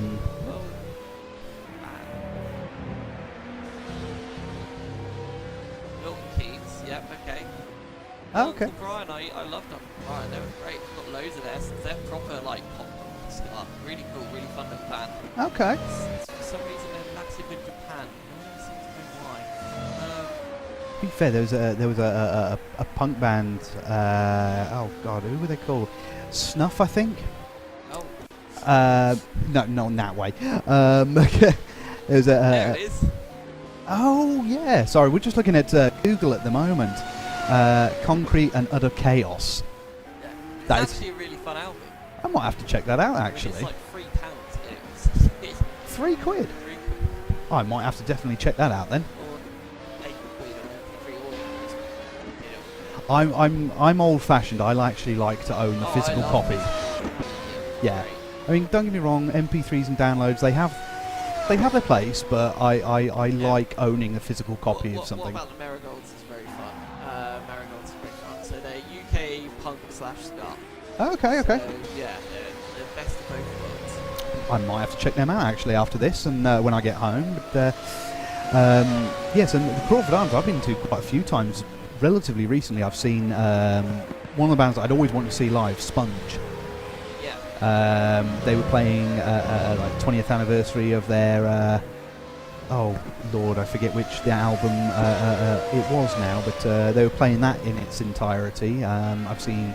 The last gig I went to was there, and that was to see Wednesday 13 actually, so more of a obviously metal Yeah. side of things. But every time he tours the UK, it's just like I have to go and see him. It's like a ritual, like a ritual. But I really must get back into going to gigs a bit more now, and it's so expensive. It's so expensive because I also like to think I like to support the artist as well, so I like to buy like a T-shirt or something like that, you know. But yeah, it's just so expensive. So just to update everybody, sorry, Odin Council are in the pits now. So Team Purple Helmets are now in the pits, and I am going to take this quick opportunity to get that Red Bull because failing. Yeah, if you wouldn't mind grabbing me one, I think I might need it sooner rather than later. So. Oh, you get to listen to my sultry tones then for a few minutes, actually. Actually, Mr. Ashton from Team Purple Helmets has just popped his head in. I'm going to use this opportunity to grab him. I'm going to use this opportunity to grab him and, not let him go. I have to go because I'm in the rig in about 9 laps. That's fine. We've got plenty of time then. So, first thing I want to ask you is, wow, that lap time of a 1:44.5. Yeah, that Kane's done an absolute stormer. That's the first time we've used medium. Oh, really? So have you been running the hards then? Yeah. Oh, wow.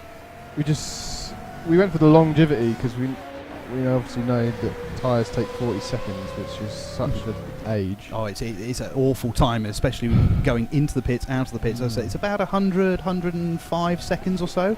Yeah. In and out. That is a long time to be stationary. Exactly. And so yeah, that was the idea behind hards, Mhm. to see how long we could go. And then we did the triple on our first stint. Yeah. And it worked. We gained loads of time, and we're like, "Yep, this is the way to go." But then I think Brabham cottoned on. I think.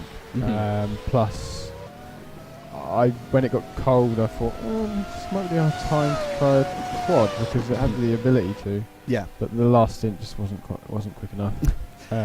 So it wasn't really a gain.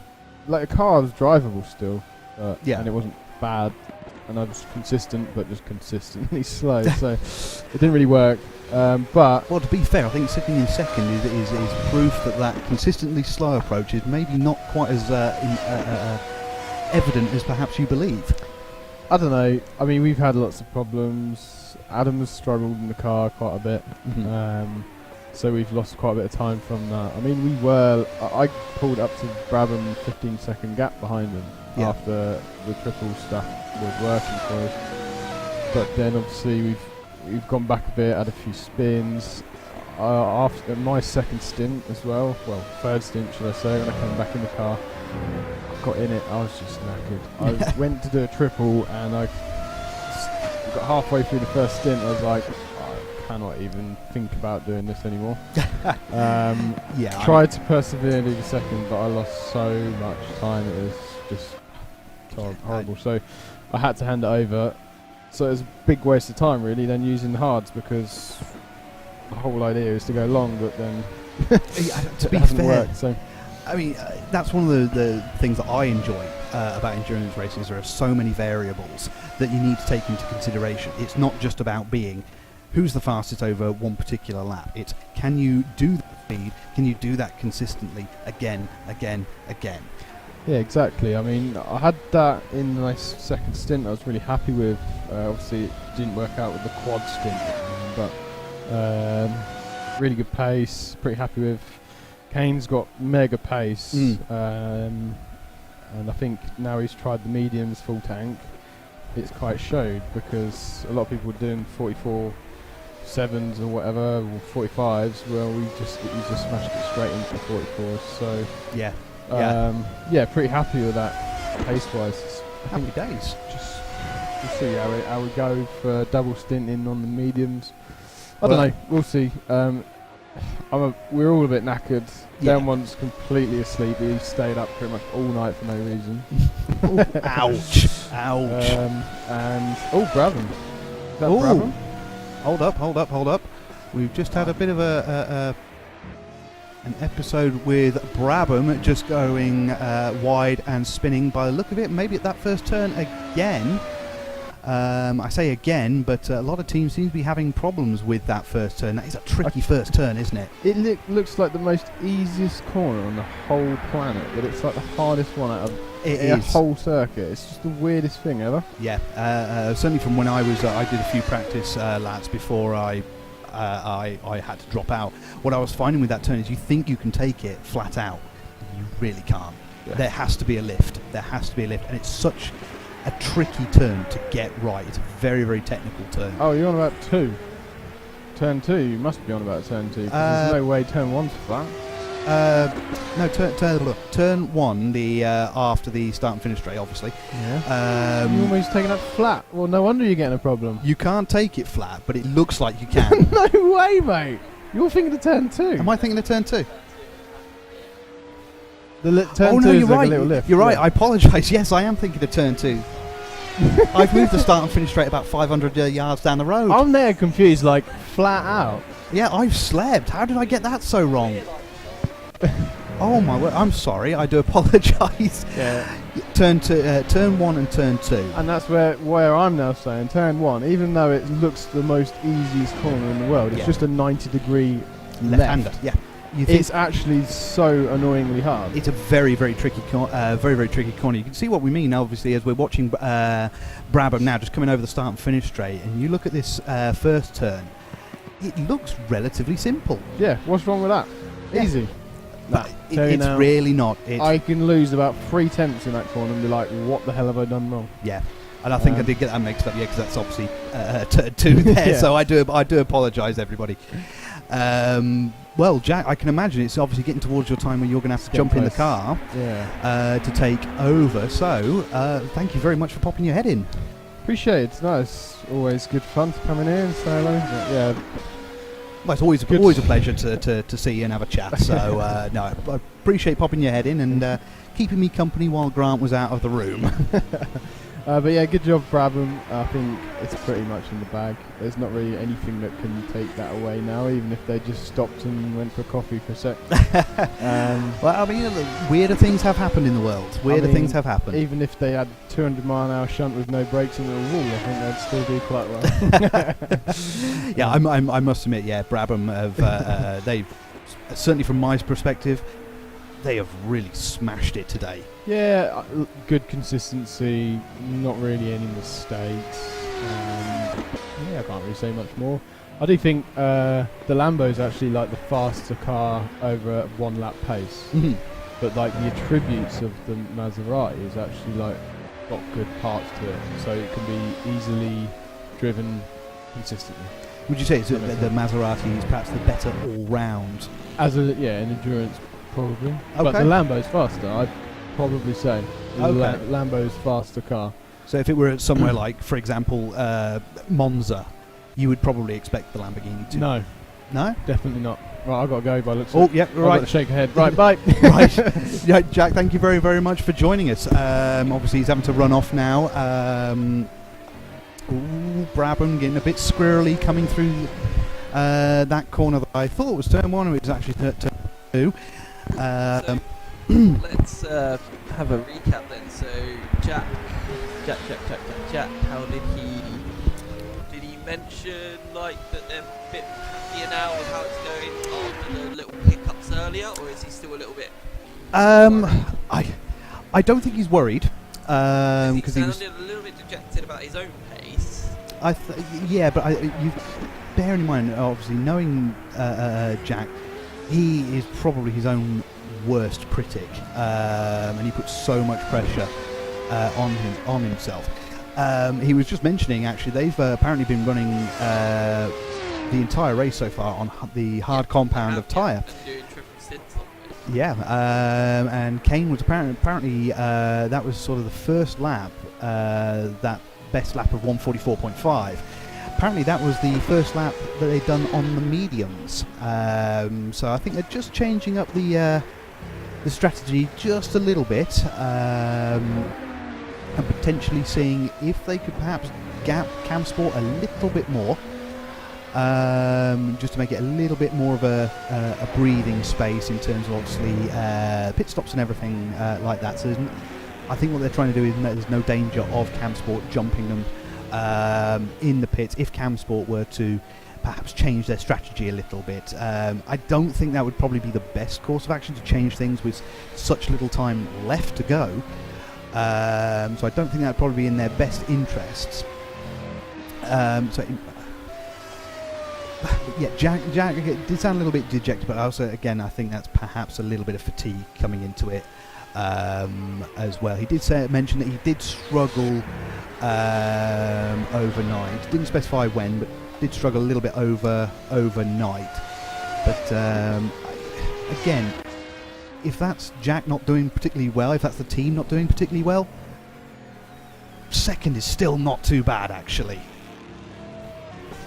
So Amelia Smith says, let's go Team Purple helmets. Hope you're doing well. Mills, hope you're doing all good. And Ria Singleton, is that Singleton? Yep, Singleton, yep. Let's just go Napa.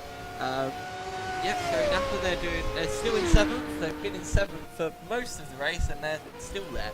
So good job. Let's bring up the minion car now just to see how things are going for them. But Banana it up in here. just banana it up, yes. But yeah, so okay, that's interesting. So they still feel like they need to gap. So was it more like they feel like they need to gap Cam Sport? I think it's or more of a they feel. just want it to just be a bit safe? A little from column A, a little from column B. That's certainly the vibe that I got.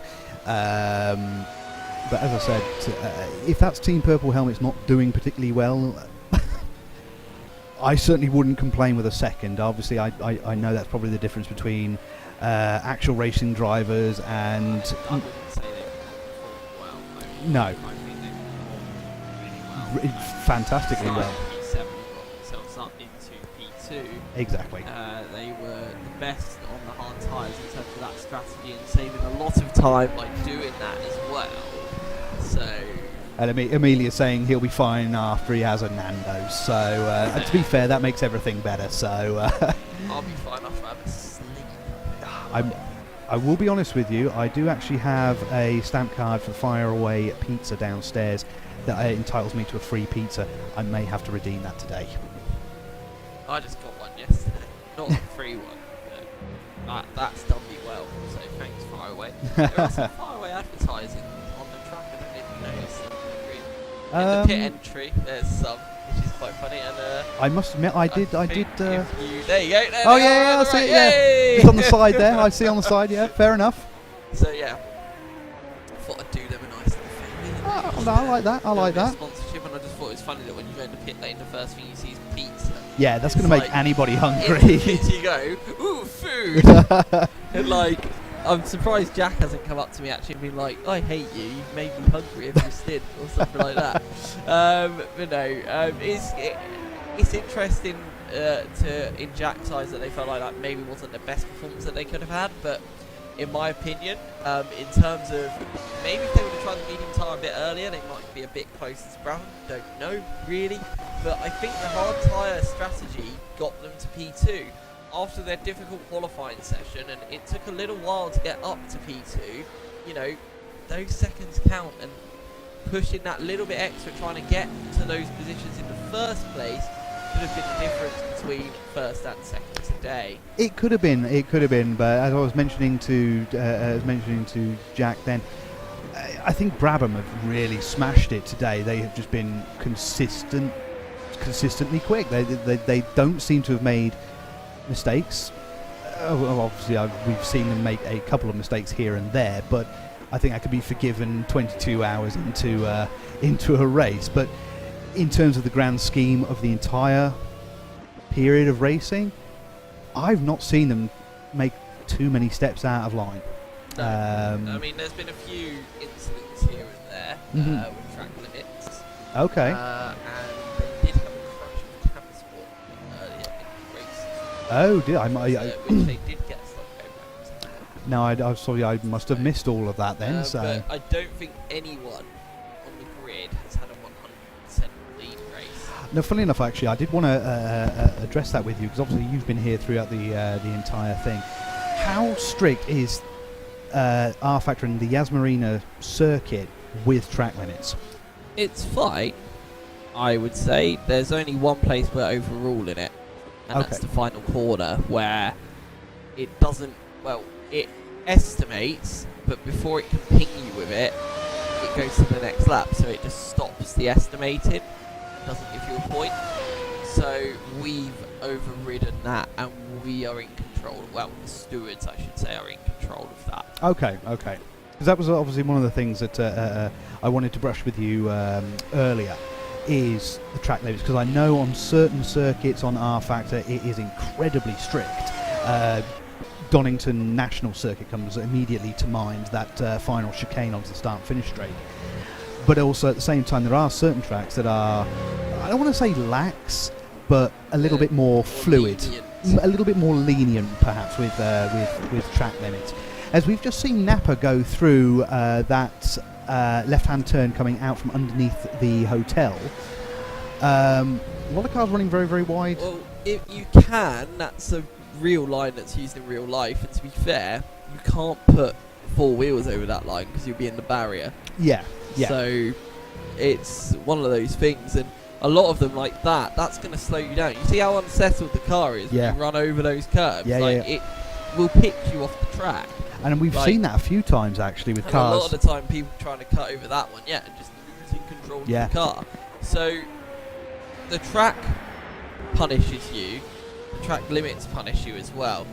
Stuff like that I'm not as keen on. No. But it's too late now. You know, like, we're not going to start punishing it now because everyone's doing it. But at the end of the day, I don't think it's faster to go out there. I wouldn't go out there, but no, and you're probably the person with the most time on sim, would you say? No. Oh no, okay. I'd have thought working here you'd be on it all the time. No, you'd be surprised at how little time I actually get to sim. Okay. The only stuff I really do sim related these days is literally the setups for this stuff, which I Okay, okay. So- My apologies for No, that no, one. I test some things as well. I'm not as active on The Sims as I was, so I'd probably be absolutely useless in a race like this. Well, there goes my plan for asking if you wanted to team I team can't up. exactly, considering I run the venue. Exactly, and there's There's a lot been of bias on me. no. It'll be fine. Don't worry. It'll be fine. Don't worry about it. X. I can't have to penalise myself. You get a stop go penalty. Why? 'Cause you do. Why? Stop arguing with me. Yeah. That would be rather interesting to see, particularly after 24 hours, with the mentions of being fatigued and the glitching out of Grant earlier when he was just going robots. I don't robots. know what happened. I only said it once, but I Oh, was you didn't definitely- go into a complete No, loop. I think I started talking about Doctor Who, like really, not when I spoke about it with you, when I was in here on my own. I was talking about the race. Yep. And then my eyes went, and you know when your eyes go, Yeah. and you come out of it. But I was still talking, and I was talking about some characters from. I'm sure I was talking about some characters from Doctor Who, and then robots. Okay. And then I'd stopped because I was like, why did I just say that? I'm just going to interrupt you there, Grant. Purple helmets are in the pits currently, so I can imagine that will be Jack getting into the car. It'll be them loading Jack Ashton into the car because Loading him. Yeah. Loading him like a cassette. yeah, like preparing the rocket for launch. And there he goes. So yeah, it's going to be interesting then to see how Jack does. Going. It'll be fine. I say, it'll be I think fine. he is probably his own worst critic. 'cause, He'll be fine now. That one stint was a fluke. Guarantee it. Yeah, It's Jack Ashton. Yeah, it's Jack. He doesn't. Yeah, he's quick. And now very, Cam very. Sport are ahead by 9/7 of a second. Ooh. So with 2 hours and 9 minutes to go, I would suggest that is the real position. So do you reckon? Obviously, purple helmets are. I reckon if try and get purple past. helmets get in front, then they will be in front. Yeah. 100%. Yeah. So And so we can see on Jack's the gonna separate, send it. You reckon? Yeah. I think it's almost certain, but it's a case of where on the So on the the Cam track. Sport car has been lapping very well in the last few laps. 146.3. It has. That's the fastest car on track last time round. So you know, Jack's gonna have to push. He is going to have to push, and because we had this battle what was it, a couple of hours ago. Yeah. So it's an interesting. We're getting round 2 at this point, so it's going to be interesting Round to two, well, see. it's Christine Kelly in the Cam Sport car again. Okay. So it's Kelly versus Ashton this time instead of Kelly versus Halliburton. Halliburton, I yeah. think it was earlier, or was Mhm. it Ashton again earlier? That's a very good question, actually. No, I think it was Halliburton. I think it was It was actually. like about an hour and a bit ago. Team Purple Rain have just set purple first sector and a personal best middle sector. I'm going to be watching this race very, very closely. Well, I think this settles it, although if you took another... Okay, so Purple Helmets come out the pits at 2 hours and like 9 minutes, shall we say. Yeah. Pit fuel lasts about 55 minutes. So pit fuel lasts 55 minutes. Yep. So 2 hours 10 minutes minus 55 minutes. Where does that leave us? That leaves us with 1 hour 25 minutes. Thank God you weren't asking me to do maths then. And then another stop after that would leave them with half an hour. So they're going to have a splash and dash at the end. Yeah. I don't know if Transport need a splash and dash. Because they've been doing They've saved us in. Yeah, they've done fantastically well with the fuel saving all So race. it could come down to that. And I think that's why they want that window over them, in case that is the case. Yeah. Because I think they've planned it perfectly.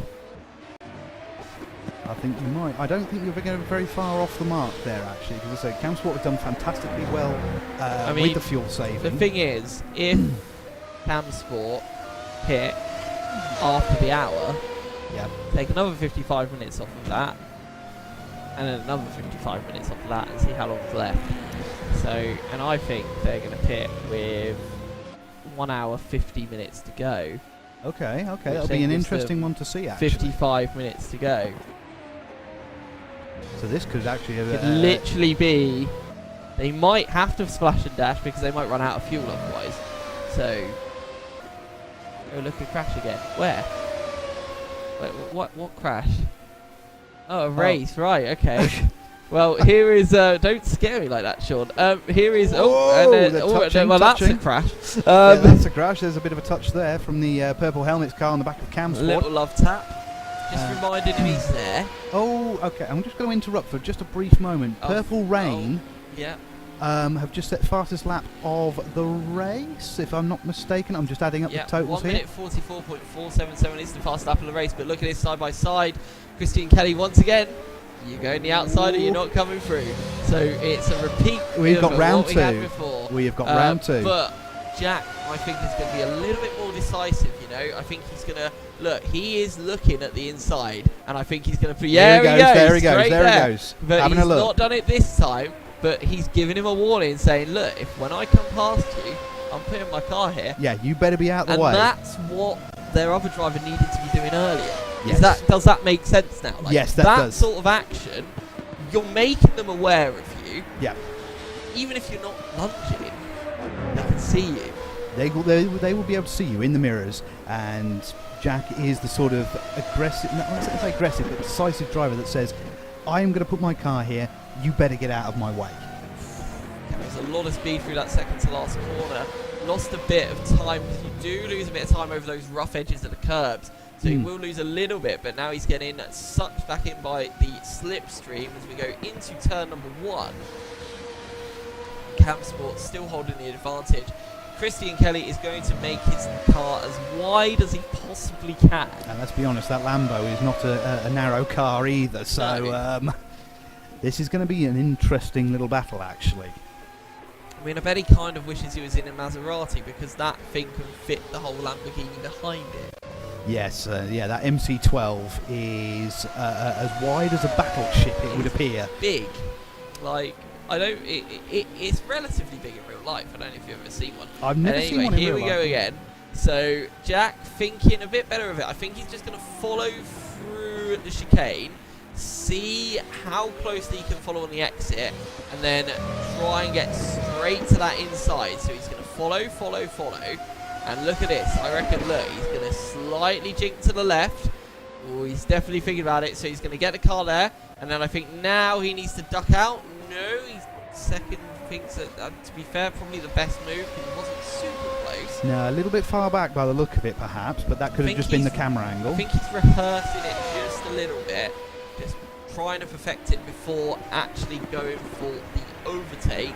We're coming through the final sector now. I think he's just probing at this point, isn't he? Just seeing roughly Yeah, you where can't he's... overtake really through here. So No.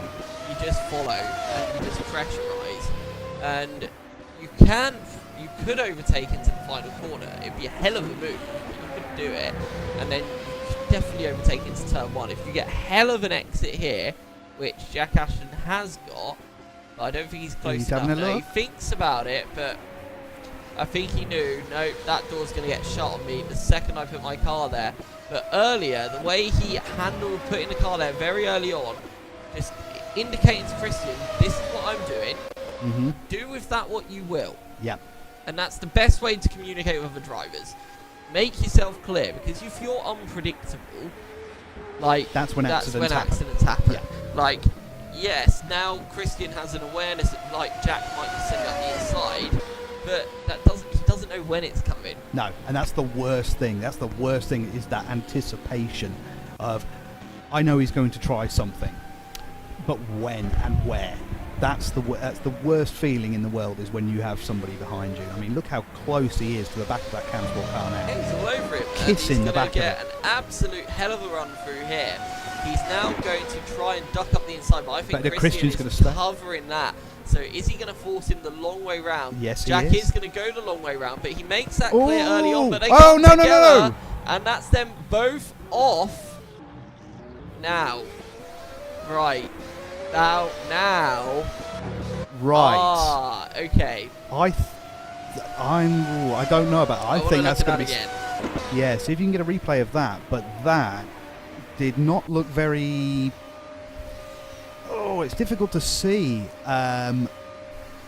Who is slightly ahead? It does look a little bit like Jack. I'm just gonna go a bit further back, and I want to go above. Let's have a. So, So he darts out. Christian's made his opinion. Yep. I'd agree with Jack that. pulled out very clear, and then they meet in the middle. That's complicated because I would say That is a difficult thing because it almost looks like the Cam Sport car maybe drifts a little bit wide, but then at the same time, no, that is a tricky one. I'm glad I'm not stewarding. I can't see how this is Jack's fault, but I don't think. I mean, it's Christian over the wheel. He's turning, but he's braking. It's just going straight. So you've got a bit of understeer perhaps. So just running a little bit wide with the understeer, maybe. I think at this moment though, he's applying the brakes as well. Yeah, because look. Yeah, the lights come Because on. he's braking and steering, the car's just going to skid. Yep. If he released the brake here, he would get round the corner. Well, I've got to be honest. I'm glad I'm not a steward. In my opinion, if he's off the brakes, then the contact doesn't happen. But he's holding the brake down, and look, you can see he's turning the wheels are turning, but it's they're not going- gripping anything. it's They're going straight. sliding along the surface because. But Yeah, that's that. Ooh, I don't know it's if that's. not malicious. No, there's no malicious. And You can he's see that. braking at the right point for the corner, so he's on the brakes now.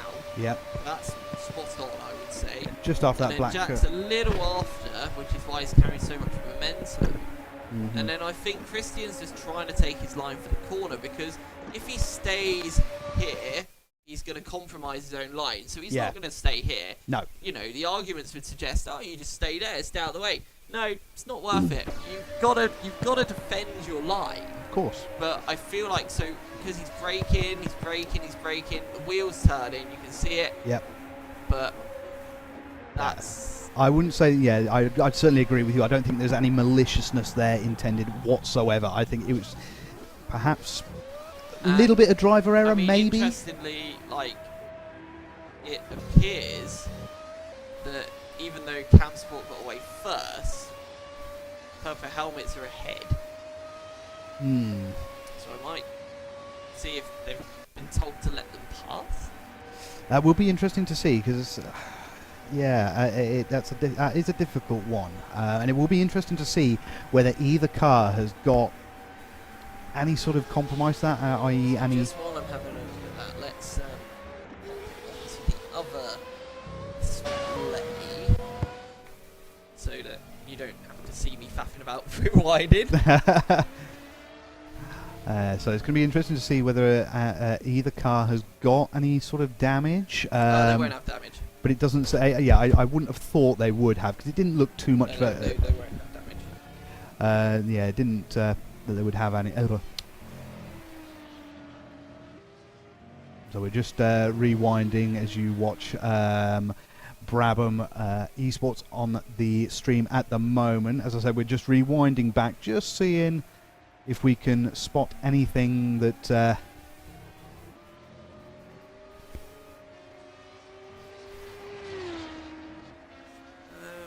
They did rejoin first, didn't they? Yeah, they did. Yeah, okay. So yeah, no, it's just Purple got away first. Okay, interesting. Very interesting. I don't really know what my call would be on that, because I feel like Christian it's not on purpose, and I don't really want to blame Christian for it. No. It is a racing incident, but I do think if he just took his foot off the brake and turned in, that could have been avoided. You think maybe smidge of But- driver error, perhaps? Not driver error, I think it's just he's trying to hold his ground. Like, you can't just let someone go past. No, of course not. Of course You not. know, and the intention is never to take them off, but he also doesn't want to compromise his own line, which No. is also completely fair. Yeah. Why would you compromise your own line just because someone's trying to overtake you?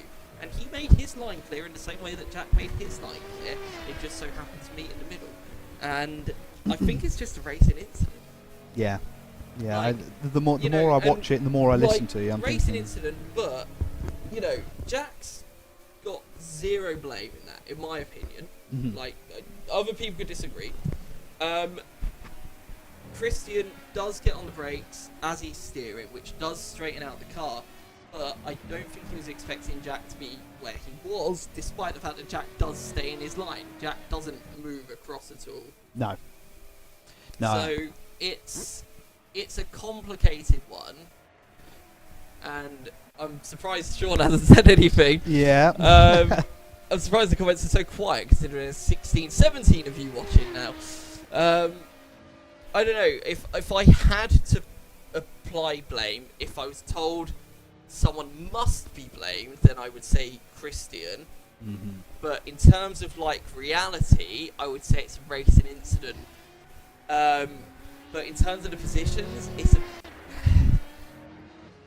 it's annoying that it's been decided that way. Let's just say that. Yes. Yeah.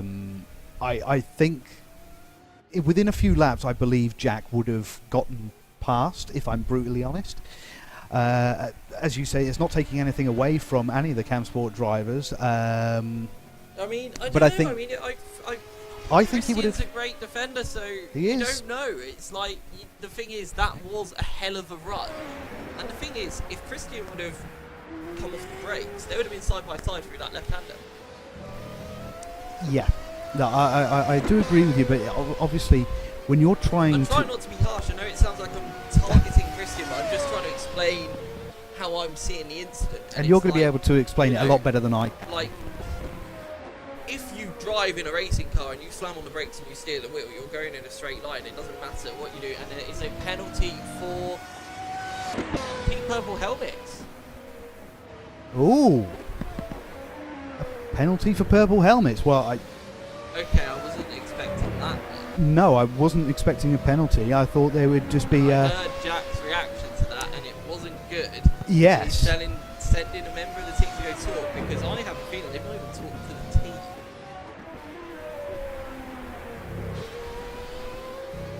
It would appear, yeah, that well, if there has, there doesn't seem to have been any communication. So what's Jack done wrong? Maybe turning in. I mean, look,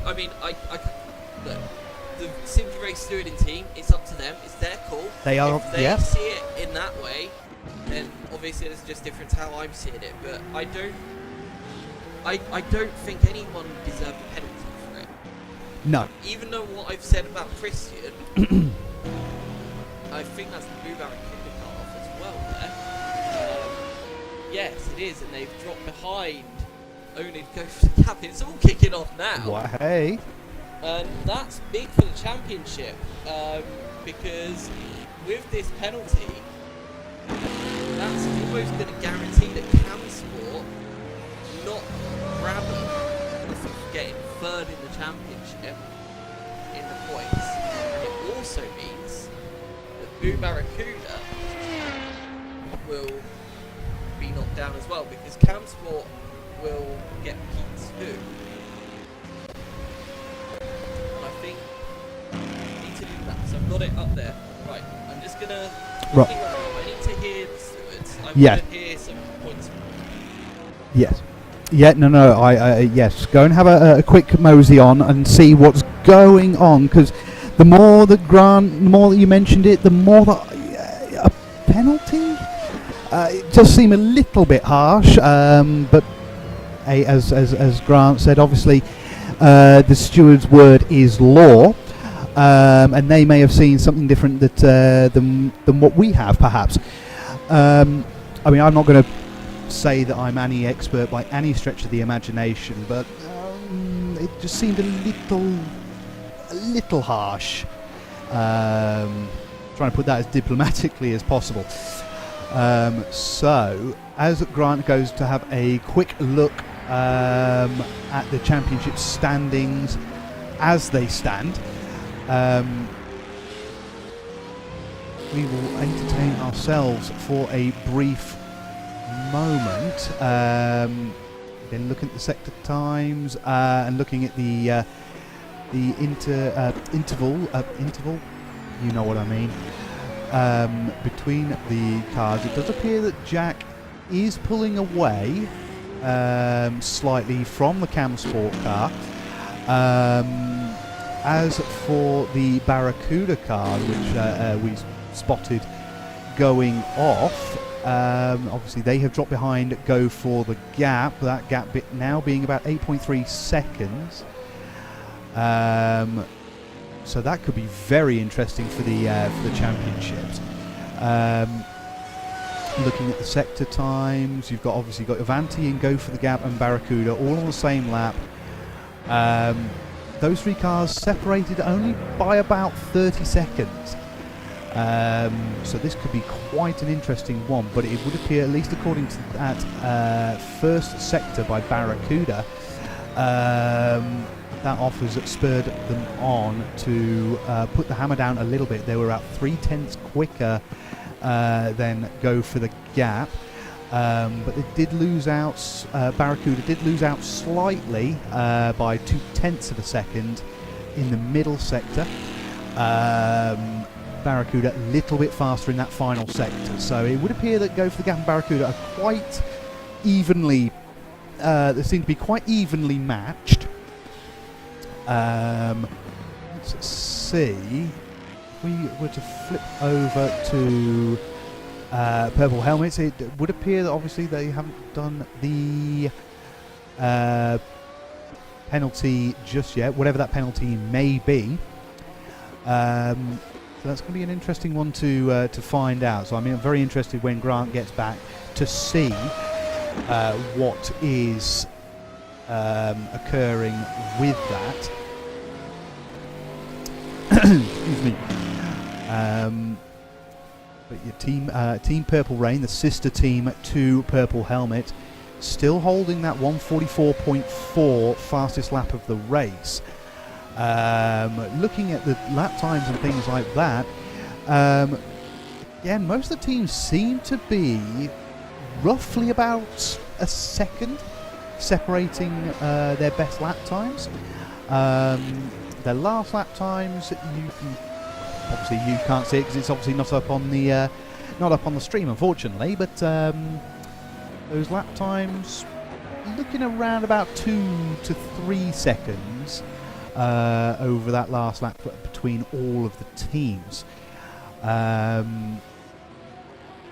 So yeah, this is shaping up to be very interesting, this last sort of hour and 3/4. I'm just looking now on the security cameras, just seeing if I can see anything going on over at race control. There doesn't seem to be. There seems to be a lot of movement around race control, but whether it's the definition of the security cameras, I can't see exactly. So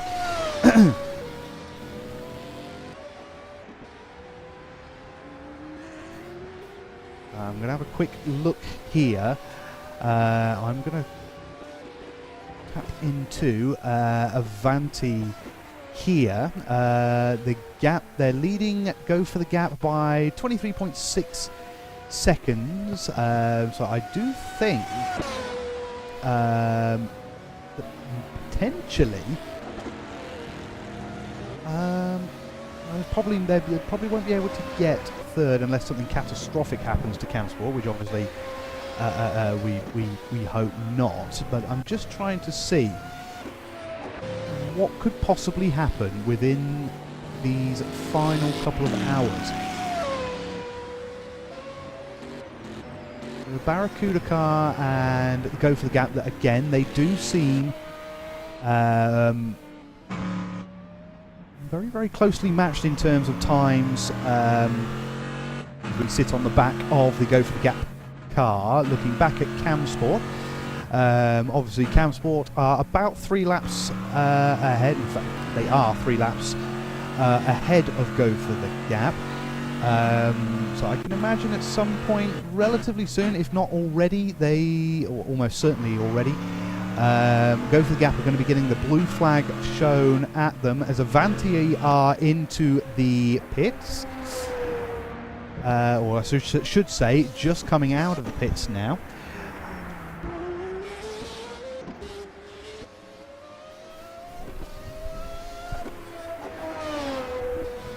Avanti lead come out of the pits. Obviously, you've got to make sure you don't straddle that white line in the middle of the circuit there. That would be a very, very nasty penalty and something very, very silly to do.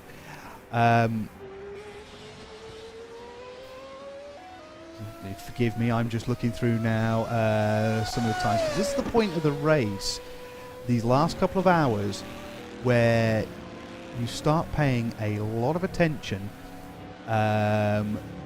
to sector times, to overall lap times, and you're just trying to gauge where people could potentially be, what could potentially happen.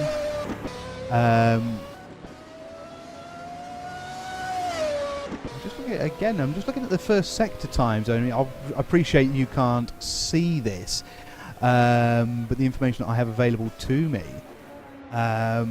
Avanti obviously sat behind Barracuda. Barracuda now 7.2 seconds to go for the gap. I dare say lapping a smidge faster. So I'm going to see who could potentially be in the Barracuda cars. A little bit difficult for me to see, so I don't think I'm going to be able to give you any information on who it is. So it's going to be quite an interesting one. The gaps that I'm going to be looking at are 4th to 6th and 2nd to 3rd. Now, I haven't seen purple helmets. I haven't seen any indication of the penalty being served or anything like that. But again, the gaps seem to be hovering around about the 7.5 between Cam Sport and purple helmets. So that will be an interesting one. That will be an interesting one to see. Oh, blimey, we've now got 20 viewers watching the stream as we hit 11:30 in the morning here. I popped my head out earlier, and it's almost nice that we are virtually at the Yas Marina Circuit, because whilst it looks nice and warm and sunny there, here in Milton Keynes it is Baltic cold, and it was peeing it down earlier. So so that's going to be an interesting. Again, the oh, and Grant has just put his head back in. Do you have any information for us, Grant?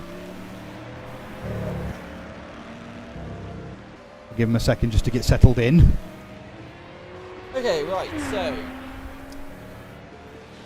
obviously the steward in team sees it in a slightly different way to how Yep. lots of us have seen it, but that is their call, so we respect that.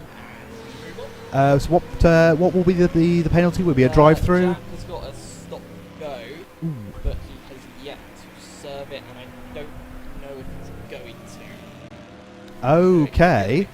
So I will also tell you, Blue Barracuda have unfortunately been given a penalty. Martin Buchan went into the Go for the Gap car, Aidan Carter, around the same time. Oh, right. I missed that. So the stewards have been very busy.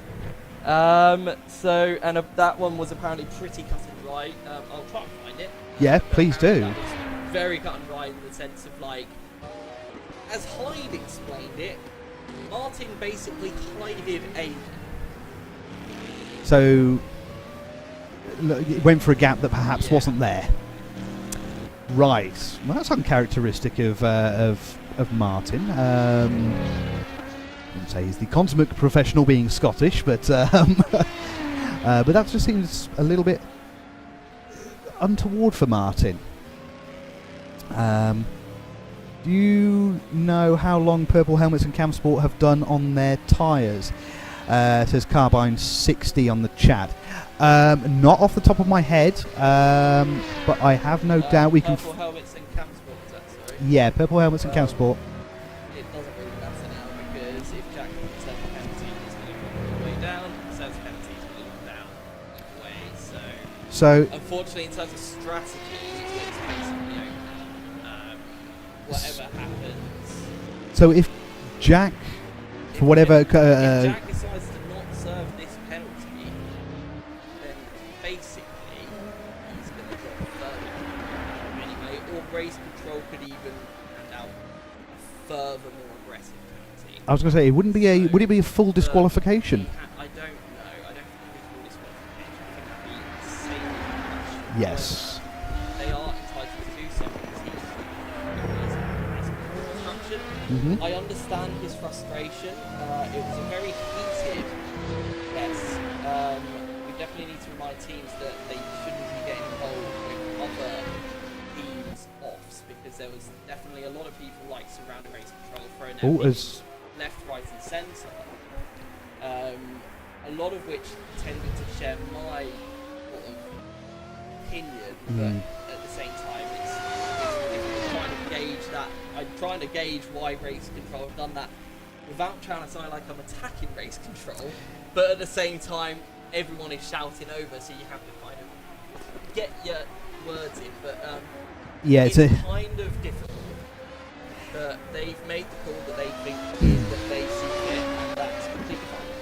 That's up to them. That's not for us to decide if we are not. No, and it's a very tricky job being a race steward because it's almost a case of you're damned if you do and you're damned if you don't. So it's a task that really I do not envy anybody having to do, irrespective of whether it's this race, the next race, any other race, whatever it may be. Yeah, it's a task that I really don't envy anybody. So, but as you say, race control, essentially they are God. What they say is law. You might not agree with it sometimes, or you might agree with it sometimes, but it's still the law. Well, it's every series, isn't it? It's every racing series on the planet. Exactly. At the end of the day, they are privy to, they've spent a lot more time looking at it than we have. Yeah. More angles than we have, so we take their opinion with respect, and if they choose to penalise a car and we don't agree with it, then that's that. It doesn't really matter at the end of the day. I mean, it's a shame that it's ended that way, and I think that's what I'm more disappointed about in terms of just the great battle that they could have had ended with them both passing each other. And obviously this now has serious ramifications for the championship with Blue Barracuda in P5 as well. Yeah. Now I was hoping that you perhaps have got a little bit of an update for us on. Well, let's swap seats, and I can put the info in. Yeah, I was hoping you can have give us a bit of an update on the championship. If it were to end where it is now, what would happen? Okay, so currently we've got purple helmets in P2, but that's probably not to be the case, so but we'll just pretend they're in P2.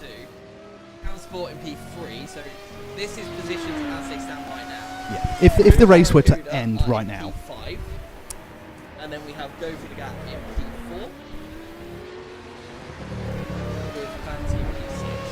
So, purple helmets still champions. Yep. What happens still champions? Then it's Barracuda in second. Barracuda gets second just. And then third place then is Brabham Esports. Ooh. So, but if Camsport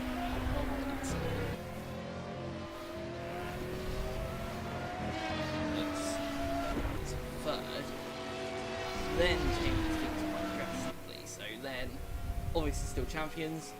Blue Barracuda still 263. Then Camsport 268. So then it goes purple helmets, Camsport, Brabham. Oh wait, sorry. Purple helmets, Camsport, Barracuda.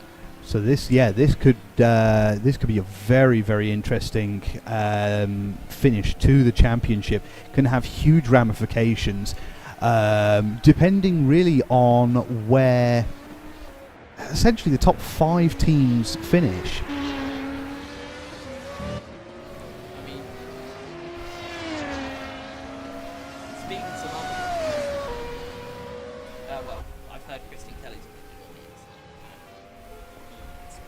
About it. So I don't know what's going on from here. I don't know what they're going to do about Team Homeland not committing. That's entirely up to the race steward's discretion.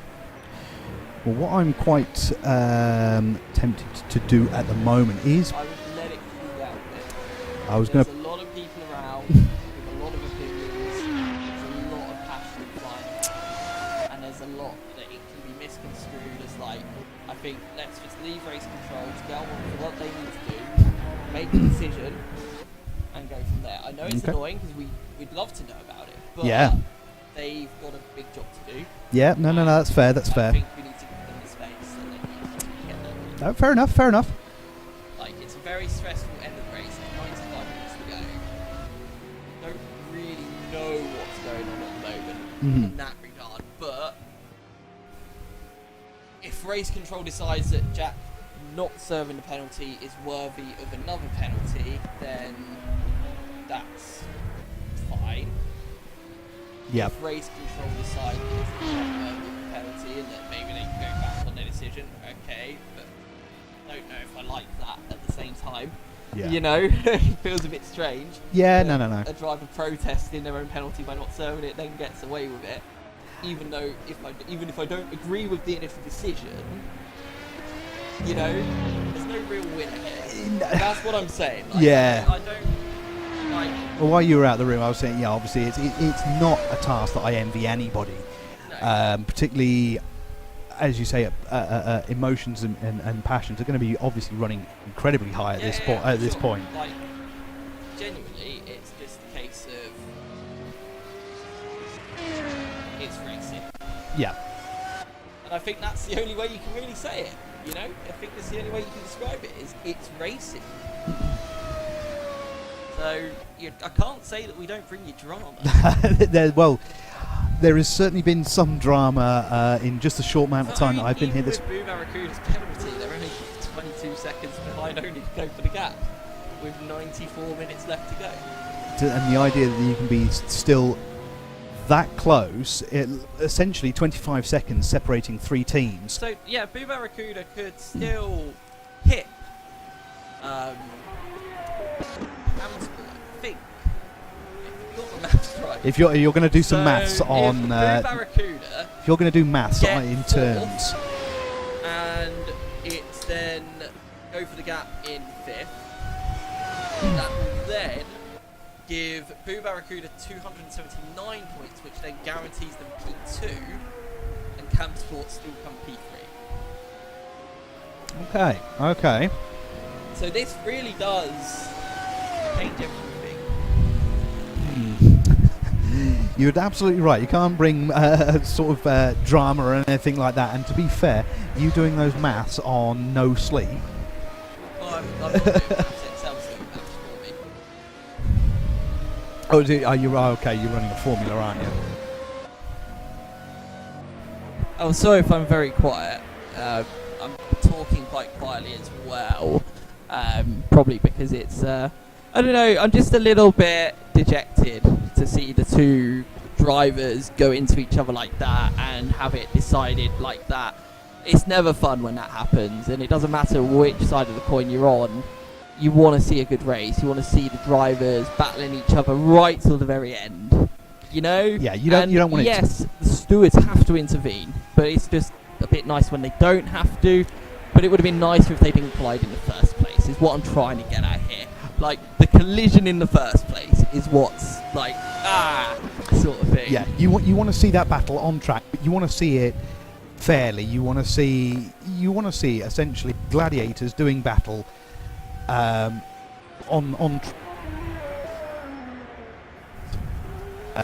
dictated by a decision that, as you say, you might not agree with, or you might agree with it. That's irrespective. It doesn't really matter. It's in terms of the race stewards. Yes, you did. Quite an important one. So Onid Cam Sport and Team Purple Helmets came together. We deemed it as a racing incident. However, I apportioned, like, if I had to blame a driver, then I would have blamed Christian, but would not have penalised him. It was a racing incident. Basically, they're side by side going into the really high speed left-hander. Christian's on the inside, Jack's on the outside. Jack is marginally in front. Christian is braking and he's on the inside, but as he's braking, he's starting to steer the wheel and he doesn't turn for the corner because of this, so he goes straight into Jack. So the side by side goes straight into him and it wipes both of them out. So race control have deemed that Jack should have realised that Christian, where else is he going to go, if that makes sense. So they've determined that Christian had nowhere to go, therefore Team Purple Helmets deserve a stop-go penalty. Now, Team Purple Helmets aren't particularly happy about that, and they've just continued, and I think they're going to ignore the stop-go, which is either going to incite the stewards more, or we don't know. They might just let the stop go, as we've got Fault Shark stopped at the side of the track. So we might have our first pod failure of the race with 90 minutes to go. So I'm going to go outside and see what the hell's going on. And I might have to run to the loo before this, because if I've got to drive that safety car, I better have an empty bladder. Yeah, so it's going to be, I don't know what has happened there with Shark.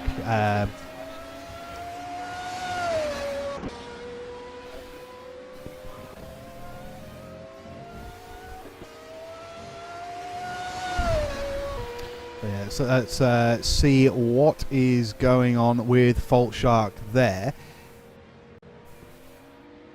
I'm just trying to hear in the other ear that hasn't got a microphone or anything like that. I'm just trying to hear out the corner of my ear what could potentially be happening there.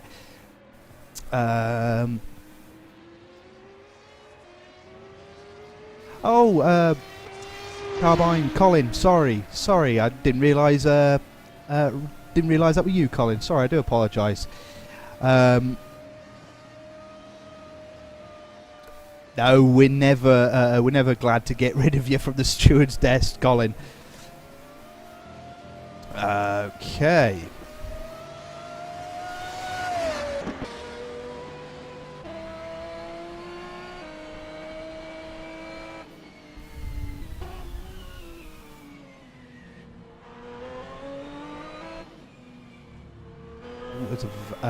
Barracuda are in the pits.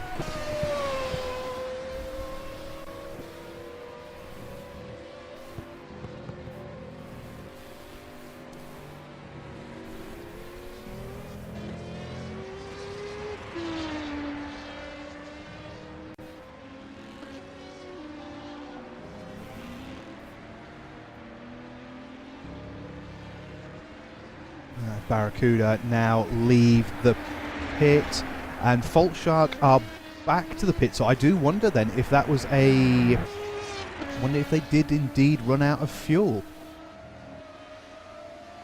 Well, that is interesting. That is very interesting.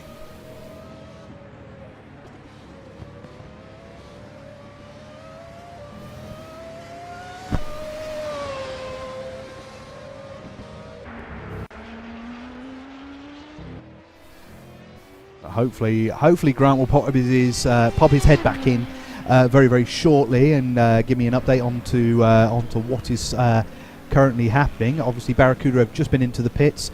They are now 30. Oh God, I'm really terrible at maths here. I do apologise. So Barracuda are now currently. Oh God, I'm really, really bad at maths. Hold up.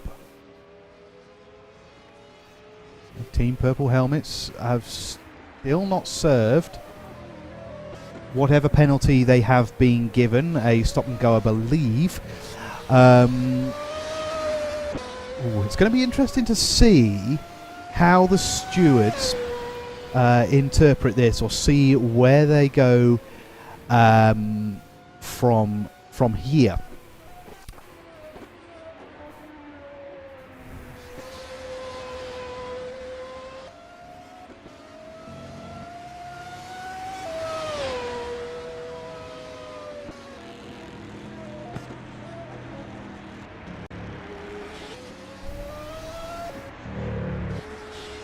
Forgive my quietness, just for a brief second. I'm trying to hear what might be going on, as Grant has popped his head back into the door. Does he have an update for us? Daly forgot to look at his fuel tank and ran out of petrol. Oh, so there is no safety car required, because I can fix that, which is we've now fixed. We've given them a 30-second wait in the pit lane as well, so even though yes, they lost time by stopping on track, we can't just obviously justify giving them a free pit stop for no reason whatsoever. Yeah. So we've made them wait 30 seconds and then let them rejoin the race. So they've lost probably about a pit stop. Okay. Maybe a bit more. Because you can't just let them go. No. Because otherwise you've just been like, well, that's okay that you've run out of fuel. Don't worry about getting all the way back to the pit lane. Going in the pits, getting fresh fuel, getting fresh tyres. We'll just put you back on track. No. You need to wait. You need to be punished for that oversight. Yeah. I have also spoke to race control. Now, the stewards are deliberating on what to do, i.e. the ignoring penalty. I don't think I'm going to hear anything for a while. Okay. So I think what we should do, just in the spirit of the race, is just focus on what's just happening on track. Yeah. Between Purple Helmets and Camp Sport. Report on it like nothing's happened. Well, not like nothing's happened, but like, you know, as though that's where Jack is. Yeah. However, bear in mind this could change at any time, because I don't want to give anyone false hope or anything like that. So, you know, like, but they are running in P2. I could hear him discussing strategy about what Cam Sport are doing. You know, so in Jack's mind, he's still racing them. Okay. We will wait to hear and see what the stewards decide. So that's the line in the sand. We'll ignore it. You know what I mean. But yeah, well, not ignore it, but you know, we'll obviously bring you the news when we get it. But it is quite a complicated situation. Yeah. And I think that it's quite a difficult. I think this is even harder to punish than the incident, because you need to be harsh. But where do you draw that line? Yeah, there's being harsh, and then there's being harsh. Because I've served penalties I don't agree with. Yes. Yeah. Likewise. You just do it. You might not agree with it. I'm not having a go at Jack. No. Just passionate. He's tired. We're all tired. We're all passionate about like our opinions for this incident and so forth. Yeah.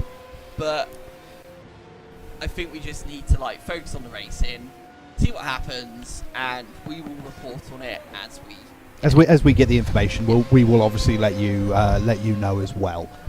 Yes, but I feel like it's going to be something is going to happen.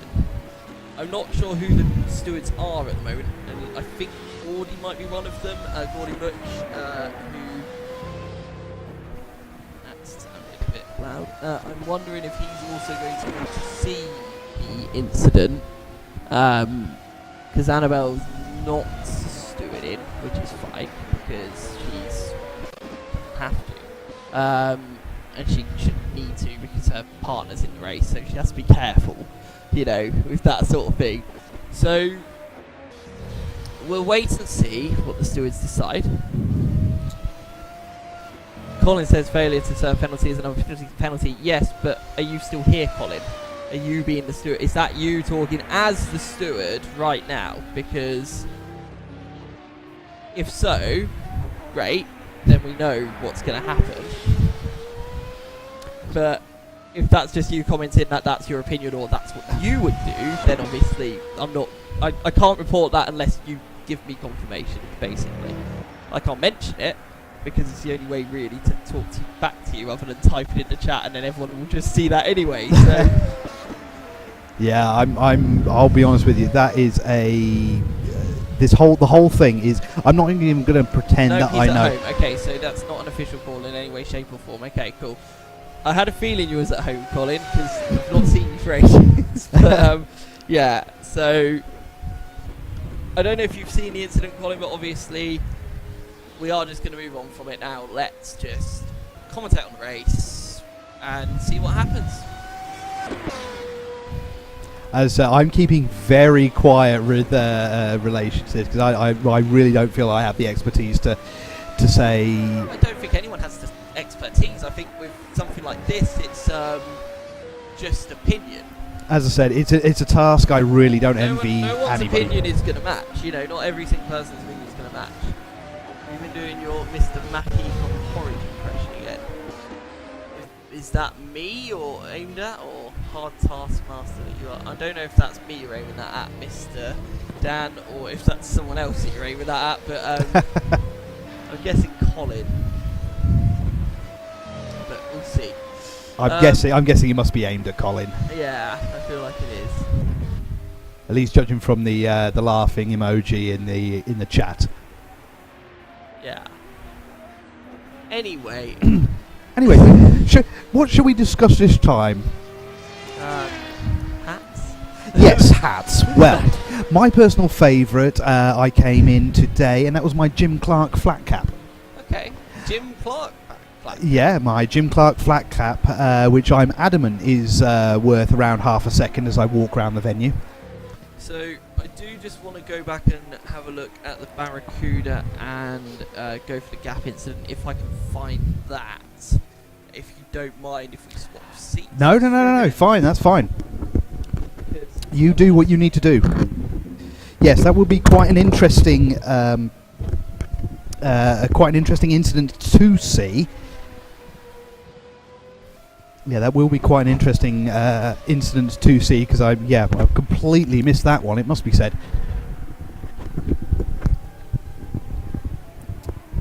So while Grant squirrels away on the computer in the background to try and find that, I will keep you updated with what's going on as we watch things live. So Avanti are ahead of Barracuda. About 33.9 seconds there. Now with an hour and 18 minutes. There is just over a minute separating 4th, 5th and 6th positions. That's Go for the Gap, Avanti Racing and Barracuda. So that again, a lot can happen in that time, particularly as the strategies really come into play over this period of time and over the last few. Well, I say few minutes, but you know what I mean. Over the last part of this race, looking back down the grid, I mean, Team Purple Rain still holding that fastest lap. So it'd be very interesting to see who is in their car to set that lap. Actually, obviously, Fault Shark, who did make a bit of a boo-boo, missing out on the. Or running out of fuel, I should say.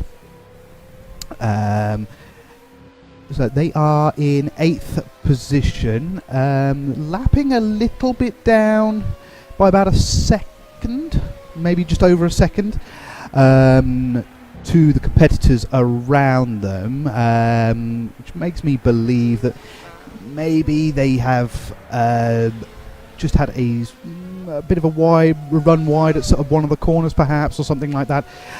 Grant has just informed me that we have found the incident between Barracuda and Onid Go for the Gap, so it's going to be interesting to see what happened here. So, in my eyes on that one, Martin is outbreaks himself completely. So if you Grant, 2 seconds. Purple helmets are in the pits. okay, I think that is a regular pit stop. Is it? Yeah, that's a pit stop. Okay, so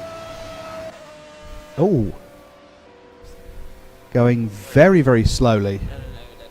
That's me being stupid. Oh, have you just slowed it down? No, it's just me on this one trying to go live and being tired. That's just stupid me.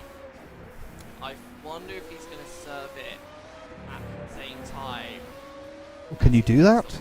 I mean, Brabham did it earlier. Okay. Not really supposed to do it, but Brabham did it earlier. So I think that argument's going to be, well, if Brabham did it, And that's the problem when you allow something that perhaps you shouldn't do to go. little sneaky peek. Okay. As Brabham are in the pits as well. At least according to the... So, Jackson Circuit. So I think that's obviously behind. He has a drive-through. Okay. Okay, Grant has just given me a bit of information in the background there, so you probably didn't hear that. So it's going to be interesting to see if I just bring up... oh, good lord. I am not good at multitasking, so... I am not good at multitasking. Maybe that's a guy thing? I don't know. So... Now, only go for the gap. I've just seen they have increased their lead over Avanti to now sitting at around about 40 seconds. So I'll see if I pop my head out just to see who is in the go for the gap car at the moment. I believe it may be Aiden.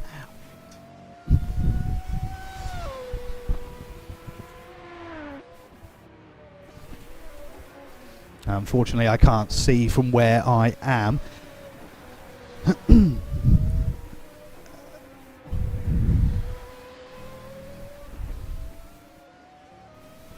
As we tune into watching Avanti pounding around the circuit now. Going through all these liveries and everything like that I've seen over the few hours that I've been here, I'm going to be honest with you, I think that Avanti livery is possibly my favourite. Again, I can't unsee the Lynx Africa thing, admittedly. However, I do like that, I must be honest. So, at least according to the information that I've got available to me in front of me, Napa are currently in the pits. They are... Napa are currently in the pits, and you can see that on your bit of information that you've got in the stream in the top left, as they now exit their pit box and continue down the pit lane, obviously on the pit limiter. So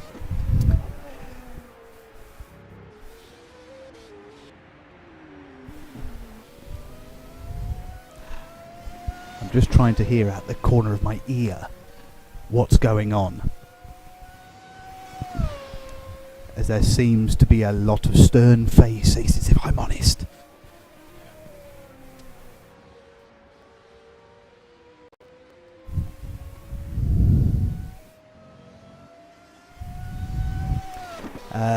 And Bev, rules are rules, penalties must be served, you don't have to agree with them. I think that's the fact of the matter, that's my personal belief, but I have been instructed, I'm not going to discuss it.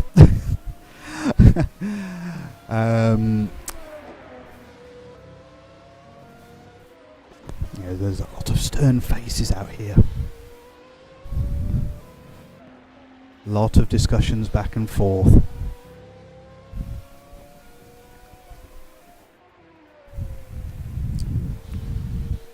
So, let's move swiftly away from that, like I said, because I really don't think I have the the expertise to be commenting on any of that. So having a bit of a lull period at the moment, perhaps. So go for the gap. Avanti and Barracuda are again. They're all sort of hanging around about the minute mark. A little bit more actually. Sorry, about 70 seconds separating them. There's a couple of laps separating Napa from Barracuda, 7th to 6th. Fault Shark a little bit further back there by 6 laps. And then obviously we've got Purple Rain in 9th, who are 8 laps further back from Fault Shark. Obviously Brabham Esports they're just not making any mistakes whatsoever. Just no mistakes. That's how you do endurance racing. Sprint racing and endurance racing, vastly different. It's one of the reasons why I've come to love endurance racing. Certainly taking part on it. Certainly taking part on it, I've really enjoyed it. And as I said, each time that I watch the streams or anything like that, it makes me really want to take part. Again, I have every intention of being back next season. So it's going to be interesting to see. Now, you might be aware.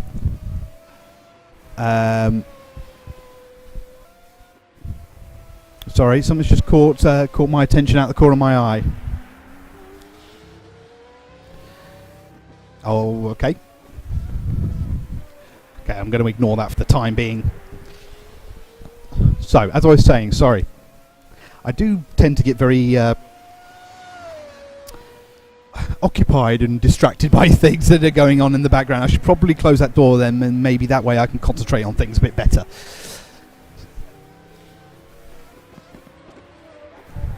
There we go. So I'll close the door and it'll stop me getting distracted.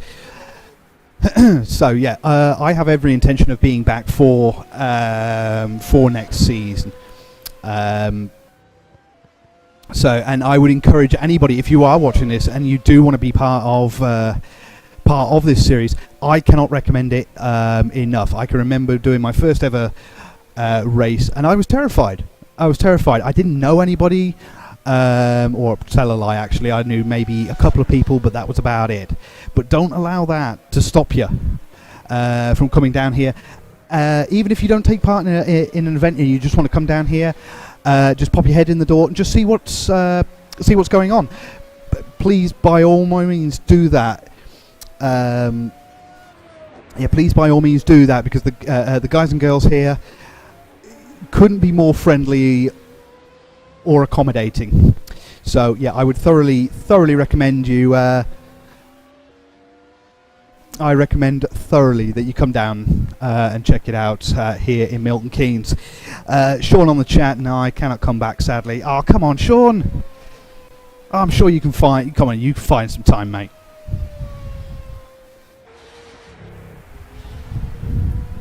But yeah, I can't recommend the guys and girls here enough. They really are accommodating. Even if it's a case of, as I said, perhaps you've never even done anything like this before. Just come down, because trust me, you will enjoy it. If you want to come down, enter a team into one of their series championships. Obviously, there are touring cars. Touring cars being run this year. We've got the Porsche Cup as well, and obviously this being the final round of the endurance series. Obviously, there is the endurance series as well. So, yeah, I'm gonna stop plugging now. Don't worry. But yeah, I can see what Grant meant in that when you're on your own, you kind of have to have things to talk about. You have to be quite good with your own presence, I guess you could say. And I don't know if I'm particularly good at that, but there we are. I do massively miss it, though. It's great fun, and everyone will help you out. Absolutely. Absolutely, Sean. Yeah, no, I absolutely agree with you, Sean. It's a real shame that you can't, unfortunately. Yeah, the time and the money, that's the eternal problem. That is the eternal problem, time and money. Everything is controlled by time and money. So, believe me, I've got every sympathy for you there. I must be honest, kind of coming here today, I was working last night, trying to find the time to do anything. There's only 24 hours in a day, and that is a real pain. That is a real pain, because sometimes you do wish that there was more time. So, yeah, so I do know what you mean, Sean. But hopefully you do get to pop your head in every so often, though.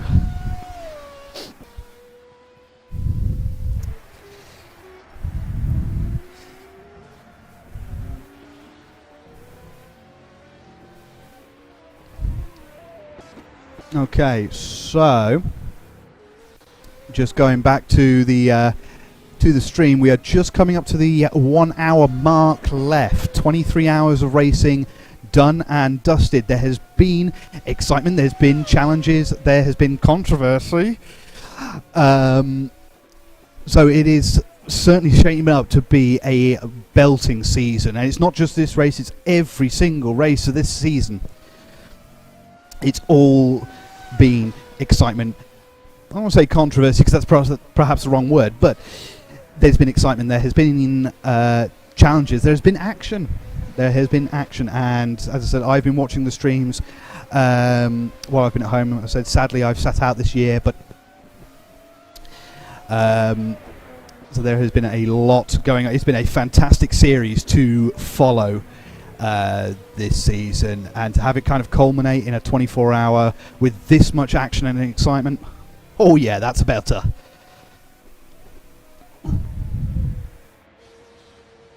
I'm just having a quick look at the chat, because I think I might have missed a couple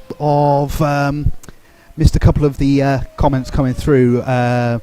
Ria, it's my son's first race. Hoping Jamil will continue and do more. Proud mum moment. Well, I tell you what, Ria.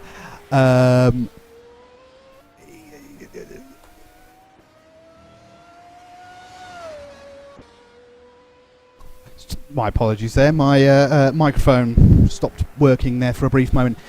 Yeah, Ria, obviously being your son's first race. Correct me if I'm wrong, by all means, but I believe he's driving in the Napa car, if I'm not mistaken. Again, as I mentioned previously, just finishing a 24-hour is just finishing a 24 hours is an achievement in itself.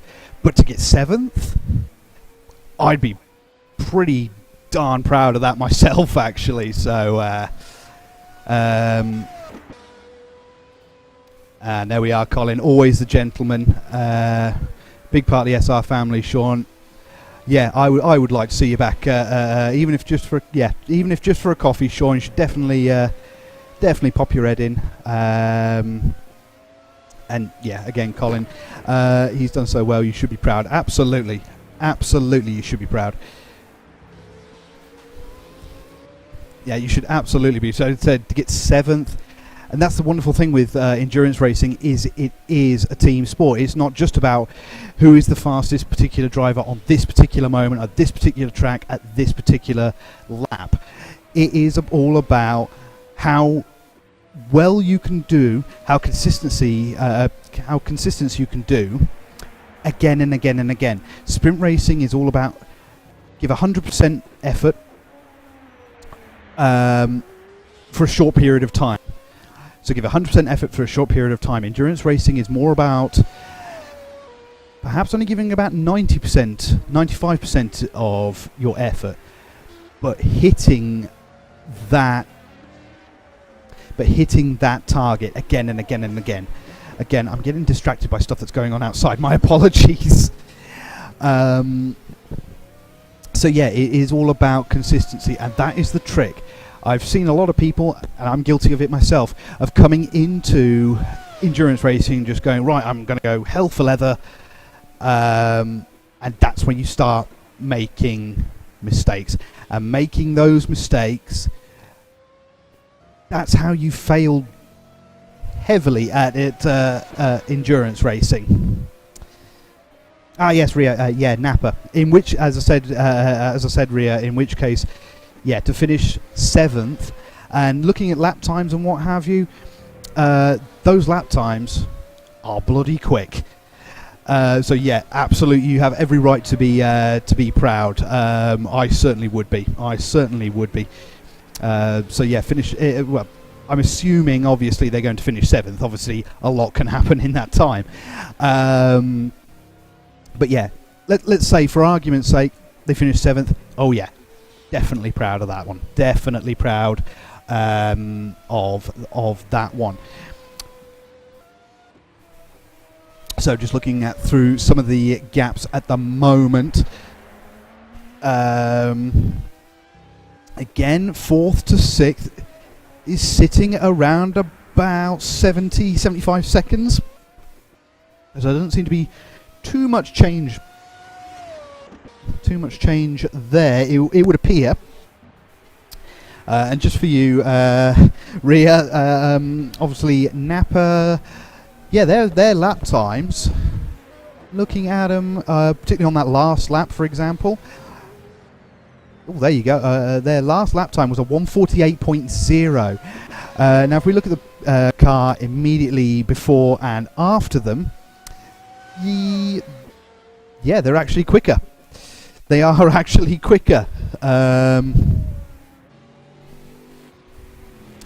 In fact, hold that thought for 2 seconds. I'll see if I can pull up the Napa car there. But their lap time, they are actually lapping a little bit quicker than the car immediately before and after them as well. So, unfortunately, I don't have the information available as to whether Jamil is in the car currently. So forgive me on that one. Dan's just saying Jamil has done a great job, and I'm sure Goldilocks and Snorlax are very appreciative to have him on the team. And Salma, proud sister too. Absolutely. As I've done sort of 3 or 4 24 hours races, and they are, particularly when you get to this final couple of hours, it's particularly a slog. So, We have a battle for P2 that is on track right now. Here we go. This is real battle. Not live, I will in a second. Okay, so I'm just going to give you an update. So after a lot of deliberation, the stewards have basically told Purple Helmets they have to serve it or they're disqualified. They've now served the drive-through. This battle that we're seeing on track now, this is the battle for P2. So this is live. This is the live battle for P2. So all of the politics go in the bin now, because this is it. This is the race. So we're going to see which one of these 2 drivers is going to win. We've got Christian Kelly, come second. Christian Kelly versus Jack Ashton. Now Jack, he's riled up. He's just fed up, and he's just going on and on and on. But he needs to now head down, focus, and get to the job at hand. He needs to be very careful that anger, resentment, whatever it might be, does not translate into making a silly mistake or a silly manoeuvre on the Cam Sport car. I mean, obviously they are less than a second apart on track right now, so it's going to be interesting. We're going to go for round 3 between Cam Sport and Purple Helmet, so it's going to be an interesting one to see how this one plays out. We've got 58 minutes 10 seconds left of the race. Yeah, we're super close to the end of this race now, and already the Cam Sport car is actually pulling a bit of a gap on Jack. So it's going to be really interesting now. What's going to happen? Is he just going to drop him, or are we going to be in for a battle here? Now, Jack's not going to give this one up. I know Jack's not going to give this one up. Not at all. He's going to want to do this to prove a point now. Oh yeah. There is going to be a prove a point section here. Yeah. So it's going to be an interesting podium that I have to present. Yeah. Good luck on that. Is that what you're saying? I'm not entirely sure David I'd want to do. Brabham was in the venue. Oh, was he? Yeah, he popped in. So he must be over the moon to see how well his team is. He's in a really good mood. He's in a very, very good mood. So I'm very happy about that. Happy days. And then, so it's just all coming together really well. So it does appear that the purple helmet So- car is dropping back a little bit more from the Cam Sport. Yeah, unfortunately, Boo Barracuda, P6. So P2, championship contenders, and they might not even be top 3 in the championship. Does something happen? So obviously there was the penalty. Yep. And then afterwards, I think Martin was just beating himself up a bit too much. Didn't really have the pace. Nathan's going to get in for the final stint, and he's already dejected himself because he says he's not as fast as the drivers in Avanti or Go for the Gap at the moment. So they have settled for 6th. It's always heartbreaking when that happens, especially after you've put in 23 hours of effort. Maybe they've not fully looked at the strategy, because Go for the Gap are in the pit lane now with 56 minutes to go. Ooh, that's going to be dicey, as you say. So it's about 55 minutes per stint. And also, I think we are due a pit stop from Cam Sport any minute now. And we've had a pit stop from Purple Helmets about 20 minutes ago, was it now? Around 20 minutes ago? It was roughly about that, yeah. Sorry, Yeah. I've been in a lot of conversations, and I just wanted to take race control aside and just reassure them, doing a really good job, just calm everything down. Yeah. Just get the race back underway and just, get back into that flow. So just wanted to get that all sorted out, make sure there's no ill blood in the air between anyone, and just move on, So hopefully we can do that. I know that the drivers aren't exactly happy, but it is what it is. And that's the thing, as we've said it 100 times, you might not agree with those penalties or their rulings or anything like that, but the steward's word is law. That's the fact of the matter. Yeah. Whether you agree with it or not, doesn't matter. So if you can pit now, you will make it to the end without another pit stop. If you've pitted before this, chances are you need another pit stop. So I think Team Purple Helmets need another stop. I don't think Cam Sport do. I'd be very surprised to see Cam Sport come in for another stop, especially the way that they've been managing fuel and tyres throughout this race. They seem to have just edged it better than... I think they owe us one. Ooh, I think they owe us one more stop. Okay. Yeah, but I thought they would have took it by now. So my maths is... But they keep eking out every single lap. They just keep eking out that advantage. They seem to be able to go a couple of extra laps further than everybody else. Yeah. Are they the new Minardi? I think so. If you might not be aware, there was a team, Scuderia Minardi, who used to be famous or infamous, depends how you look at it, for their fuel saving. In the pits now as well. So Go for the Gap have rejoined 7 seconds ahead of Boo Barracuda, but I don't think Nathan's jumped in the car yet. So I think Boo still have to pit, which kind of settles that one, unfortunately. P5 for Avanti. I need to stop playing with that. P5 for Avanti. It's fine. I'll find it. Or I'll forget about it and never find it again. Almost certainly. What was it, actually?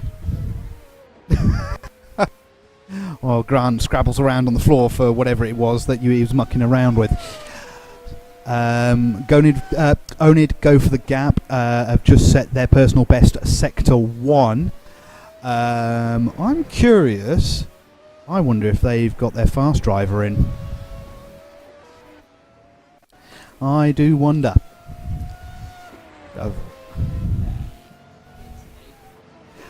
So yes, Grant's just giving me a bit of information that apparently, Go for the Gap have got their fast driver in. So that is going to be an interesting one to see how their sector times. Yeah, exactly. Personal best in Sector 1. Be interesting. Not a personal best in Sector 2, but that's not the end of the world. It'll be interesting to see. So Barracuda have actually jumped Avanti. I don't know if they owe us a stop or not, and if they do, it might just be a splash and dash. So it might not be all doom and gloom for Boo Barracuda. They did seem quite dejected and accepting that they're gonna be 6th, but I don't know if they need to pit again. I might run out, ask someone, run back in. I'll do it live. How cool will that be? Yes, We'll yes, be like absolutely. Be like a proper pit reporter. Yeah, do a bit And just hope that they're not so angry that they just ignore me, because they're not in the best mood. But I need to know. I can imagine they're probably not. So I will let you go and run around and do that, as Go for the Gap have set their best lap of the race at a 1:45.148. So I guess you guys are going to need a splash and dash.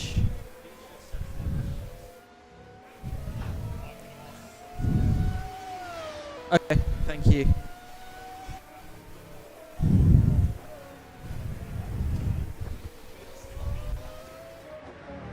You've got about 46 seconds. So, I mean...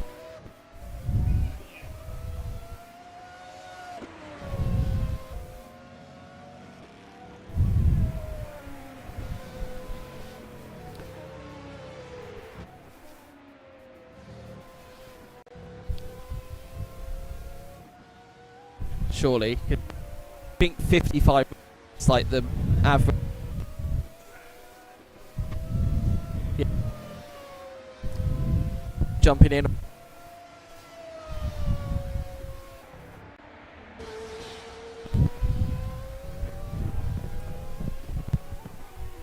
Yeah, I know. I'm doing it like pit report.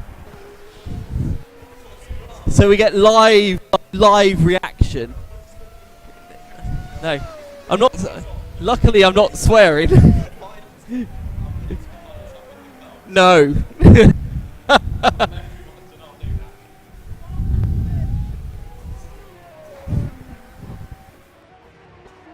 Is that the Ted Kravitz obligatory? I think that's enough to get you to the end from what I've seen.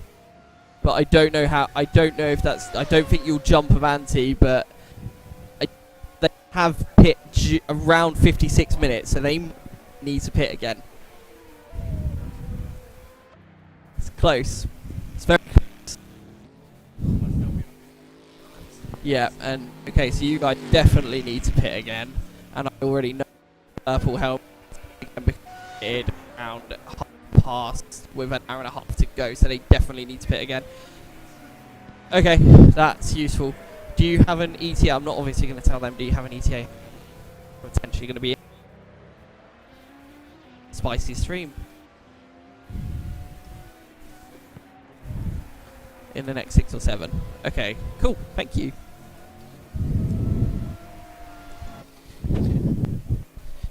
I don't know how well you could hear any of that, folks. Grant was just having a quick word with some of the teams just to see what's going on. You may have heard me talking over Phil a little bit, so apologies if that was the case. I kept quiet. But basically, so Cam Sport are going to be pitting in the next 6, 7 laps. We already know that purple helmets have to pit, so it's going to be all about who has the shortest stop, I think. And I think it's going to be Team Purple Helmets. Because I think, if I remember correctly, they needed to pit with about half an hour to go. Although, saying that, it's going to be so close, because Cam Sport have about 6 or 7 laps of fuel left. Ooh, that is going to be... 48 minutes to go. So, it's basically going to be all about which one of these two can eke their fuel out the longest now and have the shortest stop. Because if you can put 10 litres less in, that's a lot of time in the pits. That is a lot. That is a lot of time. That is a lot of time. In terms of Barracuda, so Martin is pitting Martin's pitting very soon. Don't know if they're swapping drivers. I've got a feeling that Martin might now stay in. He has a feeling he can beat Avanti. Suddenly sounding a little bit more positive that he can beat Avanti. Now it's going to be very close. I don't think they're going to be enough to jump them. In fact, saying that Avanti are only 5 seconds behind now. They were definitely more than that before, so I think they may have jumped them in the pits. Avanti, and not only that, Avanti have been setting personal bests. So, okay, right, so no, this is live. So, okay, so they're coming out of the pits now. The gap is 3 seconds, so they have jumped Avanti.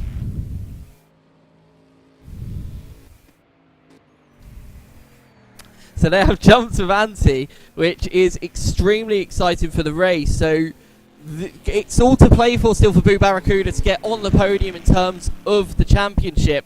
They have to keep this 5th position though. If they don't finish 5th, it's going to be a little bit of a nightmare. So I'm just going to quickly change the position. So Barracuda 5th, and then that's go for the gap in 4th place,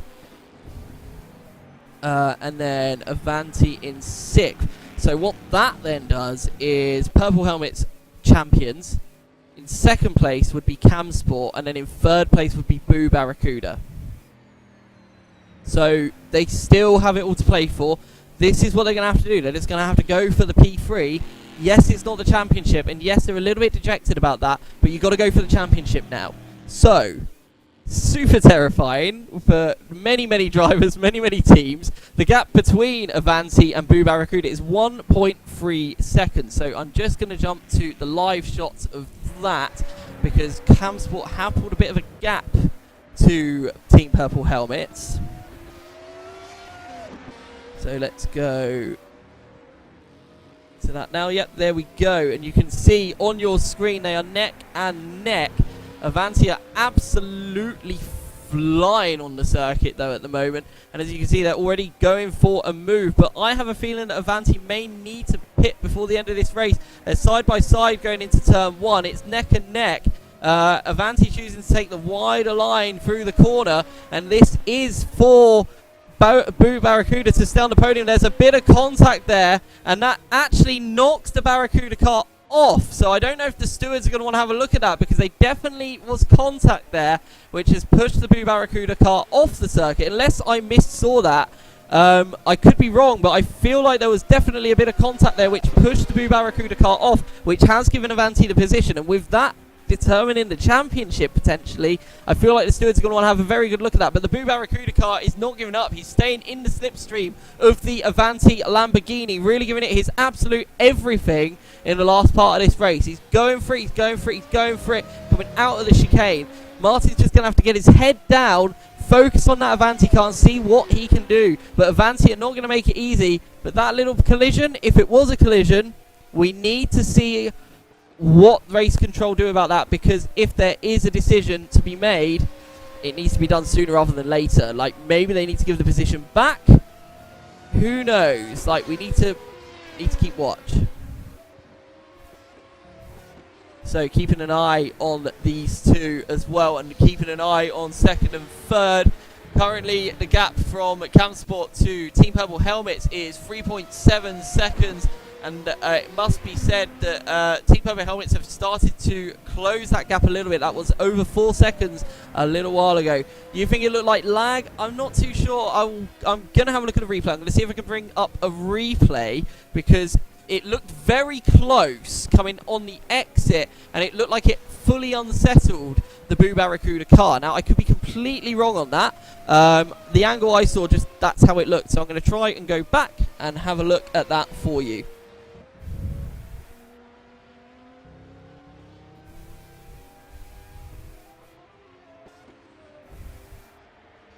Just bear in mind, I have been awake for a long, long time, so if I have seen something incorrectly, probably my brain, so apologies.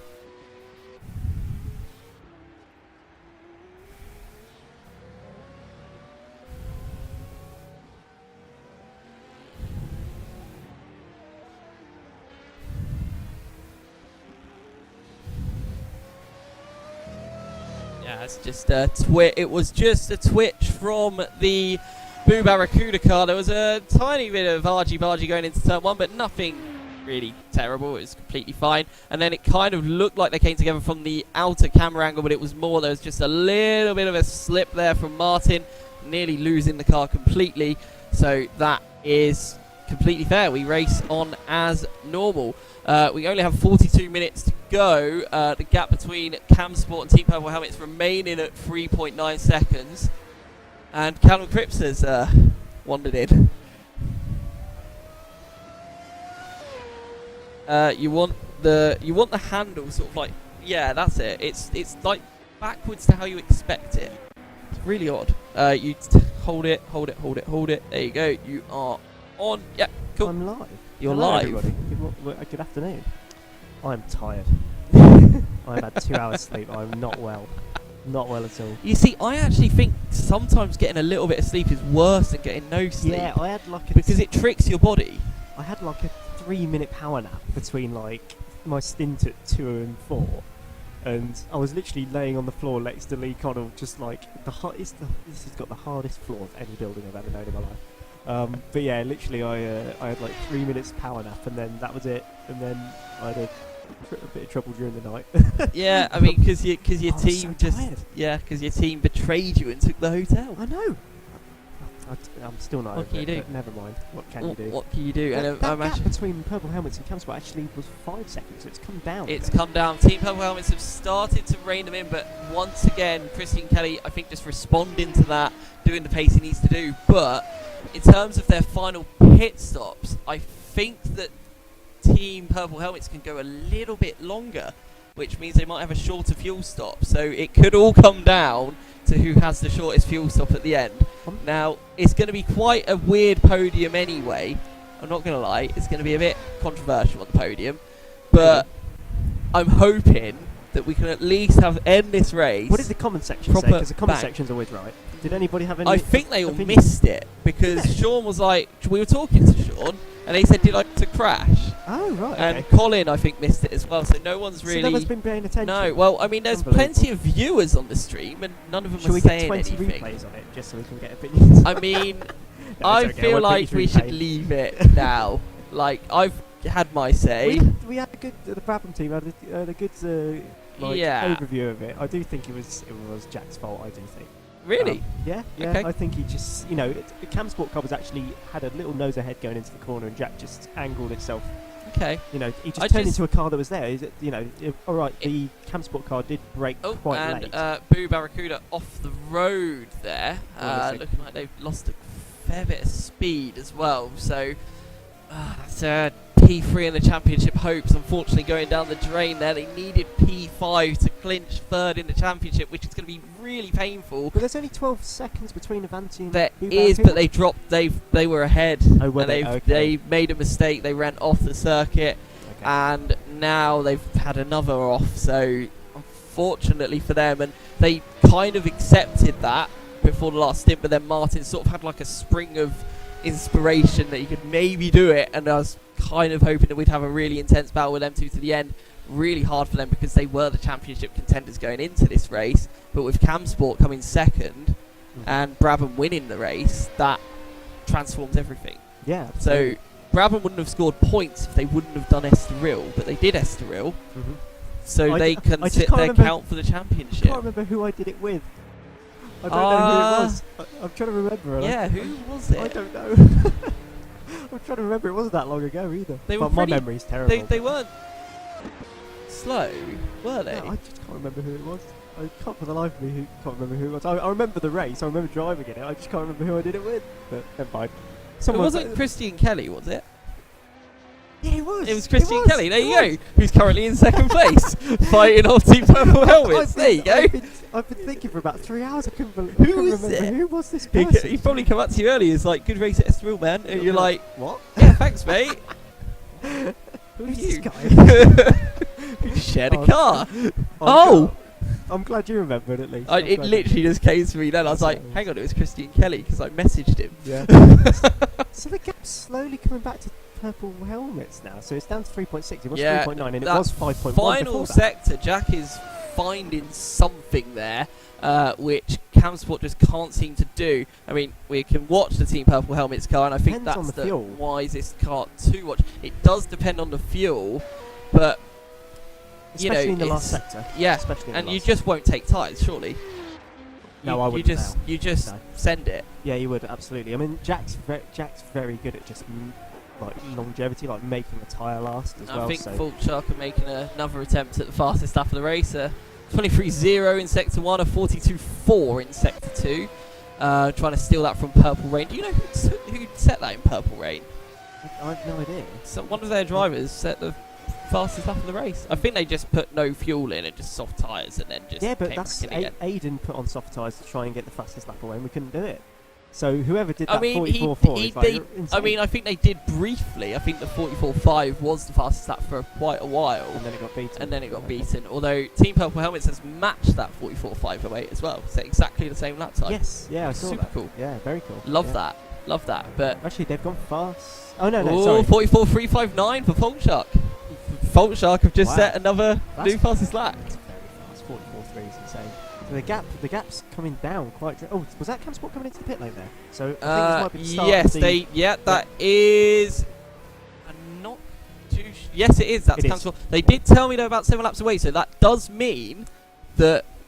Well, that means Purple Helmet's stop's going to be shorter. How much shorter? I'm not too sure, because Well, it won't- they pitted with about half an hour. Well, if they pitted at about an hour and a half to go, pit stops usually give you about 55 minutes from what I've seen of fuel. less. Ours was about Less, 52. I really? think. Yeah. Well, I know Campsport have been making it 55 minutes for sure, and then we have 36 minutes left of the race, so they must be pitted You soon. can get away with about 70 litres, I reckon. Here. So I'm not sure how long will it take. It wouldn't take too long. It'd be about 15 seconds or so stationary, I think. Yeah, and that would be. So It's going to be spicy mhm. because Campsport aren't going to take a massively long stop, and Yeah. I'm gonna just go and see how much fuel Jack's got, because then that'll give us Yeah, an idea of definitely. when he's gonna stop. so it's hottening up. Avanti have unfortunately, well, not unfortunately, I mean, they've overtaken Boo Barracuda. Boo Barracuda made a mistake by themselves, and the move was done. So unfortunately for Boo Barracuda, that does scupper their hopes for P3 in the Constructors' Championship. Well, the Championship. Are you telling teams. me that once again? Is that on?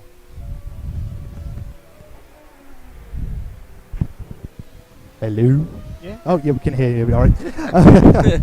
Sorry, I didn't think the microphone was on then. So, are you telling me that once again, as I step out, things happen? Yes. So Of course. now Campsport have taken their final pit stop, and Team Purple Helmets should be doing any lap now. I don't know if you managed to sneak. Yeah, in. so it's 26 litres Jack's got left, so he's got a good. Oh, was so it that's it's a three- it's proper three- splash and dash. Yeah, then. so it's a 3. How many litres were we doing? 3.5. You might be. They push it quite a bit because they don't. Fuel yeah, it. do you Purple know, helmets don't but they fuel might so- be now. Maybe, yeah, but I think it'd be worth it just to go flat out. I mean, I think Jack only knows flat out, to be fair to him. So, yeah, I would just literally run it till you can, and then just stick as little fuel So in as possible. They'll definitely be calculating. If it How was much fuel to put in. you, would you be fuel saving or would you be pushing? Because the margin is 44 seconds. I'd be pushing. You'd be pushing. Yeah, I'd be pushing. Even with the 44-second margin, and thinking if I fuel save, I can make it. Yeah, I still would push. I think you would just gain a bit more time through pushing than you would like fuel saving. In this situation, you don't want to be being conservative, do you? Because if they do jump you in the pit stop, then all that work's kind of undone really. So Yeah. the main thing is now track position. Yeah. So I would push in this instance.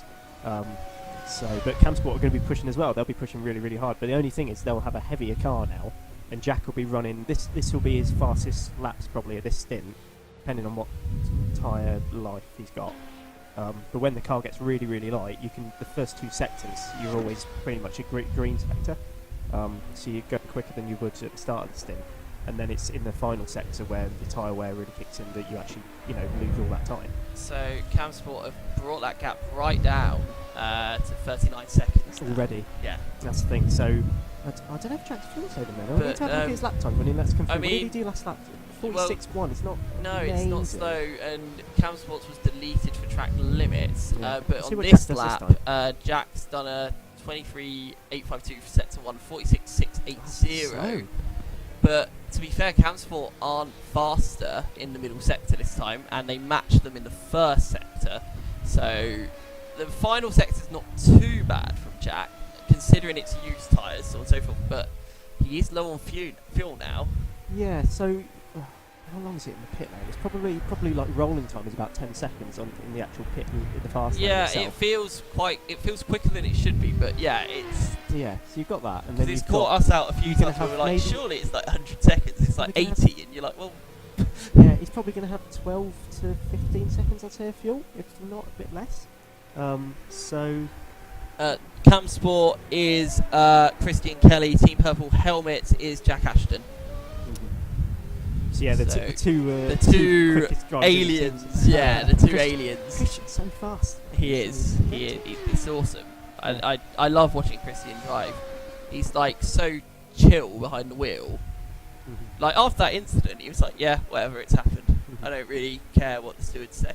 It's what it is." Well, Jack I didn't love- have that view. No, I know, but this was obviously before any call had been Yeah, made, of course. and like I quite respect that sort of just, you know, he's like, "It's what it is." Yeah, Like I like that. I like that from a racing driver. I think that's cool, and it just shows that. I think he was disappointed that it ended that way as well, because we all were. That's the main thing that hurt. Was it's like we were due an amazing battle and it was over before it really kicked into high I gear. genuinely think if because obviously Jack got out ahead of Christian out the corner after they spun. So I genuinely think if Jack gave that place back, I would have. If I was the steward in that situation, I would have been like, kind of fair game, just kind of carry it on, not to be Michael Massey or anything, but just to just let it be and carry on racing. But yeah, I was quite surprised Jack didn't serve his penalty for a while. I was quite He was quite defiant, wasn't he? Yeah, He wasn't happy about it. You've got to remember as well, though, he's only seen it from his angle. Of course, yeah. And that's there's how that many is fair. times have you seen an incident after you've been in one in like the pod, and you're like, oh, okay. Oh, it was actually Yeah. yeah, 100 loads So, of times. So I think it's like the heat of the moment, and he's just like, oh my god, Yeah. like yeah, he's really. been going for a long time And like, now. to be fair, my initial opinion is it's more a racing incident than anything. I'd say it's 60. I think it's like 70-30 on Jack to me. It's interesting because to me, Christian braking and steering was like the reason they got contact in the first place. Because when you look at the onboard, he's steering the wheel, but he's flooring his foot on the brake, so he's literally just skidding Yeah, in with a these straight cars, line. you can't trail brake in these things, especially No. when you've got a lot of braking force on. So So now what's- you literally have to brake in a straight line off the brakes Yeah. and then roll the car. But in. he's steering and braking to go through Yeah, the corner. I So think, but then, that's yeah. where I was like, because from at first it's like, oh well, Oh, we just had a bit more wiggle. Oh, From the brake. Yeah, carry on. yeah. Just from my view, it just looked like the way that Christian was steering and braking at the same time. It's like if you come off the brakes, he would have just gripped up a bit more, and they would Yeah, have but still he's probably still had carrying too much contact. speed But at yeah, that point. It's weird. So it's basically, a weird incident. take it this way. So basically, if you're in a Formula car, you had more chance of pulling that move off because Okay, agree. because these cars, you take a different line to you take more of a tighter line into that corner than you would a Formula car, where I you mean- want as much speed as possible and you want to kind of extend the radius of the corner because you've got aero. I just felt it whereas- was quite a clumsy incident. I just in think general. it was very ambitious from Jack, going from the back, from out braking a car and then going around the outside of that corner, where naturally your actual fastest way is to keep it tight on the inside. Yeah. Which I only found out halfway through my first stint, where I was just like, I went by It's crazy, accident, isn't I it? went too tight into the Yeah, corner, yeah. and then I was like, oh my It God, feels so so weird, doesn't it? Because And you again, like, like, it 3/10. feels like you've slowed down too much for the corner, but then you gain so much speed through it, and the exit is amazing. I know. Like you're like, hang on, I why wish am I someone- over like 110 on the exit when like before I'm like 90? Yeah. I Like, wish someone had told me. I was terrible at hey, the it's start. driver but there we driver are. skill, you know. I know, I Like, should have. I I mean, know. your teammate should have told you. I know, but They're I'm the not. oldest on the team. I should be the wisest, but never mind. Right then, so what's the gap now? It's still 41 seconds, so it's actually been Gone up- yeah, extended it's a gone little bit by Jack. So Jack's Jack, pushing now. he is pushing, but he's also getting some invalidated sectors, so he needs to be careful. Well, their last lap, they were within a tenth of each other. Yes. So and Jack was marginally 47.0, but he did overtake that. It seems that like purple rain car. it feels like in sector 1, Jack tends to just have a like 1 or 2 tenth advantage. Sector 2 seems It's the fuel. relatively neck and neck, and then sector 3, Jack with the little bit of extra acceleration with that lack of fuel, I think is just getting a tiny advantage. Mhm. But to be doing that with the warm tyres is also really quite impressive. Yeah. Well, Jack was right into the pretty much right in the wall on the exit of the hotel section there.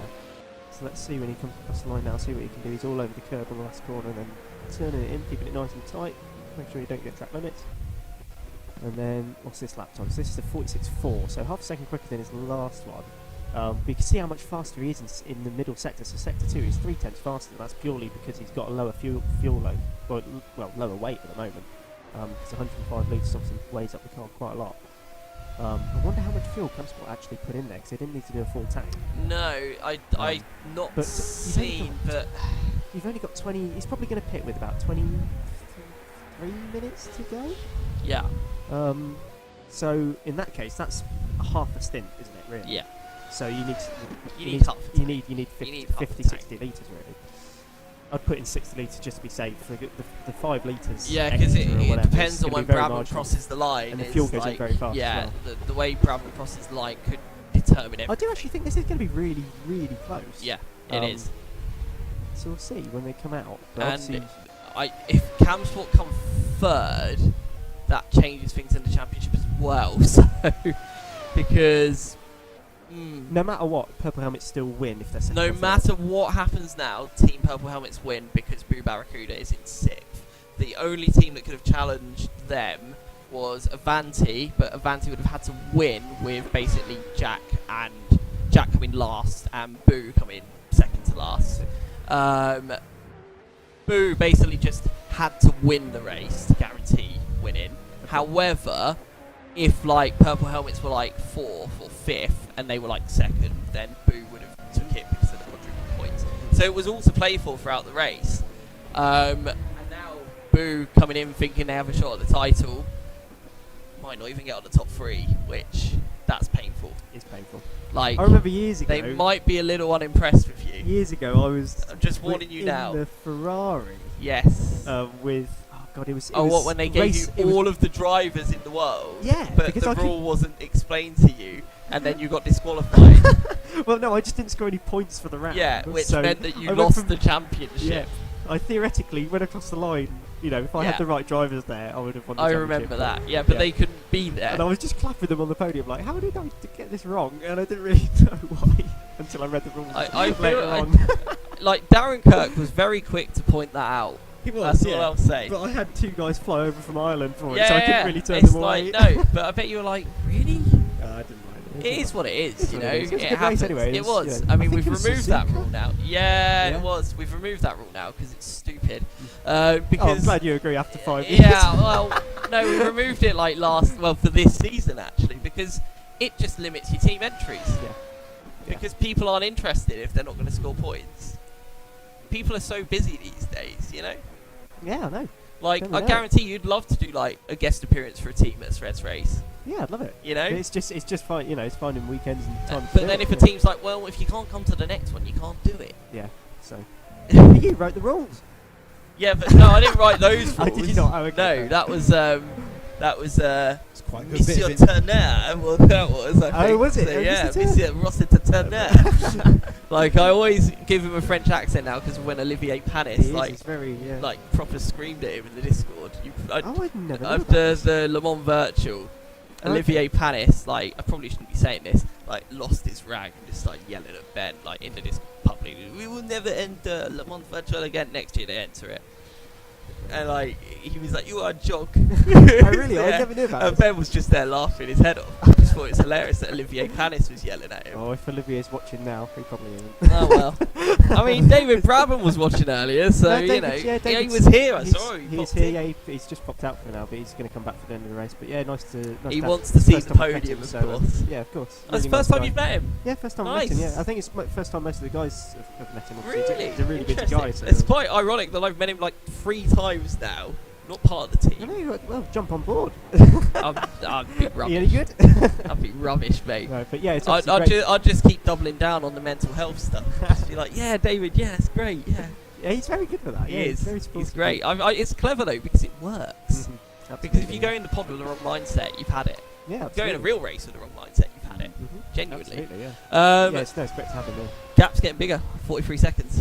It is, yeah, Jack's. So yes, it's strange. It's just, I mean, he it's found just, 2 it'll just be the attempts. fuel He's now. it'll finding be just like, a couple attempts, like 1 or 2 attempts each sector, and it's just giving him that little bit of margin. And I think anyone else enraged wouldn't be able to do what Jack's doing, but Jack it's almost fueling him because now he wants to prove a point. yeah, and I think Christian as well. I think Christian's just a bit more aggressive than Jack on his tyres overall. Still just as fast, like in equal machinery, but over a stint, I think Jack is. He's just so consistent all the time. He's really like oh, okay, so they're in now. Okay, so here we go. 22 minutes. So it's very close to what we thought. So, right then, let's Don't speed in the cue pit lane, this Jack. up For God's properly. sake. Oh God, please don't say Okay. that. No, Can it's you all good. imagine?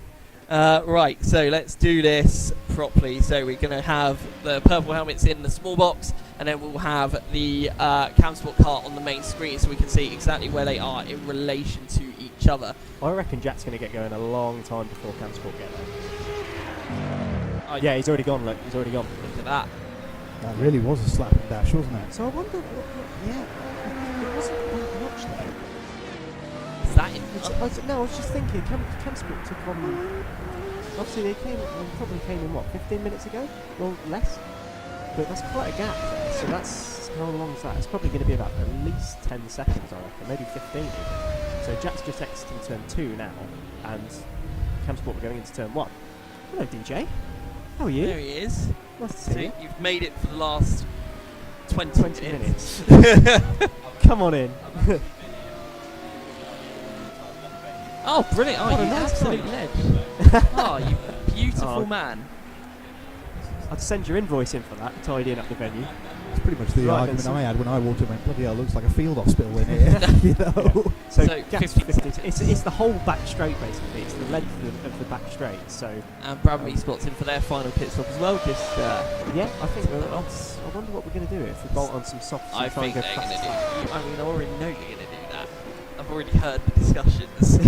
Like, Well, you need, you you just want need to the seal glory. the deal, don't I mean, you? there's no prize for it this time, so you just want the bragging rights. Well, the whole You're race gonna winning make fastest lap. Fault Shark cry.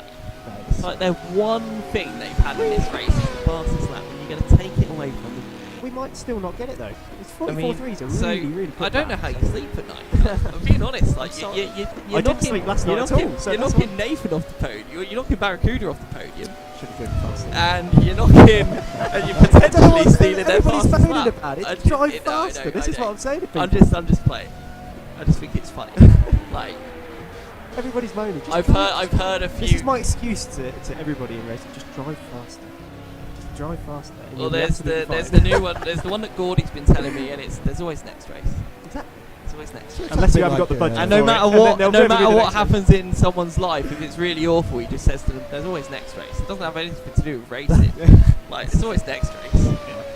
The race in the queue at the shopping centre to get your trolley in first. I mean, have you never done that? Like going through an airport, you see somebody in front of you, you think, okay, I'm in a race. They don't know it. Target. Yeah, they don't know it, but I'm in a race and I'm going to beat them Shall to we make the customs. most of Anthony Jordan's pipes? His sultry tones. Ah, okay. How? Are you sure?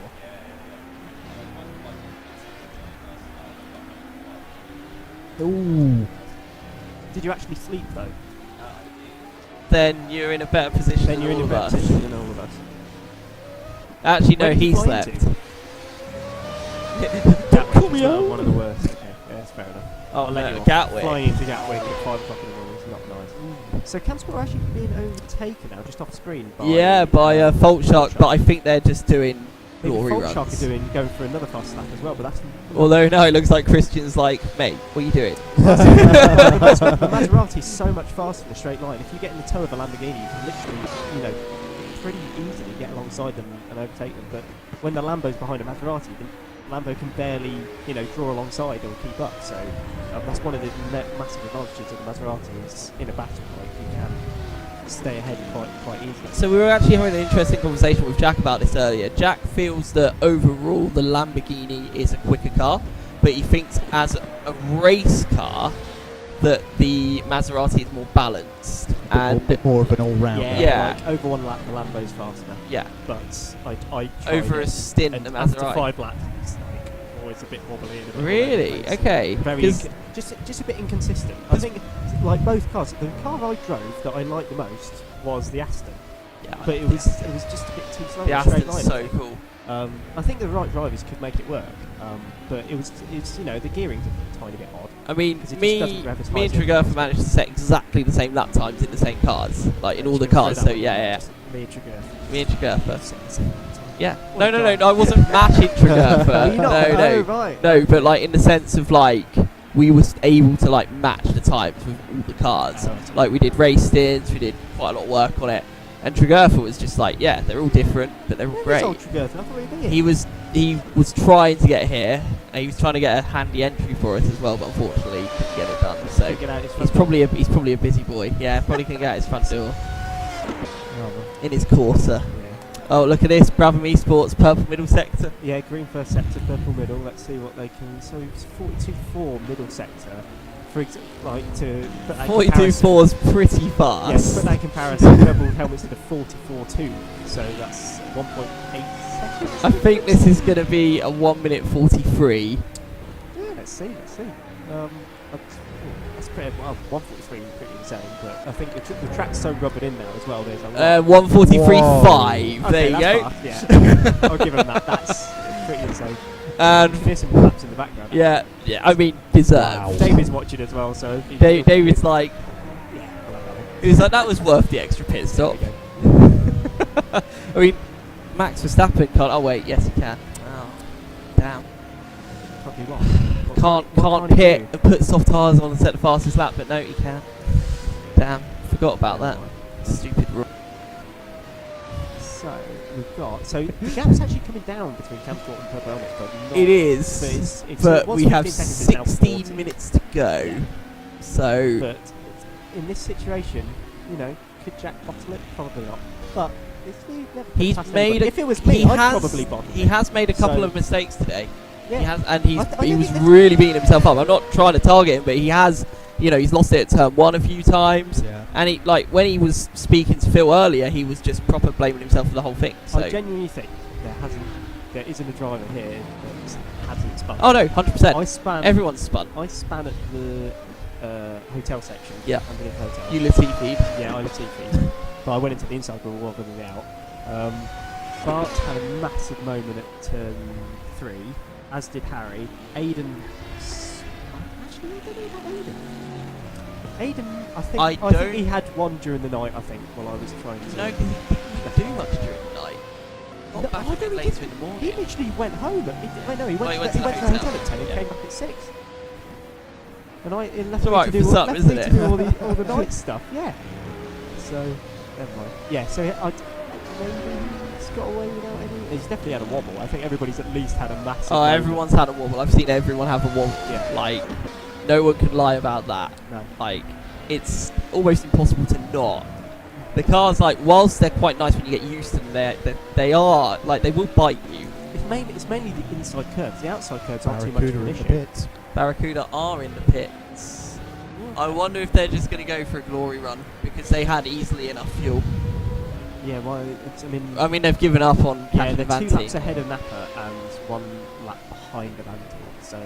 I'm Never mind. hoping that's the case. I'm hoping it's not a case of Martin has given up. I don't think why'd that'd you be give the up with case. 14 minutes to go in the 10th round? He was very dejected. Was he? Yeah. Oh, I'll go and cheer him. I've heard the second the race ends, he's going home. Freedom. Well, Screeches in hopefully, bagpipe. He hopefully just you needs do some well. bagpipes in his life. Yeah, Get some he does. bagpipe music and just put it Yeah, through what? his Discord. Just join the Discord channel and put some bagpipes in.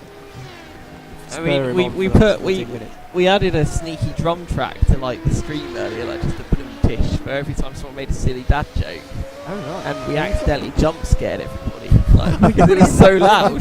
Oh, Yeah, no. no, not in Discord. No, just on the stream because it right. was like.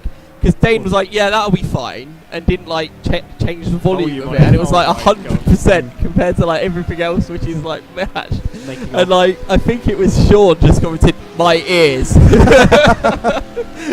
It's like, making them bleed even more than normal through this agreed and he'd just got back from a gig as well, so probably like tinnitus already, and then just that.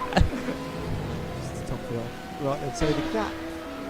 Drop into 13 seconds now, so it is coming down. but It it's is just not coming enough, is down. it? If it was a whole stint, I if mean, it was like a 50-minute stint, then like you I mean, he's gonna have to take a second out every minute yeah. if he wants even a What hope. was it? 1.2 seconds on the last lap. So Yeah. 47.8 from Jack is really like 47 is not quick. I think Cam Sports tyres are a little bit fresher. Yeah, I know, but like still a 47 is and Jack won't be on full fuel as well. So I'm guessing this is his 3rd stint on the tyres. He So did. potentially- He did. He did triple during the night. Yeah, he did. He did drop off So I a imagine he's little doing the bit same. in his previous stint, which is the one that he beat himself up a lot. So I'm just wondering if now he's thinking, I'm just going to manage pace, Yeah. just hit 147s. Because Really, our what targets you were need to a do. low 45, and then in the middle of the second stint would be maybe like low 46s. But 47.5 obviously is probably a triple stint kind of time. yeah, and if Cam's Sport doing 47 threes, Yeah. they're only going to gain like Oh 2 yeah, tenths I every know. now It's and 2 then. tenths on the last lap. Yeah, so so- never mind. I'm well exhausted. You're just hoping it's going to get super exciting. Yeah. It's kind of like the old days, the Vettel domination era, when there would always be a very suspiciously timed radio message to Sebastian saying something might be wrong with the car. And then there never was. Yeah. But like, it would give the commentators to be like, oh, he might break down. Oh my It God. could get exciting. It's like, well, it won't be exciting. It just means he won't win. So, but it never happened. And then the one time it did happen at like Korea, there was no warning of it. That was a bit Ooh. close there between. Was that Purple Rain? It's Purple Rain. So that's yeah. their good their teammate team, isn't it? That's They've Honda been Jack- racing basically everyone. If it's Lee Connell in the car, he's just been like, yeah, I'll have a race. Yeah. Like, and that's just Lee all over, isn't it? I mean, like, he was really disappointed when he found out that the bar closed. Like, He was the one who ran to it when they shouted last orders. He was the only person that actually like, actively. But he got out of his did. chair and ran, yeah. doesn't surprise me. No. I mean, it was like, we legally can't serve you. And he's like, why? I can't understand. We legally can't serve you. Barracuda are chucking in some. They are, pretty yeah, damn quick, they're going for a hot lap 42.5, so that's about 2 tenths off the 42.3, was it we saw? I think it was the Yeah. Brabham, wasn't it? 23.2 in sector 1, which is their personal best, but it's definitely not the best that we've seen. Might be. But might it's be going to be a quick lap. It's definitely going to be a 44, I think, yeah, this low one. 44. Let's have a look.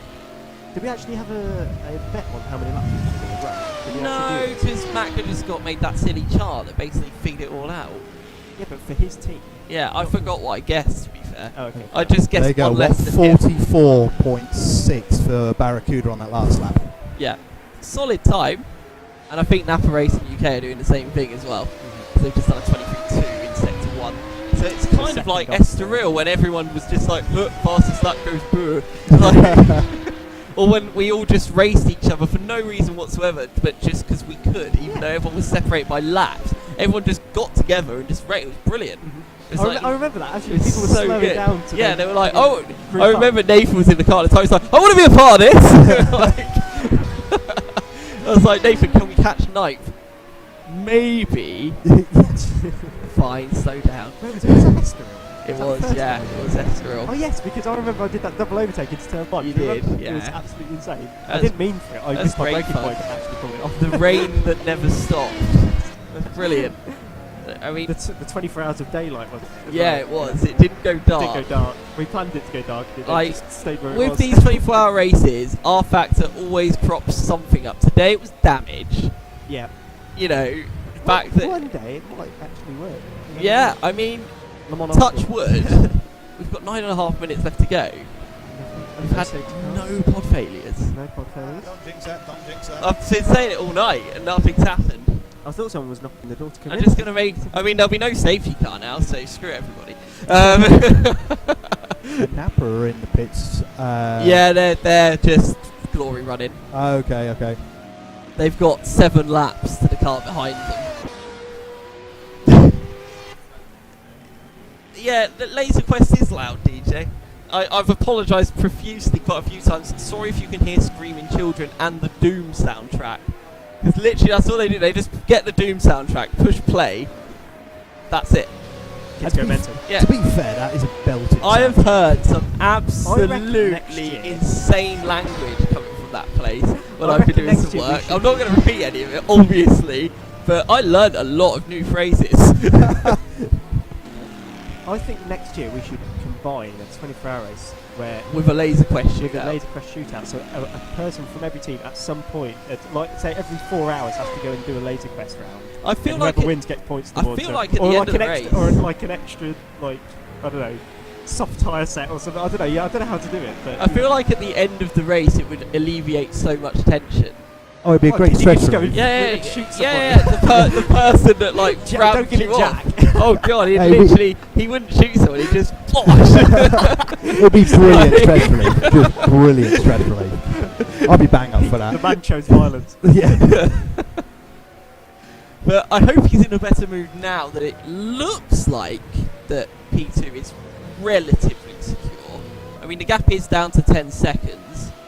However, like 10 seconds in 7 minutes. You Oh, think it's DJ. doable? No, it's not doable. 10 seconds in 7 minutes. Well, if you got out and walked, maybe, Jay, but like it's. What are you? All right, so Napa, I think, are on a fastest lap glory run now. So let's see if they can do it. I'm just having a look through the comments on YouTube because we haven't really been looking at them to be honest. We've been waffling on. We've got a lot of fastest lap ones, and yeah. Well, someone said if damage was on, the race would have landed massively different. I completely agree with this. It would have been like a completely different race. I would have driven completely differently if damage was on. I literally was like grazing the wall outside going out of the hotel section like multiple times where I wouldn't have done that. But obviously we did see someone during the night. I can't remember who. Oh no, it was the Old Shark car. But basically someone was trying to put the hood up. Oh no, to take their hood down on their hoodie, but they let both hands go on the wheel whilst doing like 170 miles an hour at the end of the straight, and the car just literally went into the barrier and rolled, and yeah, that's why. Yeah, so yeah, they decided to take both hands off the wheel and move their, and adjust their hoodie that they had on. And they so that's Fault Shark then. Yeah, that was Fault Yeah. Shark. Yeah, that's why. No, I know that their driver always wears a hoodie when he races, so I know exactly who that is. I won't name them, but so it's Connor, not the IndyCar driver Daly. Connor Daly. Connor Daly, yeah, Wow. not the Not the IndyCar car driver though. Daly. Oh, okay, that's Like we literally for Friday Night Unlimited, to stop people getting excited, we literally call him Connor and then in brackets not that one and then Daly. Because the amount of times people have come over and been like, Connor Daly's here.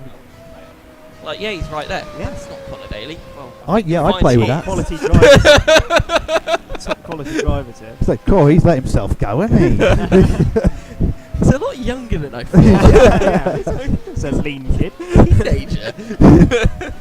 I think what I'm going the to do. gap's down under. It's 9 seconds now. So Campsport are like pushing like mad. So Jack's last lap was a 47. Camps are the only ones pushing like mad. Napa have just done a purple sector. Sector 2. In yeah, sector so 2 let's points see in what Napa can 305. do. Napa could actually potentially snap fastest Who's lap in the away. Napa car? Oh, the fan favourite as well. Yeah. The one that the crowd have been absolutely wild for all day. What's this with Might get the fastest lap. the? Yeah. What's this with the Lynx Africa fan club? People are saying that Avanti looks like Lynx Africa. And once you see it, Yeah, yeah, see, once you see it, wow. now you can't okay, unsee alright, it. fair enough. That's a good shout. Yeah. That's a good shout. I like that's a that. good shout. Very good. We also played a game of like, There you hey, go. 143, 5, You're 2, 3, Oh, stealing it from 143.5. Brabham. Wow. Are you just going to run and go box, box, box? Because you've got 4 minutes. No, you won't have time, will You you? could do it. Oh, there's I reckon yellow in you could do sector 2. Oh no, it's gone away now. So It would be the it final lap would of be the final race. lap of the race. It'd be cool. It's risky. I'll let the boys decide that. They probably looked at Definitely it it's and not be going to like, be me that sets it. Oh, so another going personal again. best in sector 1. they're going 22.891. But it's not. It's obviously not purple. But it's faster than what they just did. Hopefully they haven't underfueled the car and like they've got it so light that they're just going to run out of fuel. But yeah, I bet Camsport and Purple Helmets are just like, please do not let someone on a glory run come up behind me. even so, you would just let it go, really, wouldn't you? Yeah. At this point, there's nothing. I mean, it's 8 seconds to be.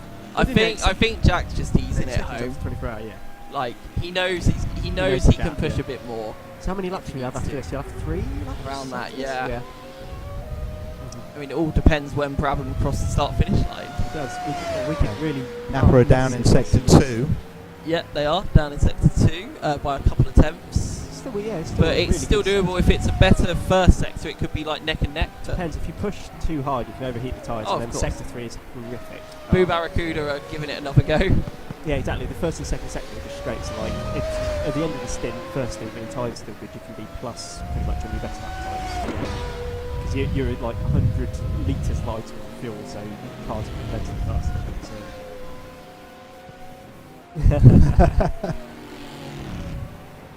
Right, then, so Napa coming across the line now. What do they do? Dropped quite a chunk at It's the last still sector. 44.8.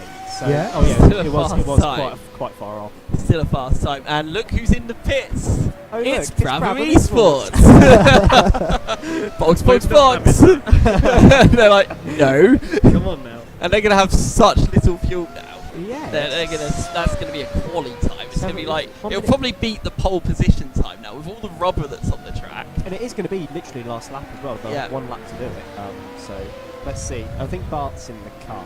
I love the parking. That's very. That's soccer mum I had to parking. remind the boys a number of times. Oh, that this it's is not iRacing. and you cannot drive through other cars in the pit lane. You Oh, work here, man. Yeah, you're supposed to do everything. In. That's. God, if Anthony did that, good lord, you'd never hear the end of it. If you said something like that, you would have never heard the end of that. Like every day, Ben would have been like, DJ, crashing into cars in the pit lane. Or Darren, actually. Probably more Darren. Love you guys if you're watching. You're getting some love in the comments, Grant. Right? Am I? Yeah, someone's giving you a well done for doing your marathon. I'm amazed your voice is still as good as it was. It was awful earlier. I know, I did see It was like, you sound pretty broken. I had a Red Bull. You started rambling on about robots. I started rambling about robots. So grabbing and warming up their tyres down the back straight now, getting ready for an accident. So I'm going to have a wander out See onto what's, the floor and see what's going on. See what they You can let do. me Now, we've know got if you like can 1 hear me. minute 20 left of the race, so we're going to keep an eye out for. Oh no, wait, have we got 3 minutes? On Yeah, the 1 oh no, minute. we've got 3 minutes on the live feed, and then we've got 1. So I'm hoping you guys can hear me Yeah, in there's a the bit Let's of go stream. by the, delay, yeah, let's go by so- the live stream, I think.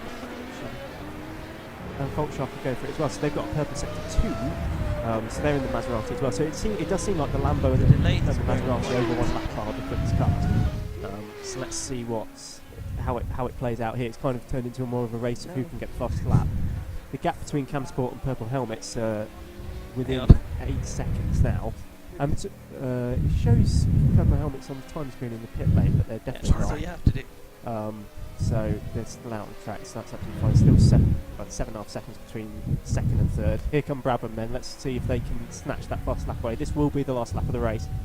So let's see what they can do then. Cross the line, and let's keep an eye on the timing screen. See if they can snatch that fast lap away from Napa Racing. But Fault Shark, they didn't do it in the last sector. Oh no, that was actually Fault Shark's quickest sector 2 was an out lap. So that's pretty. I feel like they might have used all the tyres in the find out out. lap.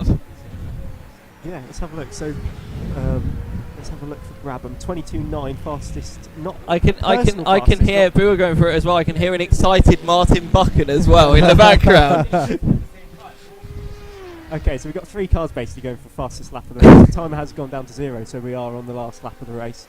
So we'll find out who gets it when the last one comes across, which will be Fault Shark. Yeah, basically. So Brabham Fault obviously Shark have got a bit of a toe. they have as well, but it's not going to help them. No. It's not going to help them in sector 3. This it's gonna hold them up. 42-2 middle sector, and then it's 42-2 smashed by for Fault 42 Shark. by Fault Shark as well. There we go, yeah. So it did help them a little bit. Yeah, I don't think the exit from Brabham out of the middle chicane either on our screen I was think that we're- great. So let's see what they do in the final sector as they're coming in. Oh, there you now. go, 42-0 for Brabham. 2-0 for Brabham. Yeah, 42. So purple middle sector. So I was completely wrong there. They've actually smashed the middle sector record. Let's see what they can do in the final sector now. This is going to be coming around to win the race. I'll let you take. Boo Barracuda are going to get another go, and Fault Shark are going to get another go. But yes, coming into the final sector now, and just got to keep it out of barriers. I mean, no matter what they do now, they've pretty much got it in the He's pretty bag. close to the barrier. He anyway. was pretty close to the barrier, but hey, you know, he's pushing like a proper qualifying lap. Look at that. That could make or break the fastest lap. But coming across the line to win the 24 hours of Yas Marina, it is Brabham Esports. And he is smashed And he the has lap. smashed the fastest lap time on the last lap. Massive round of applause in the venue for the Brabham Esports team. They have done a phenomenal job all race, and it must be said, a very well-deserved victory. Now, let's cut to Jack Ashton as he's going to come across the line in P2. He's a little way behind, so it's going to take a little while for him to get round, but we'll keep an eye on those other fast laps as well. It's a 43.703 for Boo Barracuda, a 43.609 for Fault Shark. Nowhere near the Brabham Esports time. In fact, that would have put Brabham on pole. Wow, what a lap that final one was from Brabham. I don't think anyone can argue that. No, absolutely not. I don't think That anyone was- can argue that victory whatsoever. And Anthony's pipes are refreshed enough that he can now talk. Well, I say the race is over now, so I might as well pipe in for a small chunk. You've got to admit, after 24 hours of racing, you can imagine the relief on a lot of these teams' shoulders now. You know, that fastest lap, like you say, for Brabham Esports, absolutely spot on, right on the limit there. And in fact, I think even at some points over the limit, but I think the track limits here at Yas Marina have been quite fair to them. And I think for the rest of the teams as well, I've been watching through moments. Well, I just got back from Spain, so I was watching in Spain, and I was watching in the airport, and I was watching here.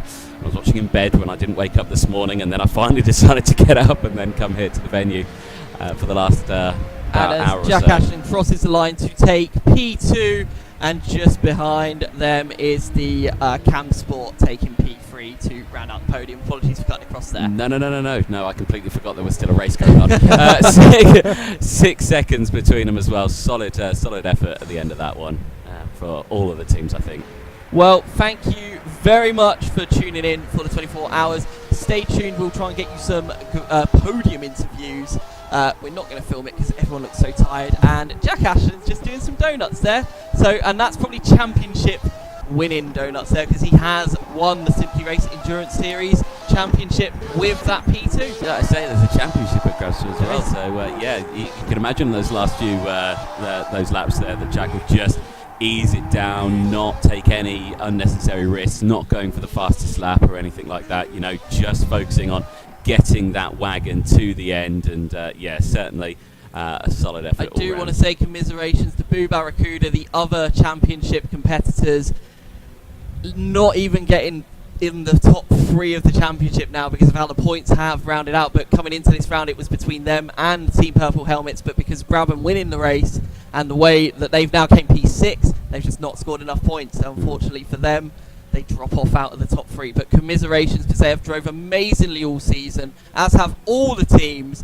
And Cam Sport, it must be said, they've had one of the most unlucky seasons of any team I've ever seen. So for them to come in and get P3 in this race is very, very well deserved. I'm going to tally up all the points. We're going to get everyone around the podium, and then I think we're going to get some sleep. If you stay tuned for a few minutes, we'll try and get you some podium interviews as well. But thank you very much for tuning in.